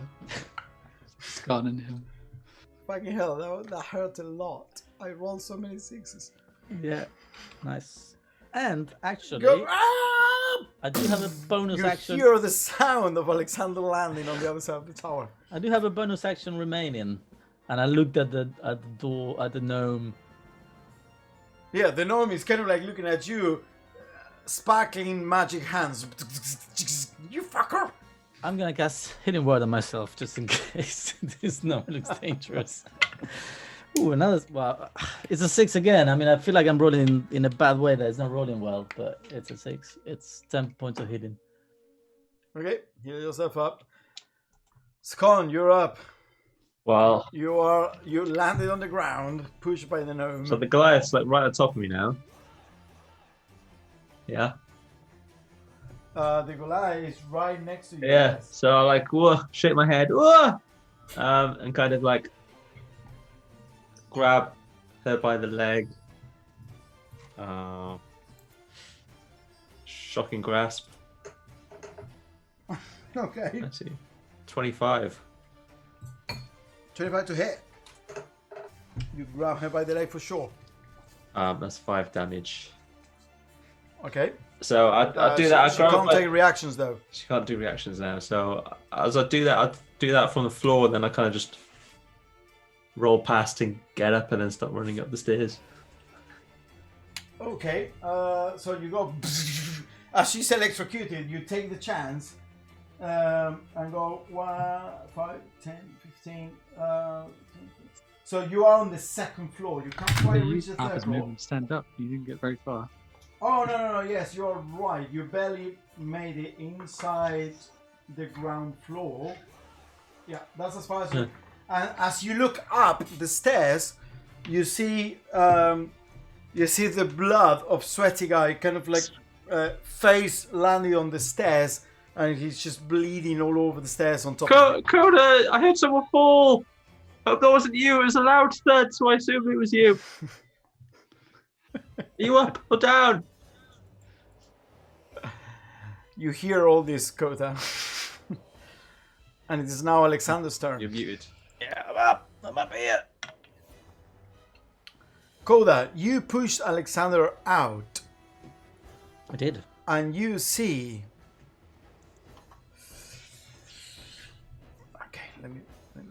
take a second. Have I inspired his wrath? Misty, step back up. Oop, that'd be bad. Honestly, I might just run now. Just run and never stop running. It'd be quite tired to see him running off into the woods. I mean, he got 18 points of damage plus the full damage. That's a painful day. It's a painful day out. That's a lasting injury. So, this is what you see. You see, well, you actually hear more than see because you kind of like push him out, but you suddenly hear the sound of a bunch of ravens, like fluttering, and then suddenly a raven appearing here, What? and then you see another raven flying and appearing here on this tree that you can't see. On this tree, and then another raven flying away and appearing like there. So you see 3 ravens, one here on top of the tower, another one on top of this tree, and another one here. I shout out, "Watch out for the ravens! Watch out for the messengers of the Dark Lord!" Okay. That was all you saw, and it's now the gnome's How's turn. that? And the gnome will turn to you. There's some gnome justice coming your way. Do you know the Quantrifaxes? I am friends with their family. Oh wait.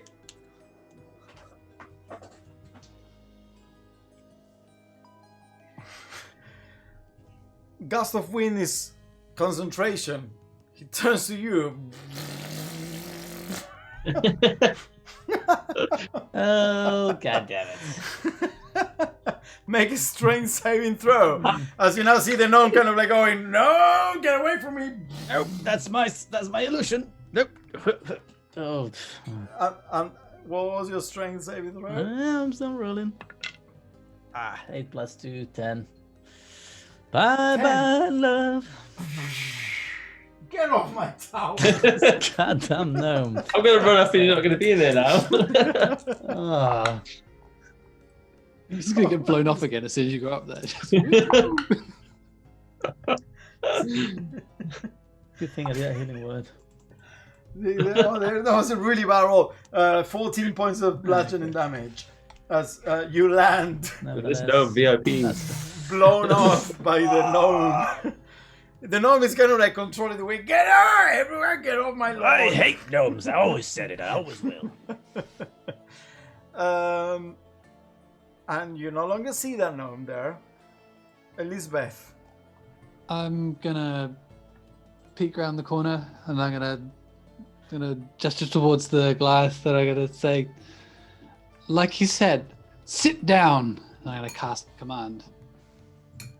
Okay. Sit down, all one word. So sit, but I'm using the grovel. Yep. So it's a Yeah. DC Wisdom 16. Wisdom plus 2. Roll an 8. So it will go So on its his turn, knee. it falls prone and ends its turn. on his turn, Her turn. which is exactly now. So as it's going, it's about to like go with his axe against you again, spear. He goes, shouts into the air and goes one knee to the ground, and then kind of like brings the axe down next to him, and just grovels before you. And it's now your turn, Spear.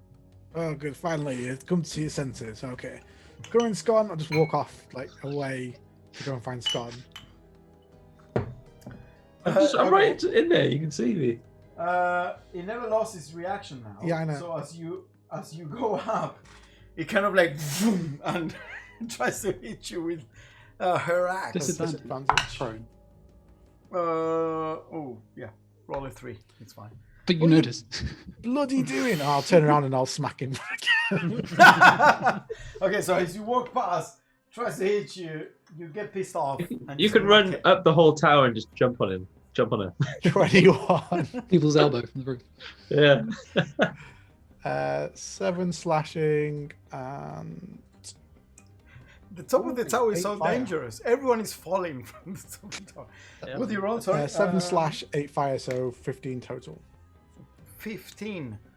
As you count down, you hit her, and you cut really big cut across her clavicle, her left shoulder, and the flame kind of like jumps around, and she kind of like staggers to one side. She's not looking great, and she spits blood on the ground, and takes a big breath. She's not looking Do great. you want to reconsider your options? Just drop your axe. Make another intimidation check. 12.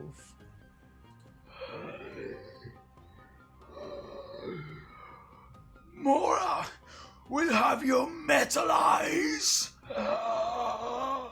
Fuck this. I'm just gonna action search. Wow. He went from like the generous, kind-hearted machine to the killing one. Yeah, 72. Probably miss. So 16. Hey, intimidation could have worked. It just didn't. 16. Got advantage. That hits. 9 slashing and 3 fire, so 12. You go. "Ah!" You sink your weapon into her head, split the skull, and she kind of like. As flame leaps around her eyes, she looks at you. Her massive body slams. Such to a the ground. waste. Anyway, I'll just walk off whatever like 15 foot I've got left to go and like get with Yeah, Scott. you can go to the second floor where you see the body of a sweaty guy, completely dead, and you hear from upstairs more arcane mutterings. And as you were climbing up, you saw Koda flying and falling down. Everyone that goes up there comes down in in an unelegant manner. Koda, you're up. Cool. Rules question. Obviously, it's fine that I'm happy to take the damage, but could I have used acrobatics to in any way affect that fall, or the way I fall, or the way? Oh yes, you get an acrobatics check to try and reduce damage by 1 die. No. Okay, it's fine. I know for next time. No, Okay, yeah, you can definitely I'll do that. stand up then. Not by 1 die, actually, by 1 level of fall distance. So Alright, that's good to know. 3 That's good to know. Yeah. Cool. So I stand up. And I'm going to. So I use half my movement. If haste doubles my movement, so I'm No, you get an extra. So normally you move 30, right, or 40. 30 or 40 when I attack. Alright. So normally you move 30. So that use 15. With haste, you also move another 30, so you have 45 left. Ooh, okay. I'm gonna fucking run up the stairs. With 45, you go past Spear that is running up, and then yeah, you can get all the way to here, and the gnome is kind of like, and sees you appearing, what the fuck? So I saw him fall through the window, then run past. Yeah, I just sent you down. Guess who's back? I'm gonna fucking. I'm gonna position myself so I can just try to knock him out of the tower in some way, and I'm just gonna, or just whatever. I'm just gonna try to attack him as much as I can. But if I can knock him out of the tower, that'll be really satisfying. Sure, go for it. So, Yeah, I mean the tower is small enough that you can probably. He's not right next to a wall, so you would have to move him. I'm gonna say you will have to move him 10 feet okay. in order Alright, to knock him okay, out. fair enough. All right. So I'm going to go with my swords. First attack, 15. So that's a hit, and I'm gonna try to. No, this one is just I'm gonna damage him. What's the damage? I'm gonna damage him bad. 2 plus 4, 6 points of damage. Yep. Second attack. 12 plus 7, 19. I presume that hits. Yep. So that's another 6 points of damage. Now 2 plus 4. Correct. Hasted attack. 16 plus 7. And this time I'm going to go for the... Okay, do the damage first. Okay, so the damage is 3 plus 4, 7 points of damage.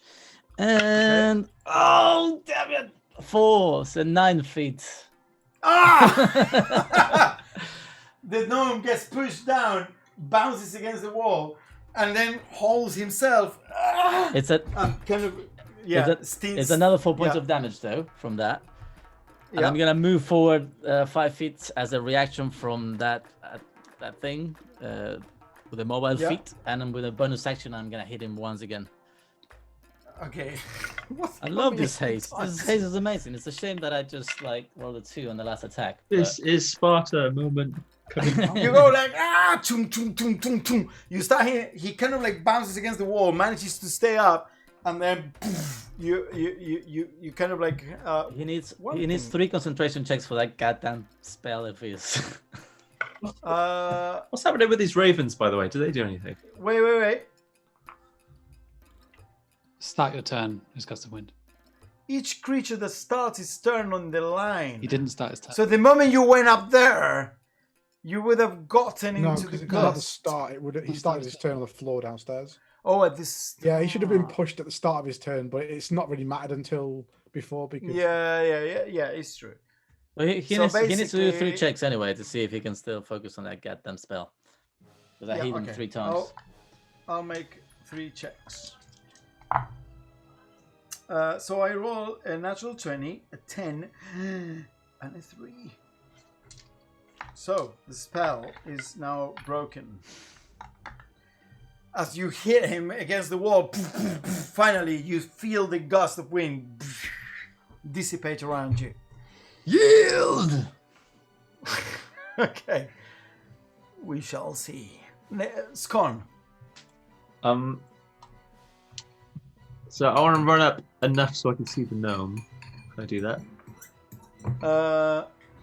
Because you had run up. Wait, what happened? I'm still on the bottom floor.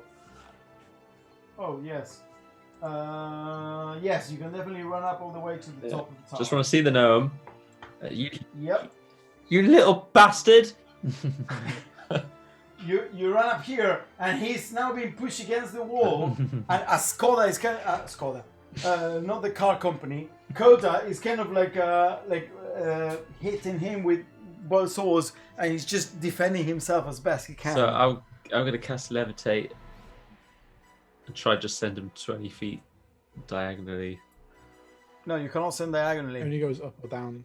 Up or down. Oh. So you have to levitate, and then you can do your bonus action push. Yeah. I could do that. But how would that work with Levitate? Would it push him further? You do know I would read Levitate before you cast it and in depth to understand what happens, because when you cancel it or whatever, they don't they fall gently, they don't drop to death. Yeah. They fall gently to the ground on the other side. Yeah, they fall gently to the ground. You can't use levitate to put people up in the air. I would turn around and look at you. Skull, what are you doing? I had him right here. Damn it. Skull, read your spells. Can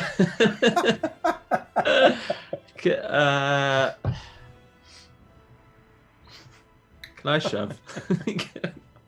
Can I just run and headbutt and try to shove him off? You can only shove with your telekinetic 5-foot thing. He's right next to the wall because of Coda. Yeah, but I want to double shove. So I'll head. Yes. Can I headbutt? Okay, you can make a melee attack that is a shove attack. Yeah, so I want to do that, but also do my bonus shove as I hit on my head. So you go make an improvised weapon attack to shove him with your normal athletics check. Go big. Go big. There's a 16 minus 1, a 15. I roll a 3. You go and headbutt the gnome into the chin and send him flying. That's how everyone falls off that tower. That tower is the worst. I'm never putting a tower in the game again. Everything's flat from now on. Well, everything at least has like walls. It's too tempting to show this. You need bigger railings. That's what you need. I took a lot of damage. This is why I put railings on the car, the side rails. Boom! And it just lands on the ground. You, Elizabeth, see the gnome just going, wah! Landing there in the middle of the ruins. What else do you do? It's gone. I'll just go look. I'm gonna just stand on the ledge, point and laugh. Yeah, That's the lads, just like Toad. But also, what are these ravens doing? Have they moved? No, There's one still up here. there's one still up there. Kill it! Kill it! Can I try and grab it? Well, you already used Yeah. your attack.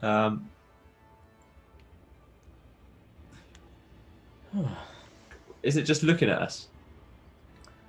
So the raven, yeah, it's looking at you. There are two, as I said, there's one raven there, one here, and one here on the ground. I learned from my mistakes. Not just.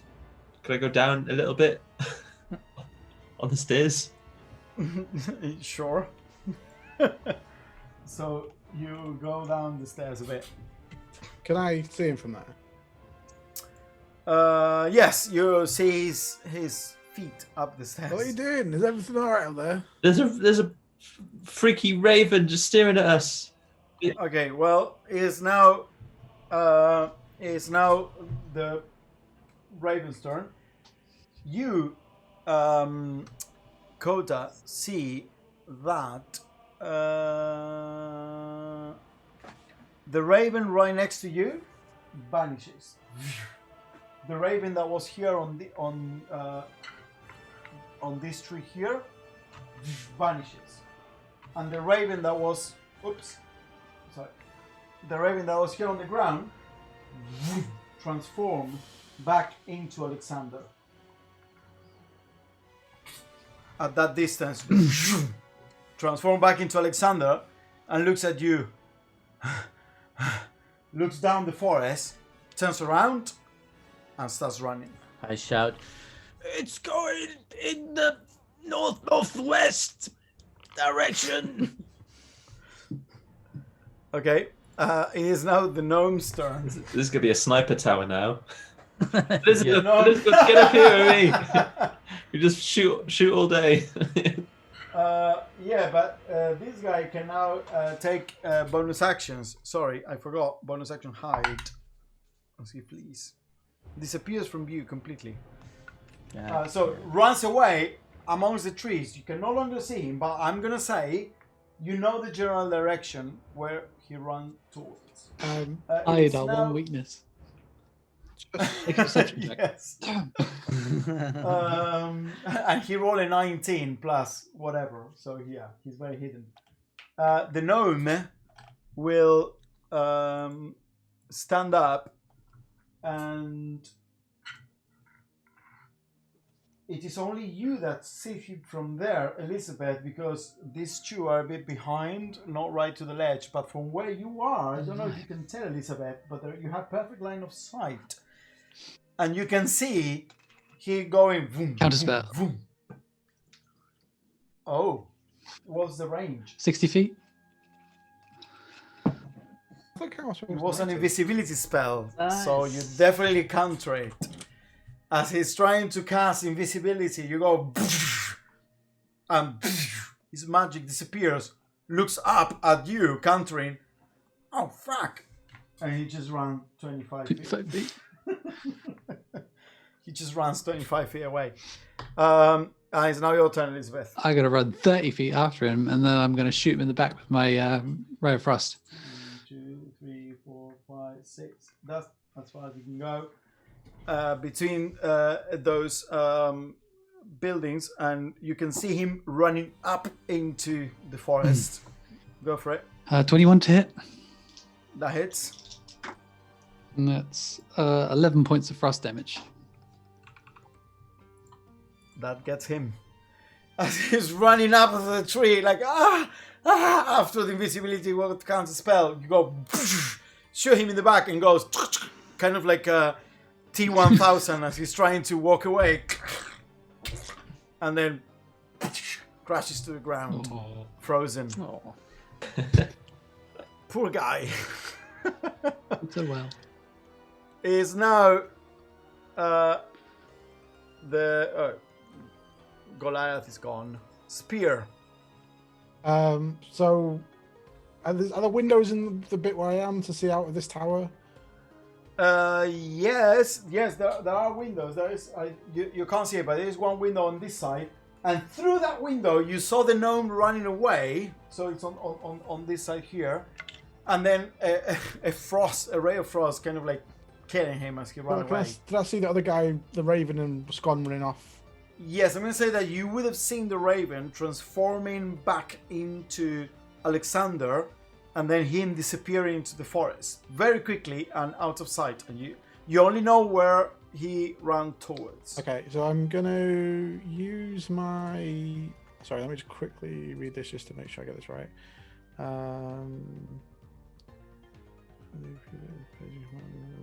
Okay, and so this...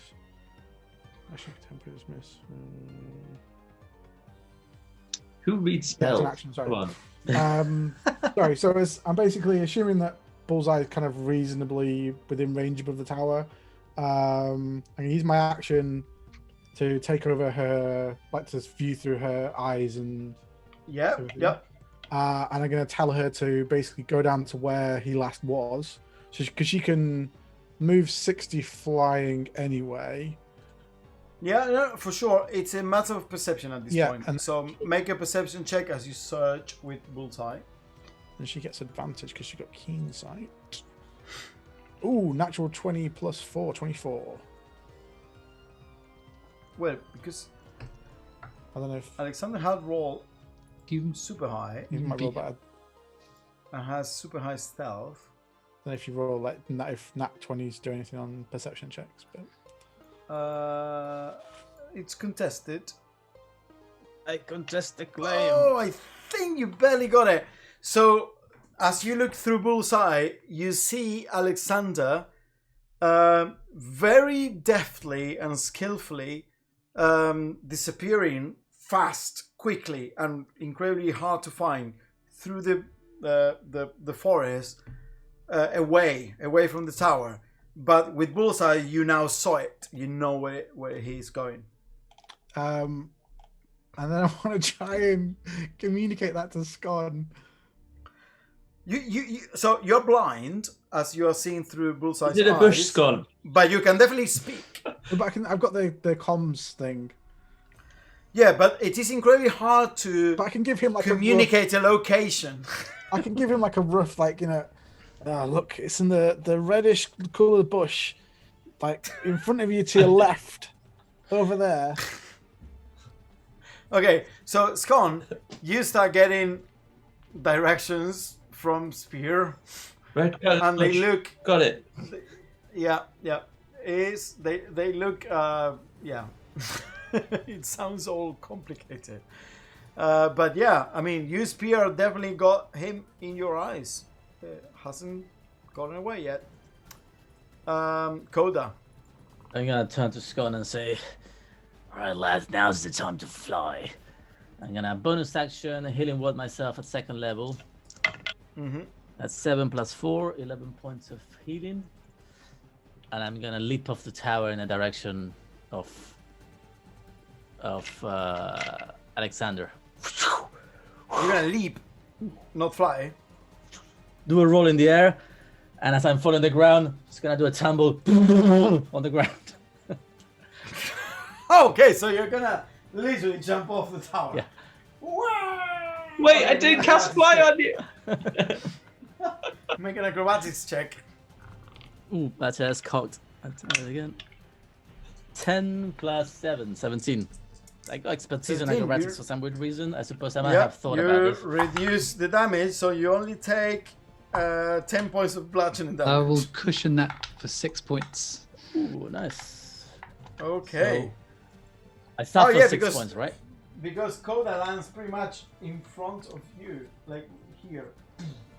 So I suffer 6 Elizabeth. points, right? Or you take 6 points away? Remove 6 points from that. Okay, so I suffer only 4. Yeah. As you are kind of like landing, suddenly the air becomes thick, heavy, almost like a cushion, and you and land much less. So I'm gonna. hard. I mean, I guess I stand up. I'm still hasted. I'm gonna run like crazy in that direction, and I'm gonna use the extra action from the haste to dash as well. Sure. You are moving super fast, for sure. This turn, you cannot take the search action. I mean, I because still you're have an super action. dashed. I haven't used it. Oh, because you're using the haste. Okay, so you can make a perception search action. Okay. That's a 7 plus 2, 9. It's somewhere Nothing- around here. I know nothing- it. Yeah, I mean, you know he went in that direction, but it's pretty well hidden. But I might know be he's right close. next to you. He's on your back. He's gonna sneak attack me, and Yeah, I'll be the end of Scone. it. So I'll run up to the edge. Red bush, red bush, red bush. I'll pull out my spyglass and strap it to my wrist. I'm joking. I don't have a spyglass. There's a lot of red bushes. It's the one. Spear, you are the only one that knows exactly where he is. I So can't. left a bit, left a bit, left a bit, left. That's it. There, right I there. don't have a lock on. I don't have a lock on. No, run straight forward now. Straight forward now. Go, go, go. Just past Coda on the Misty. right hand side. Misty, step down. Elizabeth, Scone appears right in front And of then you. run. Chasing after. Wait, the gnome's still there. He's dead. The gnome is Dead. super Oh no, dead. he's dead. Yeah. Sorry, run past him. Yeah, his frozen body. Okay. Yeah. And Okay, you're running. Okay. So we are out of initiative now. Actually, no. Let's finish What the can I round. sprint to get to? Because this is not going to be. Let me finish the round because obviously Elizabeth and Spear have a turn, You can. and then we are out of I initiative. mean, and Scone this can will play definitely different. sprint though. He hasn't used his action yet. Yeah, I know. So that's why I'm running the turn first, the round first. So it is now actually the Alexander's turn. Really? And Alexander, yeah, he goes before Elizabeth, and then is Spear last. But what I mean is, Scone didn't use his action. Yeah, So he I wanted could to have dash. got further with a sprint. Yes, I know. I'm not. The miniature doesn't represent where you are okay. at the moment. So.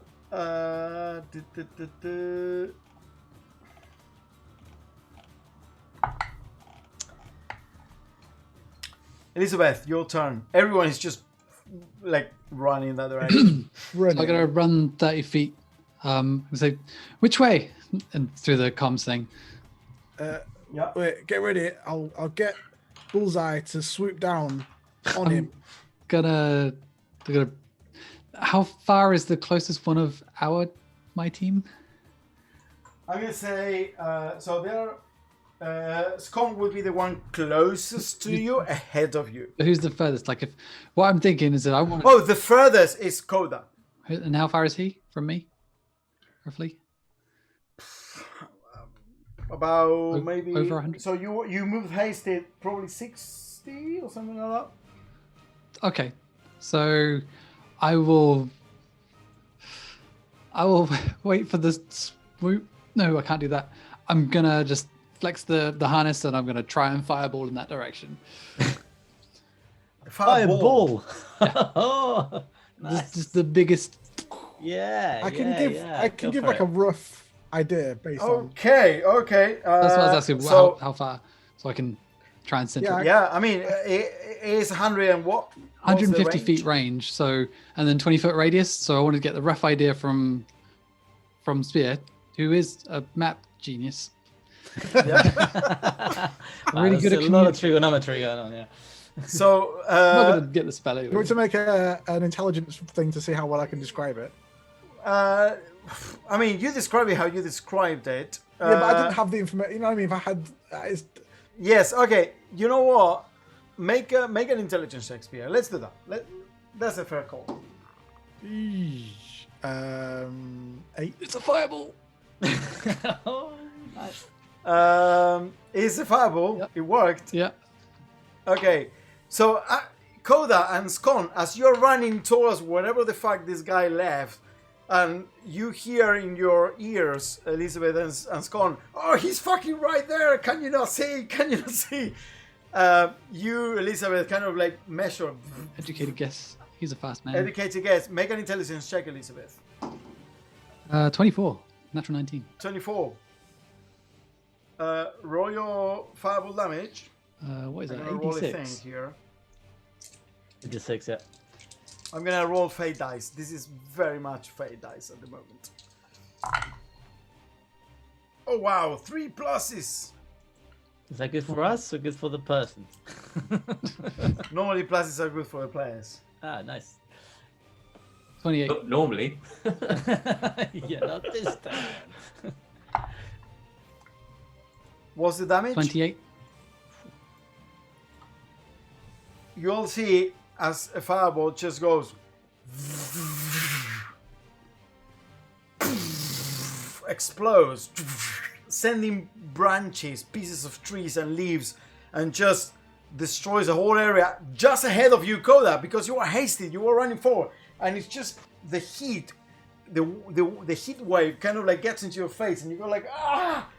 From your vantage position as Bull's Eye Spear, you are looking down, almost like you know, this is a bit dark. You know those U.S. drone strike videos where you can see the target then, like higher as the person It's the wedding they were you know, celebrating. it's running and then running, and then it's just all white because you have it like a heat detector with the drone, and then as the flames disappear, you just see a body, and you're like, yeah, target. Tango down. Target Oh, you got him. Good work. He's down. And you, Koda, as the heat wave dissipates, you now see the body of Alexander lying there on the ground, surrounded by everything that is flammable around him, which is all the forest. And it's just going up in flames, and the body just burning. Whilst I'm hasted, I'm gonna dash into the fire and just drag him out of the fire. Okay. From your vantage position as a drone spear, you see Koda suddenly going like, wait! So you're gonna try to drag him out? Yeah, I mean, it depends on how burning of an inferno it is, obviously. I mean, the forest is on fire. Make dexterity saving throws to see how... With advantage. Yeah, with advantage because you're hasted. Good job we The got first that one round, is a because 20. No, it's not advantage. I think it's +2. It's advantage. Oh, advantage. I've Okay. got it open at the moment. Nice. So it's 23 for the first one. Ooh. 12 for the second one. Okay, so the first one you saved, so you take half, you take 3 points of fire damage. And as you drag him out, you don't save, the flames are catching on, and you take 4 points of fire damage. And then I just like leap out of the fire, and I presume by now it's gonna be a whole minute of haste, more or less. And I go, I just collapse to the ground. As the fire burns around you, and there are no enemies in sight as far as you can tell, and everyone eventually catches up to where Koda is now sitting with the body of Alexander right next to this burning patch of forest. You Spear looking through Bullseye. We got it. Target down.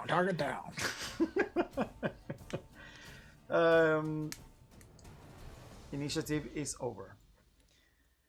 Well, okay, that was a bit of a mess, wasn't it? Did Elizabeth kill again? There's 2 of them. That's another 2. She's currently our top killer. Everyone's dead. She's also our dealer. That shit she gave me, Jesus. That was the good stuff, son. But you stay away from that. too young. I got a poo-poo on my head. I wonder what is there actually after down here anyway. I'll go and pick up the mole from the Goliath. Yep. Anyone fancy giving me a hand or no? Right, I want to go and loot the gnome because I want to know if he was a wizard and if he has a book and if I can get that gust spell from his book. So, okay, I'm gonna imagine that you're getting all the bodies back to the tower, including Alexander. So one thing that you notice is that Alexander has a coat, a really nice black coat that hasn't burned at all.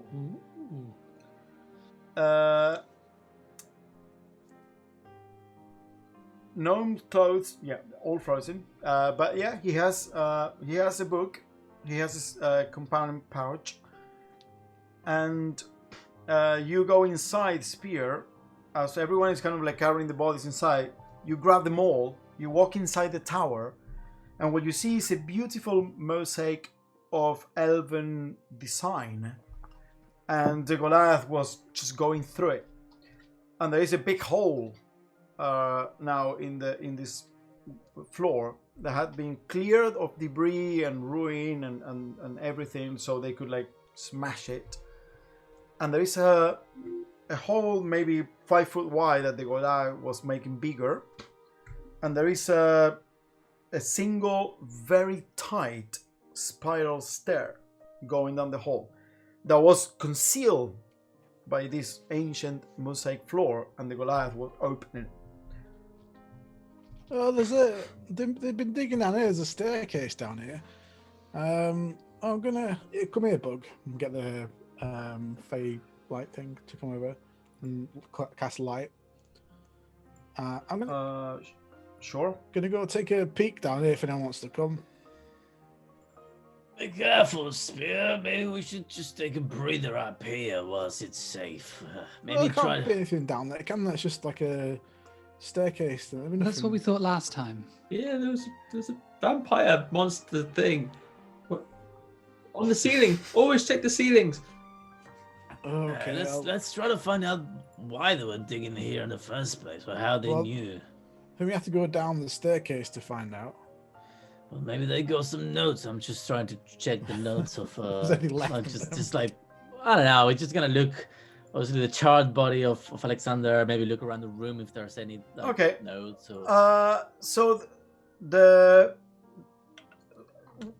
they have their weapons and whatnot. Make an investigation check. I'm knackered. I'm helping. Yeah. With advantage, yeah, for sure. I imagine. All right. Well, that's 7. I'm too tired. I can't think. I can't find anything. The only thing that is very obvious is that the coat is in pristine condition and it hasn't burned, so you can. Well, this gun is good, but other that than is that, magical of some sort. Alexander also has a ring that has a bit of a. It's interesting because it has a bit of a skull shape. Looks interesting, looks silver, and apart from that he has burns, major burns. Weapons, but the weapons so he has a light crossbow and a short sword. You can definitely tell that they are, not special, just because with all the fire and everything they look that they have been damaged, that the crossbow string is burned, and on the gnome body you find a journal and the spell book. Elizabeth, you can make an investigation check to quickly sift through the journal, see if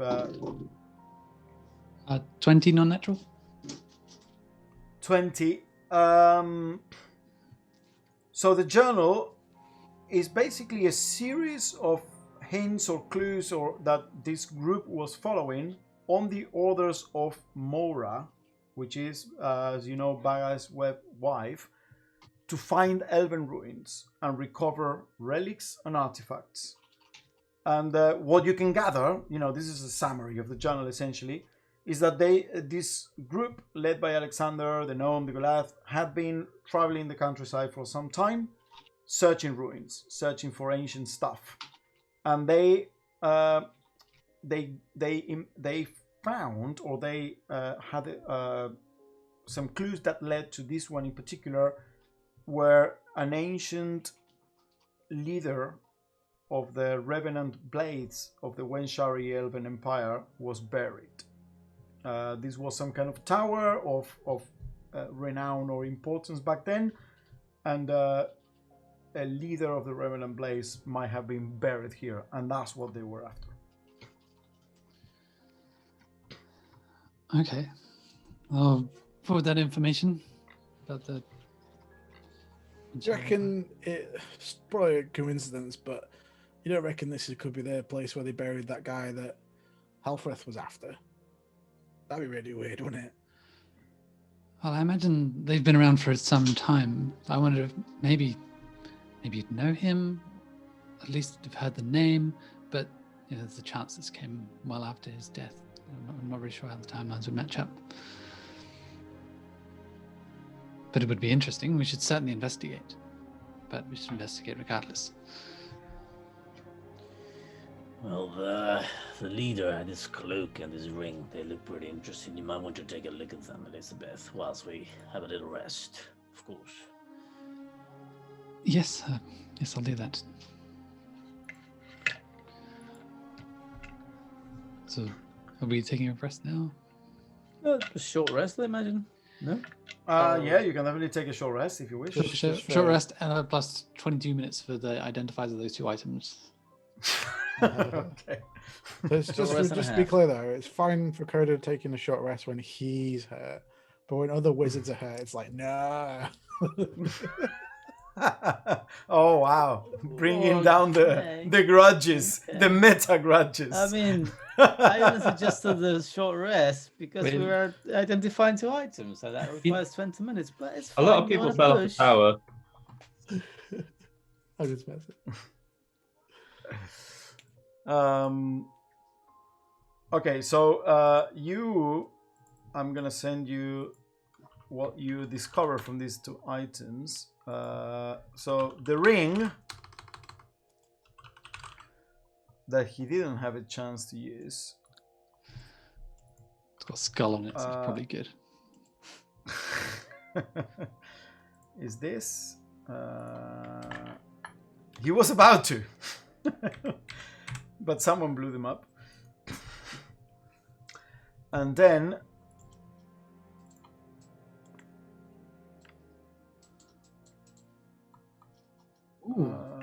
that last sentence.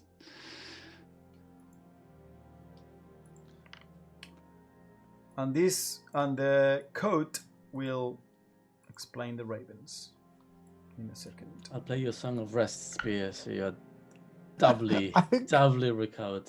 I don't think I got +4 con, and I was only down 5 HP, so I don't think I could get any more healing from one hit dice. All right, fine. But thanks for the song, I mean, I appreciate it. Damning faint praise, with faint praise. These Warforged fighters, they just, don't appreciate all the effort bards go into. Yeah. I was going to cast aid on you, but you clearly don't need it.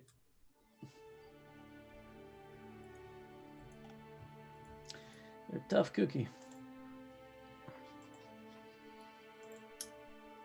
Oh, wow, she's grown. Jesus. Oh, yeah. He. Yeah, you stop growing now. Yeah. I'm gonna get a glass of wine while you read through that. I'll be right back. So the ring is a ring of obscuring. I'll just tell you out of character. Basically, it's 1d has 3 charges, regains 1d3 expended charges daily at dawn, and it's an action you can cast Fog Cloud that lasts a minute with no concentration required. Oh. So that's really good. And then the coat, which is awesome, Conspirator's Coat, it gives you, whilst you're wearing it, you have advantage on deception checks. And then in addition, you get 5 charges, regains 1d4 plus 1 expended charges daily at dusk. And whilst wearing the coat, you can use a bonus action to spend 1 of its charges to disappear and spawn up to 3 ravens. And then at the start of your next turn, the ravens vanish and you can appear at one of the ravens, your choice. But if the ravens die, and they have like AC 12 and 1 hit point, then you can't go to that one. But then if they kill the last one, then you appear at that last one. How any damage carries over to you. How far can you send the ravens? As 40 feet. I would just move raven speed. So just 40 feet away from where you do it. So the way it works is no opportunity attacks. Yeah, without opportunity attacks, you transform into 3. You disappear. 3 ravens appear, and they can fly 40 feet in any direction. And then at the start of your next turn, the ravens vanish, and you appear in one of the spots where the ravens went. Cool. What would happen though? Like, I mean, I didn't get a chance to, but I was thinking about casting magic missile, which would have obviously killed all 3. Yeah. I didn't know, but that was just a thought I had. But then obviously it hits them all at the same time. So which one? I mean, it doesn't really matter. I would have rolled random. Yeah. Didn't split into 3 parts and like your body's like. And also, it looks really cool. The coat. It is really cool. So does anybody want it? I mean, I'd love the coat. It's a very nice coat, and that ring sounds pretty cool. Well, but if you guys wanted it, I took the javelin, so it's all right. You can have. I've got plenty of things already. I don't want to claim everything, but happy to claim it if nobody wants it, of course. I don't mind. I mean, that cloak's definitely looks like something. Well, I can't see it. It's an image. Yeah. Looks like something you'd wear. Looks really Fancy good. Coda.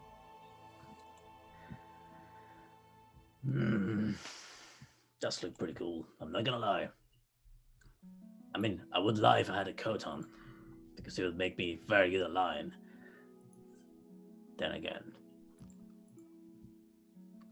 I mean, it might. I wonder if it's more beneficial for Elizabeth if she's in trouble. I already have 3 things, so you can take whatever you want from me, of course. I'd have to tuck the cloak in my trousers.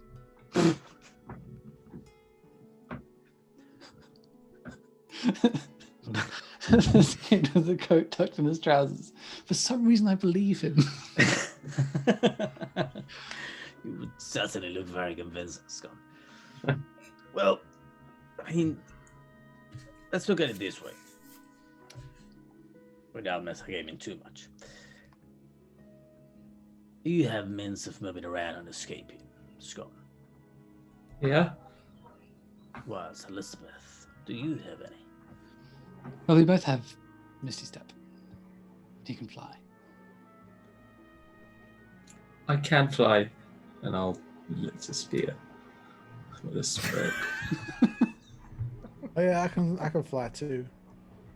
Yeah, that thing I wanted to tell you earlier. You can't fly. That was me. What do you mean? It was all me. What do you mean it was all you? I was the one flying. No, but I made you fly. I'm sorry, but I want you to grapple the person and stop him, but he died anyway. So why would you lie to me like that? Well, it's a taste of what you could achieve if you come back into my. Just be my apprentice and you'll get there. Just like a snake oil salesman, you know. Oh, dear.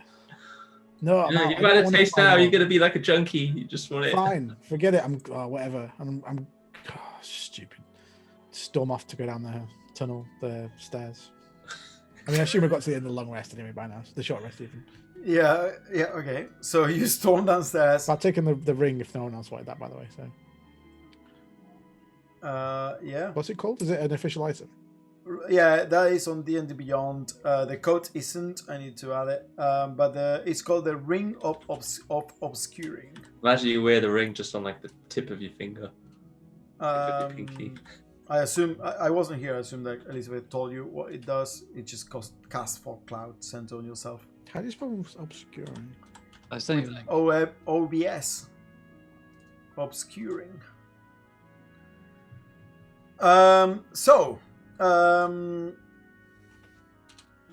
As you're all discussing your findings, I can give you. Okay, just so you know, these are the spells, Elizabeth. So for later, on the gnome's spellbook, just gust of wind.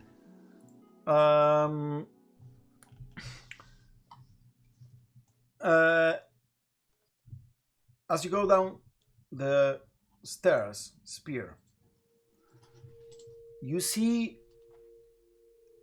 ancient elven, that at this point you recognize as elven writing script that goes down this it is a spiral staircase, and it is very, very tight.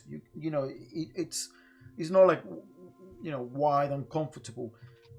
It's not meant, you realize it's not meant for like using frequently. In fact, from what you can gather, this almost looks like a tomb, a place of rest. And as you go down 20 feet, it ends into a circular room that is only 15-foot diameter across. Pretty small. And it has beautiful carvings all around the room. And they all depict elven warriors in different battle stances. And they are all using these double-bladed scimitars, like the one you saw Halfreth was wearing on his back, the elf revenant that you met. And it is all almost glorifying this order of all ancient elven warriors. They are doing almost like katas, and they're fighting creatures, and they're fighting enemies, and it's all like it almost feels like it tells the history through depiction. It tells the history of this order. And in the center of this room there is a sarcophagus, stone and old, and beautifully carved with the same kind of like glyphs and depictions. And at the top of the sarcophagus, it's carved the image of an elf resting, hands crossed in front of the chest, and a beautiful visage and a helmet, all carved in stone. That's what you see. Everyone else is still up there. Only you said you went down. There's a burial thing for what do you call her? One of the elves down here. One of the Revenant Blade people, like Helfreth is. Oh, it's just a sarcophagus for him. Maybe. No, do you reckon there's a name on it? Can one of you read Elven? Did you say you can read the name? Given time, I can read just about anything. Oh yeah, I mean, it might be worth just reading who it is, and then. But I don't know if we should. Oh, do we leave it here? Should we take like the coffin with us, just in case It's quite a weight to carry, but I understand your worry. If we leave it here, someone's going to come along and take it or destroy it or something. The sarcophagus is carved. The stone is part of the entire thing. The only thing you can tell that can be removed, because there is a slight line separating it, is the lid. But the stone is kind of like part of this whole burial chamber. This is kind of like the burial chamber in a pyramid. It is, those stairs you went down is not something that you're meant to use on a regular basis. It was a burial chamber, kind of like that's why it was covered by this mosaic up top in the floor that the Goliath was breaking through. I guess there's only one thing for it. If we are going to desecrate this tomb, might as well do it, unless there are any inscriptions that we can read. I feel like only the holy elf who does not kneel before a false god can open the tomb. Right, yes. I suppose we should have left one of them alive to try it for us. So I spent time then. Can you read the inscriptions? We'll wait 10 minutes for you to be able to read it. That's fine. Yeah, of course. Sit down and get my soot and salt out and start ritual casting that. Okay. So you put your salt and your implements and your ritual cast comprehend languages, and after 10 minutes, the glyphs start making sense to you, and you see that this tells the story of an elf called Aelwyn, so W-Y-N, Aelwyn Sarfaren, Revenant Blade of Jornes, and here his body lies. He was an elven general of the Revenant Blades at the service of the Lady of Jornes back in ancient Wensher, and this was his. Only the tower remains now, all these ruins, but this looked to be that it probably was like a bigger structure back in the day, probably his seat of power, and he was buried. And then, as in many places of and temples for ancient warriors, like the floor was tiled on top of that, and that was it. Is it Lady Findalian, Jonas? No. This is so. This is Aelwyn Sarfaren. Yeah. And he was the Revenant Blade of Jornes at the service of Lady Findalian. Yes. So yes. So yes. So he was the leader of the Revenant Blades at the service of the lady. Yes. Look at the ceiling. We think she's a vampire. Yeah. Okay. Beautiful ceiling, all carved with all this stuff. But yeah. Okay, so you think maybe it could be another vampire thing. You guys stay back over there at the wall, and I'll open it. And then if it jumps out, at least I can try and grab it before it gets to anyone. Just so I know, you're all down there. At least Elizabeth, Spear, and Coda. Scona, you are down there as well? Okay. It closes. Okay, so once everyone's back at the wall, I'll start slowly shifting the coffin lid off. Delete? Okay. Like getting a light in so I can see kind of what's in before I get too far off, sort of thing. You slowly start pushing the lid.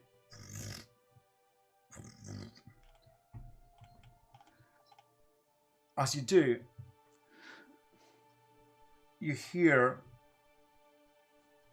a sound of some kind of like spring-loaded mechanism from the back wall.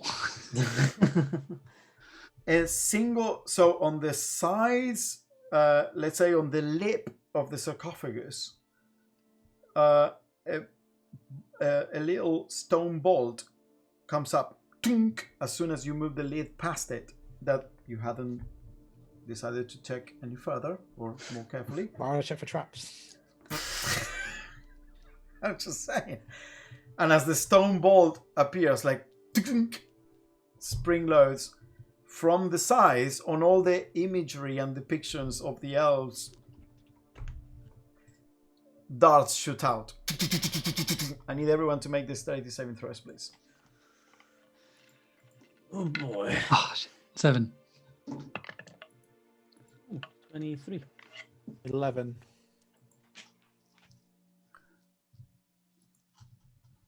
It's gone. You're muted or you're silent. 7. Huh. Okay. So you roll 23, Coda? I got +7. Like, yep. Your reflexes kick in just as the lid is being pushed, and a bunch of darts from different heights shoot from holes cleverly concealed amongst the depictions of the warriors with the Revenant blades. And just shoot at different heights across the room. It's a circular room, and they all shoot across to the center.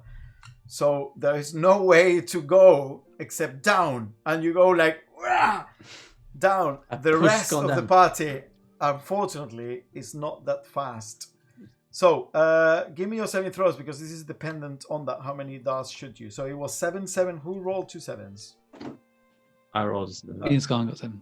Elizabeth and Scott, and you, Spear? 11. 11. So we got 7, 11. Tired of being pierced by things.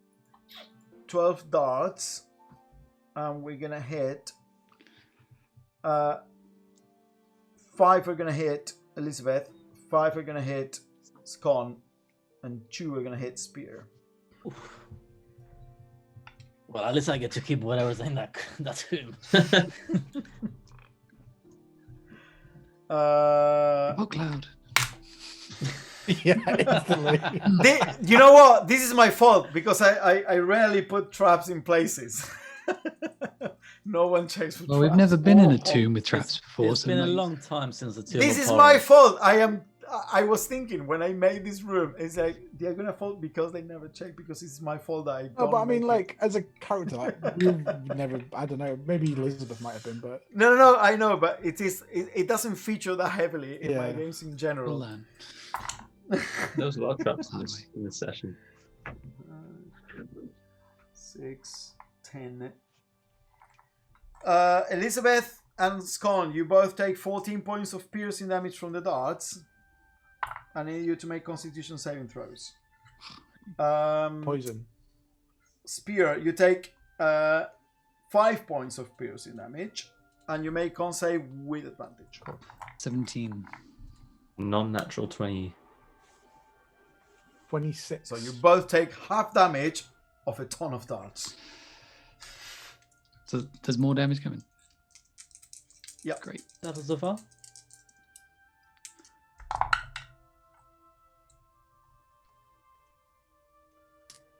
So Spear, you take 10 points of damage, half, And then halved again.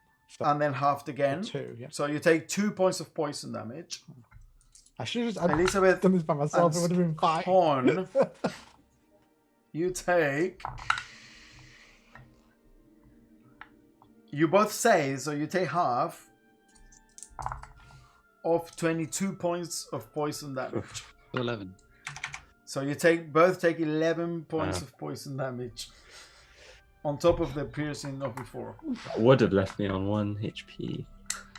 What? I would have, if it was full. We'll have to have a rest after this. Ow! As you push the lid and you Koda immediately hear, you dive to the ground, and everyone else is just standing there like kind of like Dyson in Terminator 2. pierced by tons of darts. There's something in my face. There's something in my face. Oh, no, I'm so And sorry, you're Scott, all come here. sorry, Elizabeth and Scone, you are poisoned for an hour. But we made the save. Oh no, you're not. You're not. Yeah, correct. You made the save. Oh, I'm so sorry. I didn't know that was going to happen. Oh, I'm really We sorry. probably should have checked. It's not your fault, Spear. Ow. Why is it more just All right, everybody stop whining, and I cast Mass Healing Word at 10 points each, because I rolled a 6. Takes 10 hit points each. Okay. Enough whining. We've suffered worse than this. But as you finish pushing the lid, and now Another- all the darts spent, you realize there were 4 bolts, spring-loaded stone bolts. So as you push the lid, they came up. And obviously, I mean, you could have probably held one with a sword or something. I don't know. But yeah, they all came out.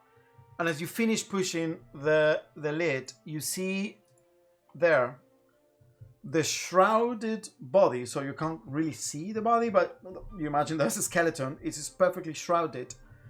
And the body of an ancient elf, you imagine. And on top, you see 2 bundles. One, what appears to be a beautiful set of leather armor with elven design, and it is just beautifully crafted. You can see all the like little flourishes and everything on like the braidings and everything, and then a little bundle of a carefully folded cloak, again with elven designs, and on top of them, lying across the body, a double-bladed revenant blade. Immediate. Wait, before I touch anything here, everybody get out of the room first, because it could all be cursed. So just be careful. If I didn't know you better, Spear, I think you're trying to trick us. Next trap triggers outside. That'll be hilarious. An asteroid just falls in. All right, are you gonna move outside? I'll go up. Scotland? Okay, you go up. Scone goes up. Instead of going nearly up, just sort of staying in the stairway just to make sure like he's okay. Okay, you stay in the very narrow spiral staircase. So I'll carefully pick up the blade first. So from the center handle where the two blades kind of like grow out, you pick it up, and it is of beautiful elven construction. Give it a kind of Yeah, a nothing sort of happens. swirl, kind of just a. You kind of like, as you do, it kind of like hits your arm, your armor a bit, and it's like, oh shit, this takes some skill to master, some proficiency I don't have. But I train with all martial weapons. This makes no sense. Why didn't they Except train me in for this once from ancient cultures. Why didn't the dwarves tell me? But maybe you know someone that knows how to use this. That is true. Okay, I'll pick up the cloak and have a look. It's just is as you pick it up, it's so soft, the silk, that it just kind of like drops in a cascade of flowing silk like in front of you, and it is of elven design and beautifully crafted. Oh, that's pretty nice. Well, nothing's gone off so far, Cud. If you want to come down and grab this armor, it looks pretty good. Grab it yourself, I mean. Okay, I'll pick it up. You pick up the armor, and it is a piece of armor, so it's not one piece. It's like a bunch of, it has like, it is leather studded leather armor, and it has like bracers and shoulder guards and a piece that goes into like the belt. So it's not like one thing that you can pick up, but it's a bunch of pieces that together conform a suit. Put that on the cape on my shield. Okay, so you grab the shield and you put the cape and the studded leather armor on top of it. I'll go and hand that to Coda along with the blade as well. Here, take these. So you get a whole bundle of stuff in the shield. Rather take this upstairs. I'll go and see if I can get the body. We should probably bury it again somewhere. Maybe you could take it to Halfrith and bury it with him somewhere. I don't know. Where's that box? I'm not sure you should be taking the body. Well, someone's just going to come and like desecrate it, aren't they? Should we not bury Yeah, it? us. Somebody already has. Yeah. So if we don't desecrate it, someone else will.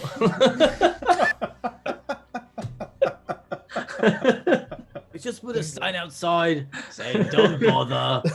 Already taking all the good stuff. Just leave the guy alone. Can I like open up the cloth? The shroud. Yeah. Yes, I mean it is a burial shroud. The whole body has been wrapped in it, so you need to unwrap it. If you... I'll try and be like as gentle as possible, but I essentially. Okay, so you start like tumbling the body around until it unwraps.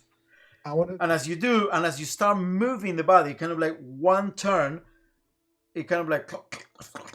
I mean, it was a skeleton, and it all getting mixed. I want to try and see if there's anything identifiable, and like it was buried with anything like some kind of ring or anything, basically that would. Okay, I mean, you need to unwrap it completely in order to do that. Maybe I could use my javelin or something to like cut it a bit. I don't know how you cut it with a javelin. You can't. Well, you haven't desecrated it enough, so you need to more desecrated. So after you kind of like move it and you realize all the bones just like stumble and become a bag of bones in the shroud, you're like, okay, this is not going to work. I'm just going to cut the shroud. So you start cutting the shroud with your javelin. And now you have a bunch of bones there. And you start sifting through the bones to see You know, if there's a you ring. can make some pretty good soup with bones if that's what you're thinking. I know. Make an investigation check. Can you come and give me a hand over here? I'm trying to see if there's like a ring or something in here. This doesn't. Can you give me a hand? I'll I just don't know give if I'm you- desecrating enough. Just give you an encouraging word. You're doing great, pal. Keep on doing that desecrating. Okay. I just inspire you. This doesn't feel right. What's inspiration in 1d8? Fine, he's a robot. He doesn't know of this. Yes. Oh shit, 8. 24. 24. As you finish cutting through the shroud, after you kind of like mangled the whole bit into a bag of bones now, it was a carefully laid shroud, you start sifting and you, the bit of light that comes from upstairs Well, I've got kind the of like fly as well. Oh, the fly, yes. It reflects on something that is obviously metal as opposed to bone, and you see there a chain and an amulet hanging from what used to be the neck of this body that is now a bag of bones inside the shroud because you turn it around a bit. So yeah, you pull it up and all the bones fall around it. What used to be the carefully arranged spine is now just a bunch of vertebrae, and you are holding an amulet in your hand. So I'll just put that in my pocket for now, and I'll put the lid, Okay. put the lid back on. So Sorry you about grab this. you grab the shroud and the bones and you arrange them more or less, and then you put the lid back on. You need to push the spring-loaded stone balls in order to put the lid back in. Okay. Because remember, the mechanism was like the moment you move it, they sprung up. So you kind of like push the stone balls, and then you. And then I head back upstairs. Yeah, great job. I hope it was worth it. I think you're probably cursed forever now. Well, yeah, maybe. That's okay. It's what he would have wanted. Does anyone remember when we were talking to Halfrith what the name of the person was who he said was like he was bound to sort of find, or because I cannot find it in my notes. Imagine if this poor elf could see from. The quarry was Aristus, the captain. His Captain, captain, Aristus. Okay. That's his quarry, at least. That was the given name of the quarry, at least. Well, yeah. No, what I'm saying, the person buried here had a first name and a surname. Elwin Sarfaren. Okay, we'll write that one down. I can, because I suck at pronouncing my own names. I made up. Yeah. This is the We name. can ask Alfred later, at some point. But if you want to take, Hopefully, he doesn't ask what we did with the body. if you want to take another rest somewhere, maybe we should set up camp for the night. You guys look a bit hurt now. This elf's going to be like the future's full of tomb raiding robots. If you could see from the grave. I must say, these jackals are up to something with this whole tomb raiding business. Maybe Elizabeth, while we're resting, you'd like to take a look at these items and see if they're going in. I suppose I must. Would you like to share the curse? Share the burden. I can get my bird to sit on him and cast it through Pepper. The bird gets cursed instead. Sure. You won't remove the guilt, but you can do that. What tasteful. The studded leather, the cloak, the blade, the revenant blade, and the amulet. Okay. I'm sending you now. Some stuff. Oh, it's a good leather. It's a pretty good haul, I have to say, today. This is what Mylan had. Ooh, that's very good as well. There's only this character a rogue, and you're just giving him loads of really good stuff. No. So we've got And glamoured studded leather. That sounds nice. I like So some of that. studded leather +1, and you can look like whatever you like. So very good for disguises. And then the cloak is a cloak of elven kind. So if you have the hood up, wisdom perception checks made so you have disadvantage, and whilst you wear it, you have advantage on dexterity stealth checks made to use to hide. So you're nigh invisible. Huh? Keep talking. I'm waiting on the other two, still casting those, working on the pearl. Well, I mean, I must say that studded leather armor, or it's just leather armor. Studded leather +1. Still leather That +1. sounds quite Is it? tasty for It's an my obvious choice for you. person. You can hide your belly in that one. Whoa. I mean, to be Doesn't honest, yeah, require attunement. I'm not sure if it was an elf or warrior, it's probably a little bit tight around the waist. I'm gonna have to do some adaptations. I the can make it a little bit double-bladed elven scimitar is not magical, but it is both attacks and damage.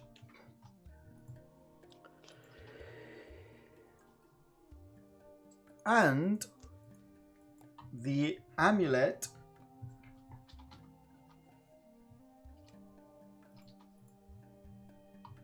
it's not magical, but it has the sigil of the House of Jornes.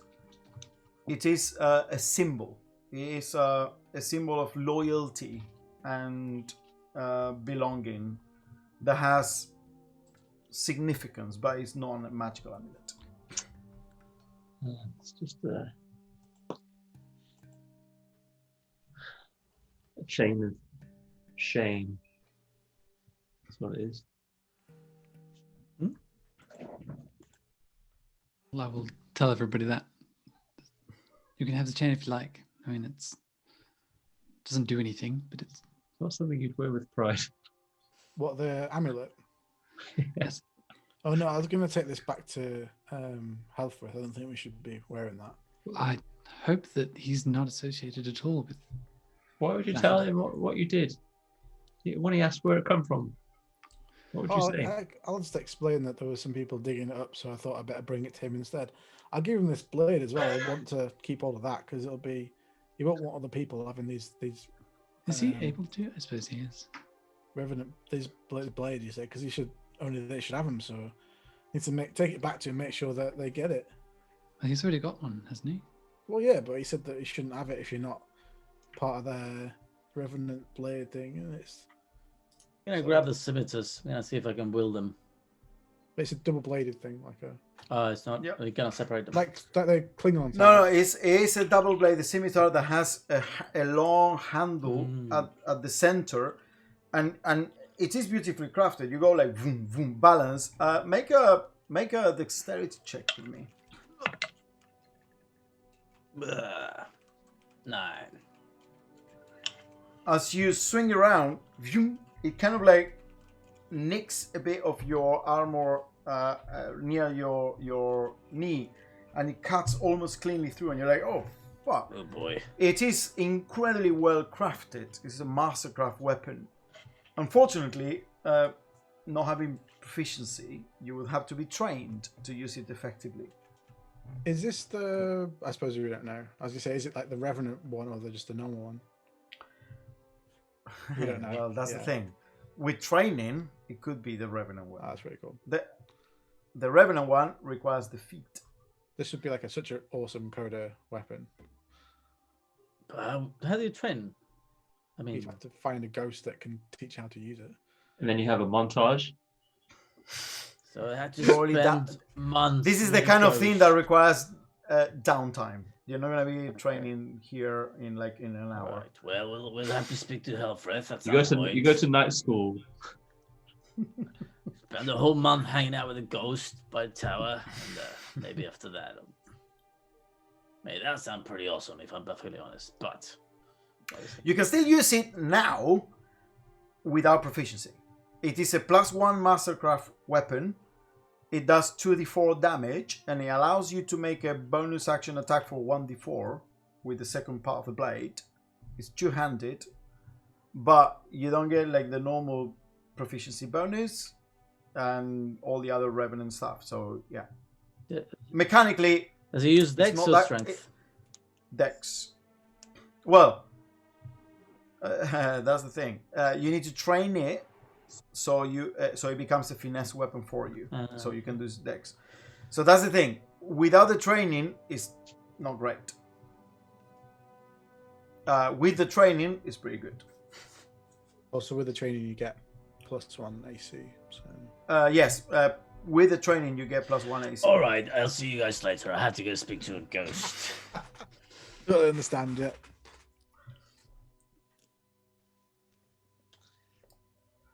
So do you want to set up another tower here, Elizabeth? I don't know. And we can stay here for the night and we can have 2 towers. Can do. Does anybody want to claim the rest of these things? What if they're expecting company? Well, I mean, that cloak, does that require attunement? It does. Ooh, I could take that. I mean, have you noticed I'm pretty bad with sneaking around? It might help me a little bit, but... Balance you out. I mean, none of us are particularly good, so it's not like it's going to make one of us very good at it. Unless anyone else wants to be more sneaky, I don't know. I am really good at sneaking, but I think you should have it. I mean, everyone keeps talking about my girth, but I move. I sting like I fly like a butterfly and I sting like a bee. If you go to night school for all this training, I'm sure you'll lose some weight. It's not about how much weight you carry, it's about how you use it. It's about how you dance, Scott. You use it effectively, I'll give you that. Especially when Elizabeth gives me one of those little pills she's got. Makes me sound seedy. Yeah.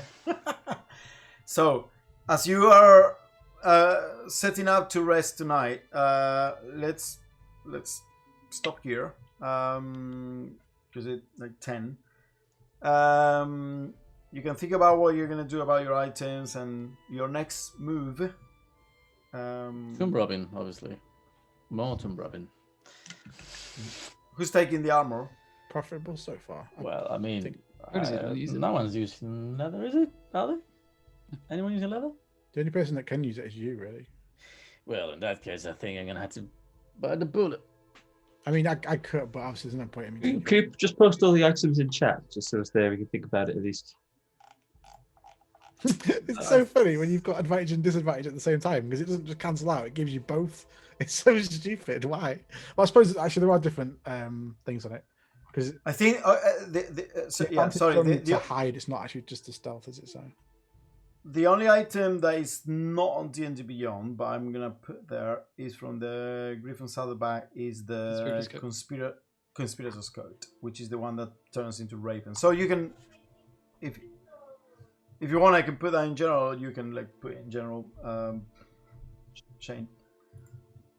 Okay, well, you definitely. I mean, I was totally. I mean, I gave, not that I gave, but this guy with the ravens and the bonus action high with +7 to stealth was. I thought he would get away, but you know, bullseye, drone strike. That was quite funny. I really liked that. It was really fun, but I mean, I really enjoy the multi-level aspect of the battle. It's just made it really super dynamic. Yeah. Actually, I don't know if you could tell, but it was a lot bigger, the battlefield, because it started here and then you go all the way there, and there was and this tower, I really like it because you can like. That's the original Grog Mini there. That's the original Grog Mini. Yes, this is the original Grog Mini. It is a Reaper Bones Mini, but I bought it in metal and never painted it. Anyway, we'll see what happens on your next adventure beyond this ruined tower next session. Maybe you'll get to meet a new character. I don't know, the manager of the band. A revenant going to claim all the items. Yeah. I mean, we look after after our new members. Yeah, here you go. Here's this welcome pack. This is funny now. Because there have been so many items, there won't be for many sessions now, so he won't get any. Nope. Anyway, see you guys. See you guys. See ya.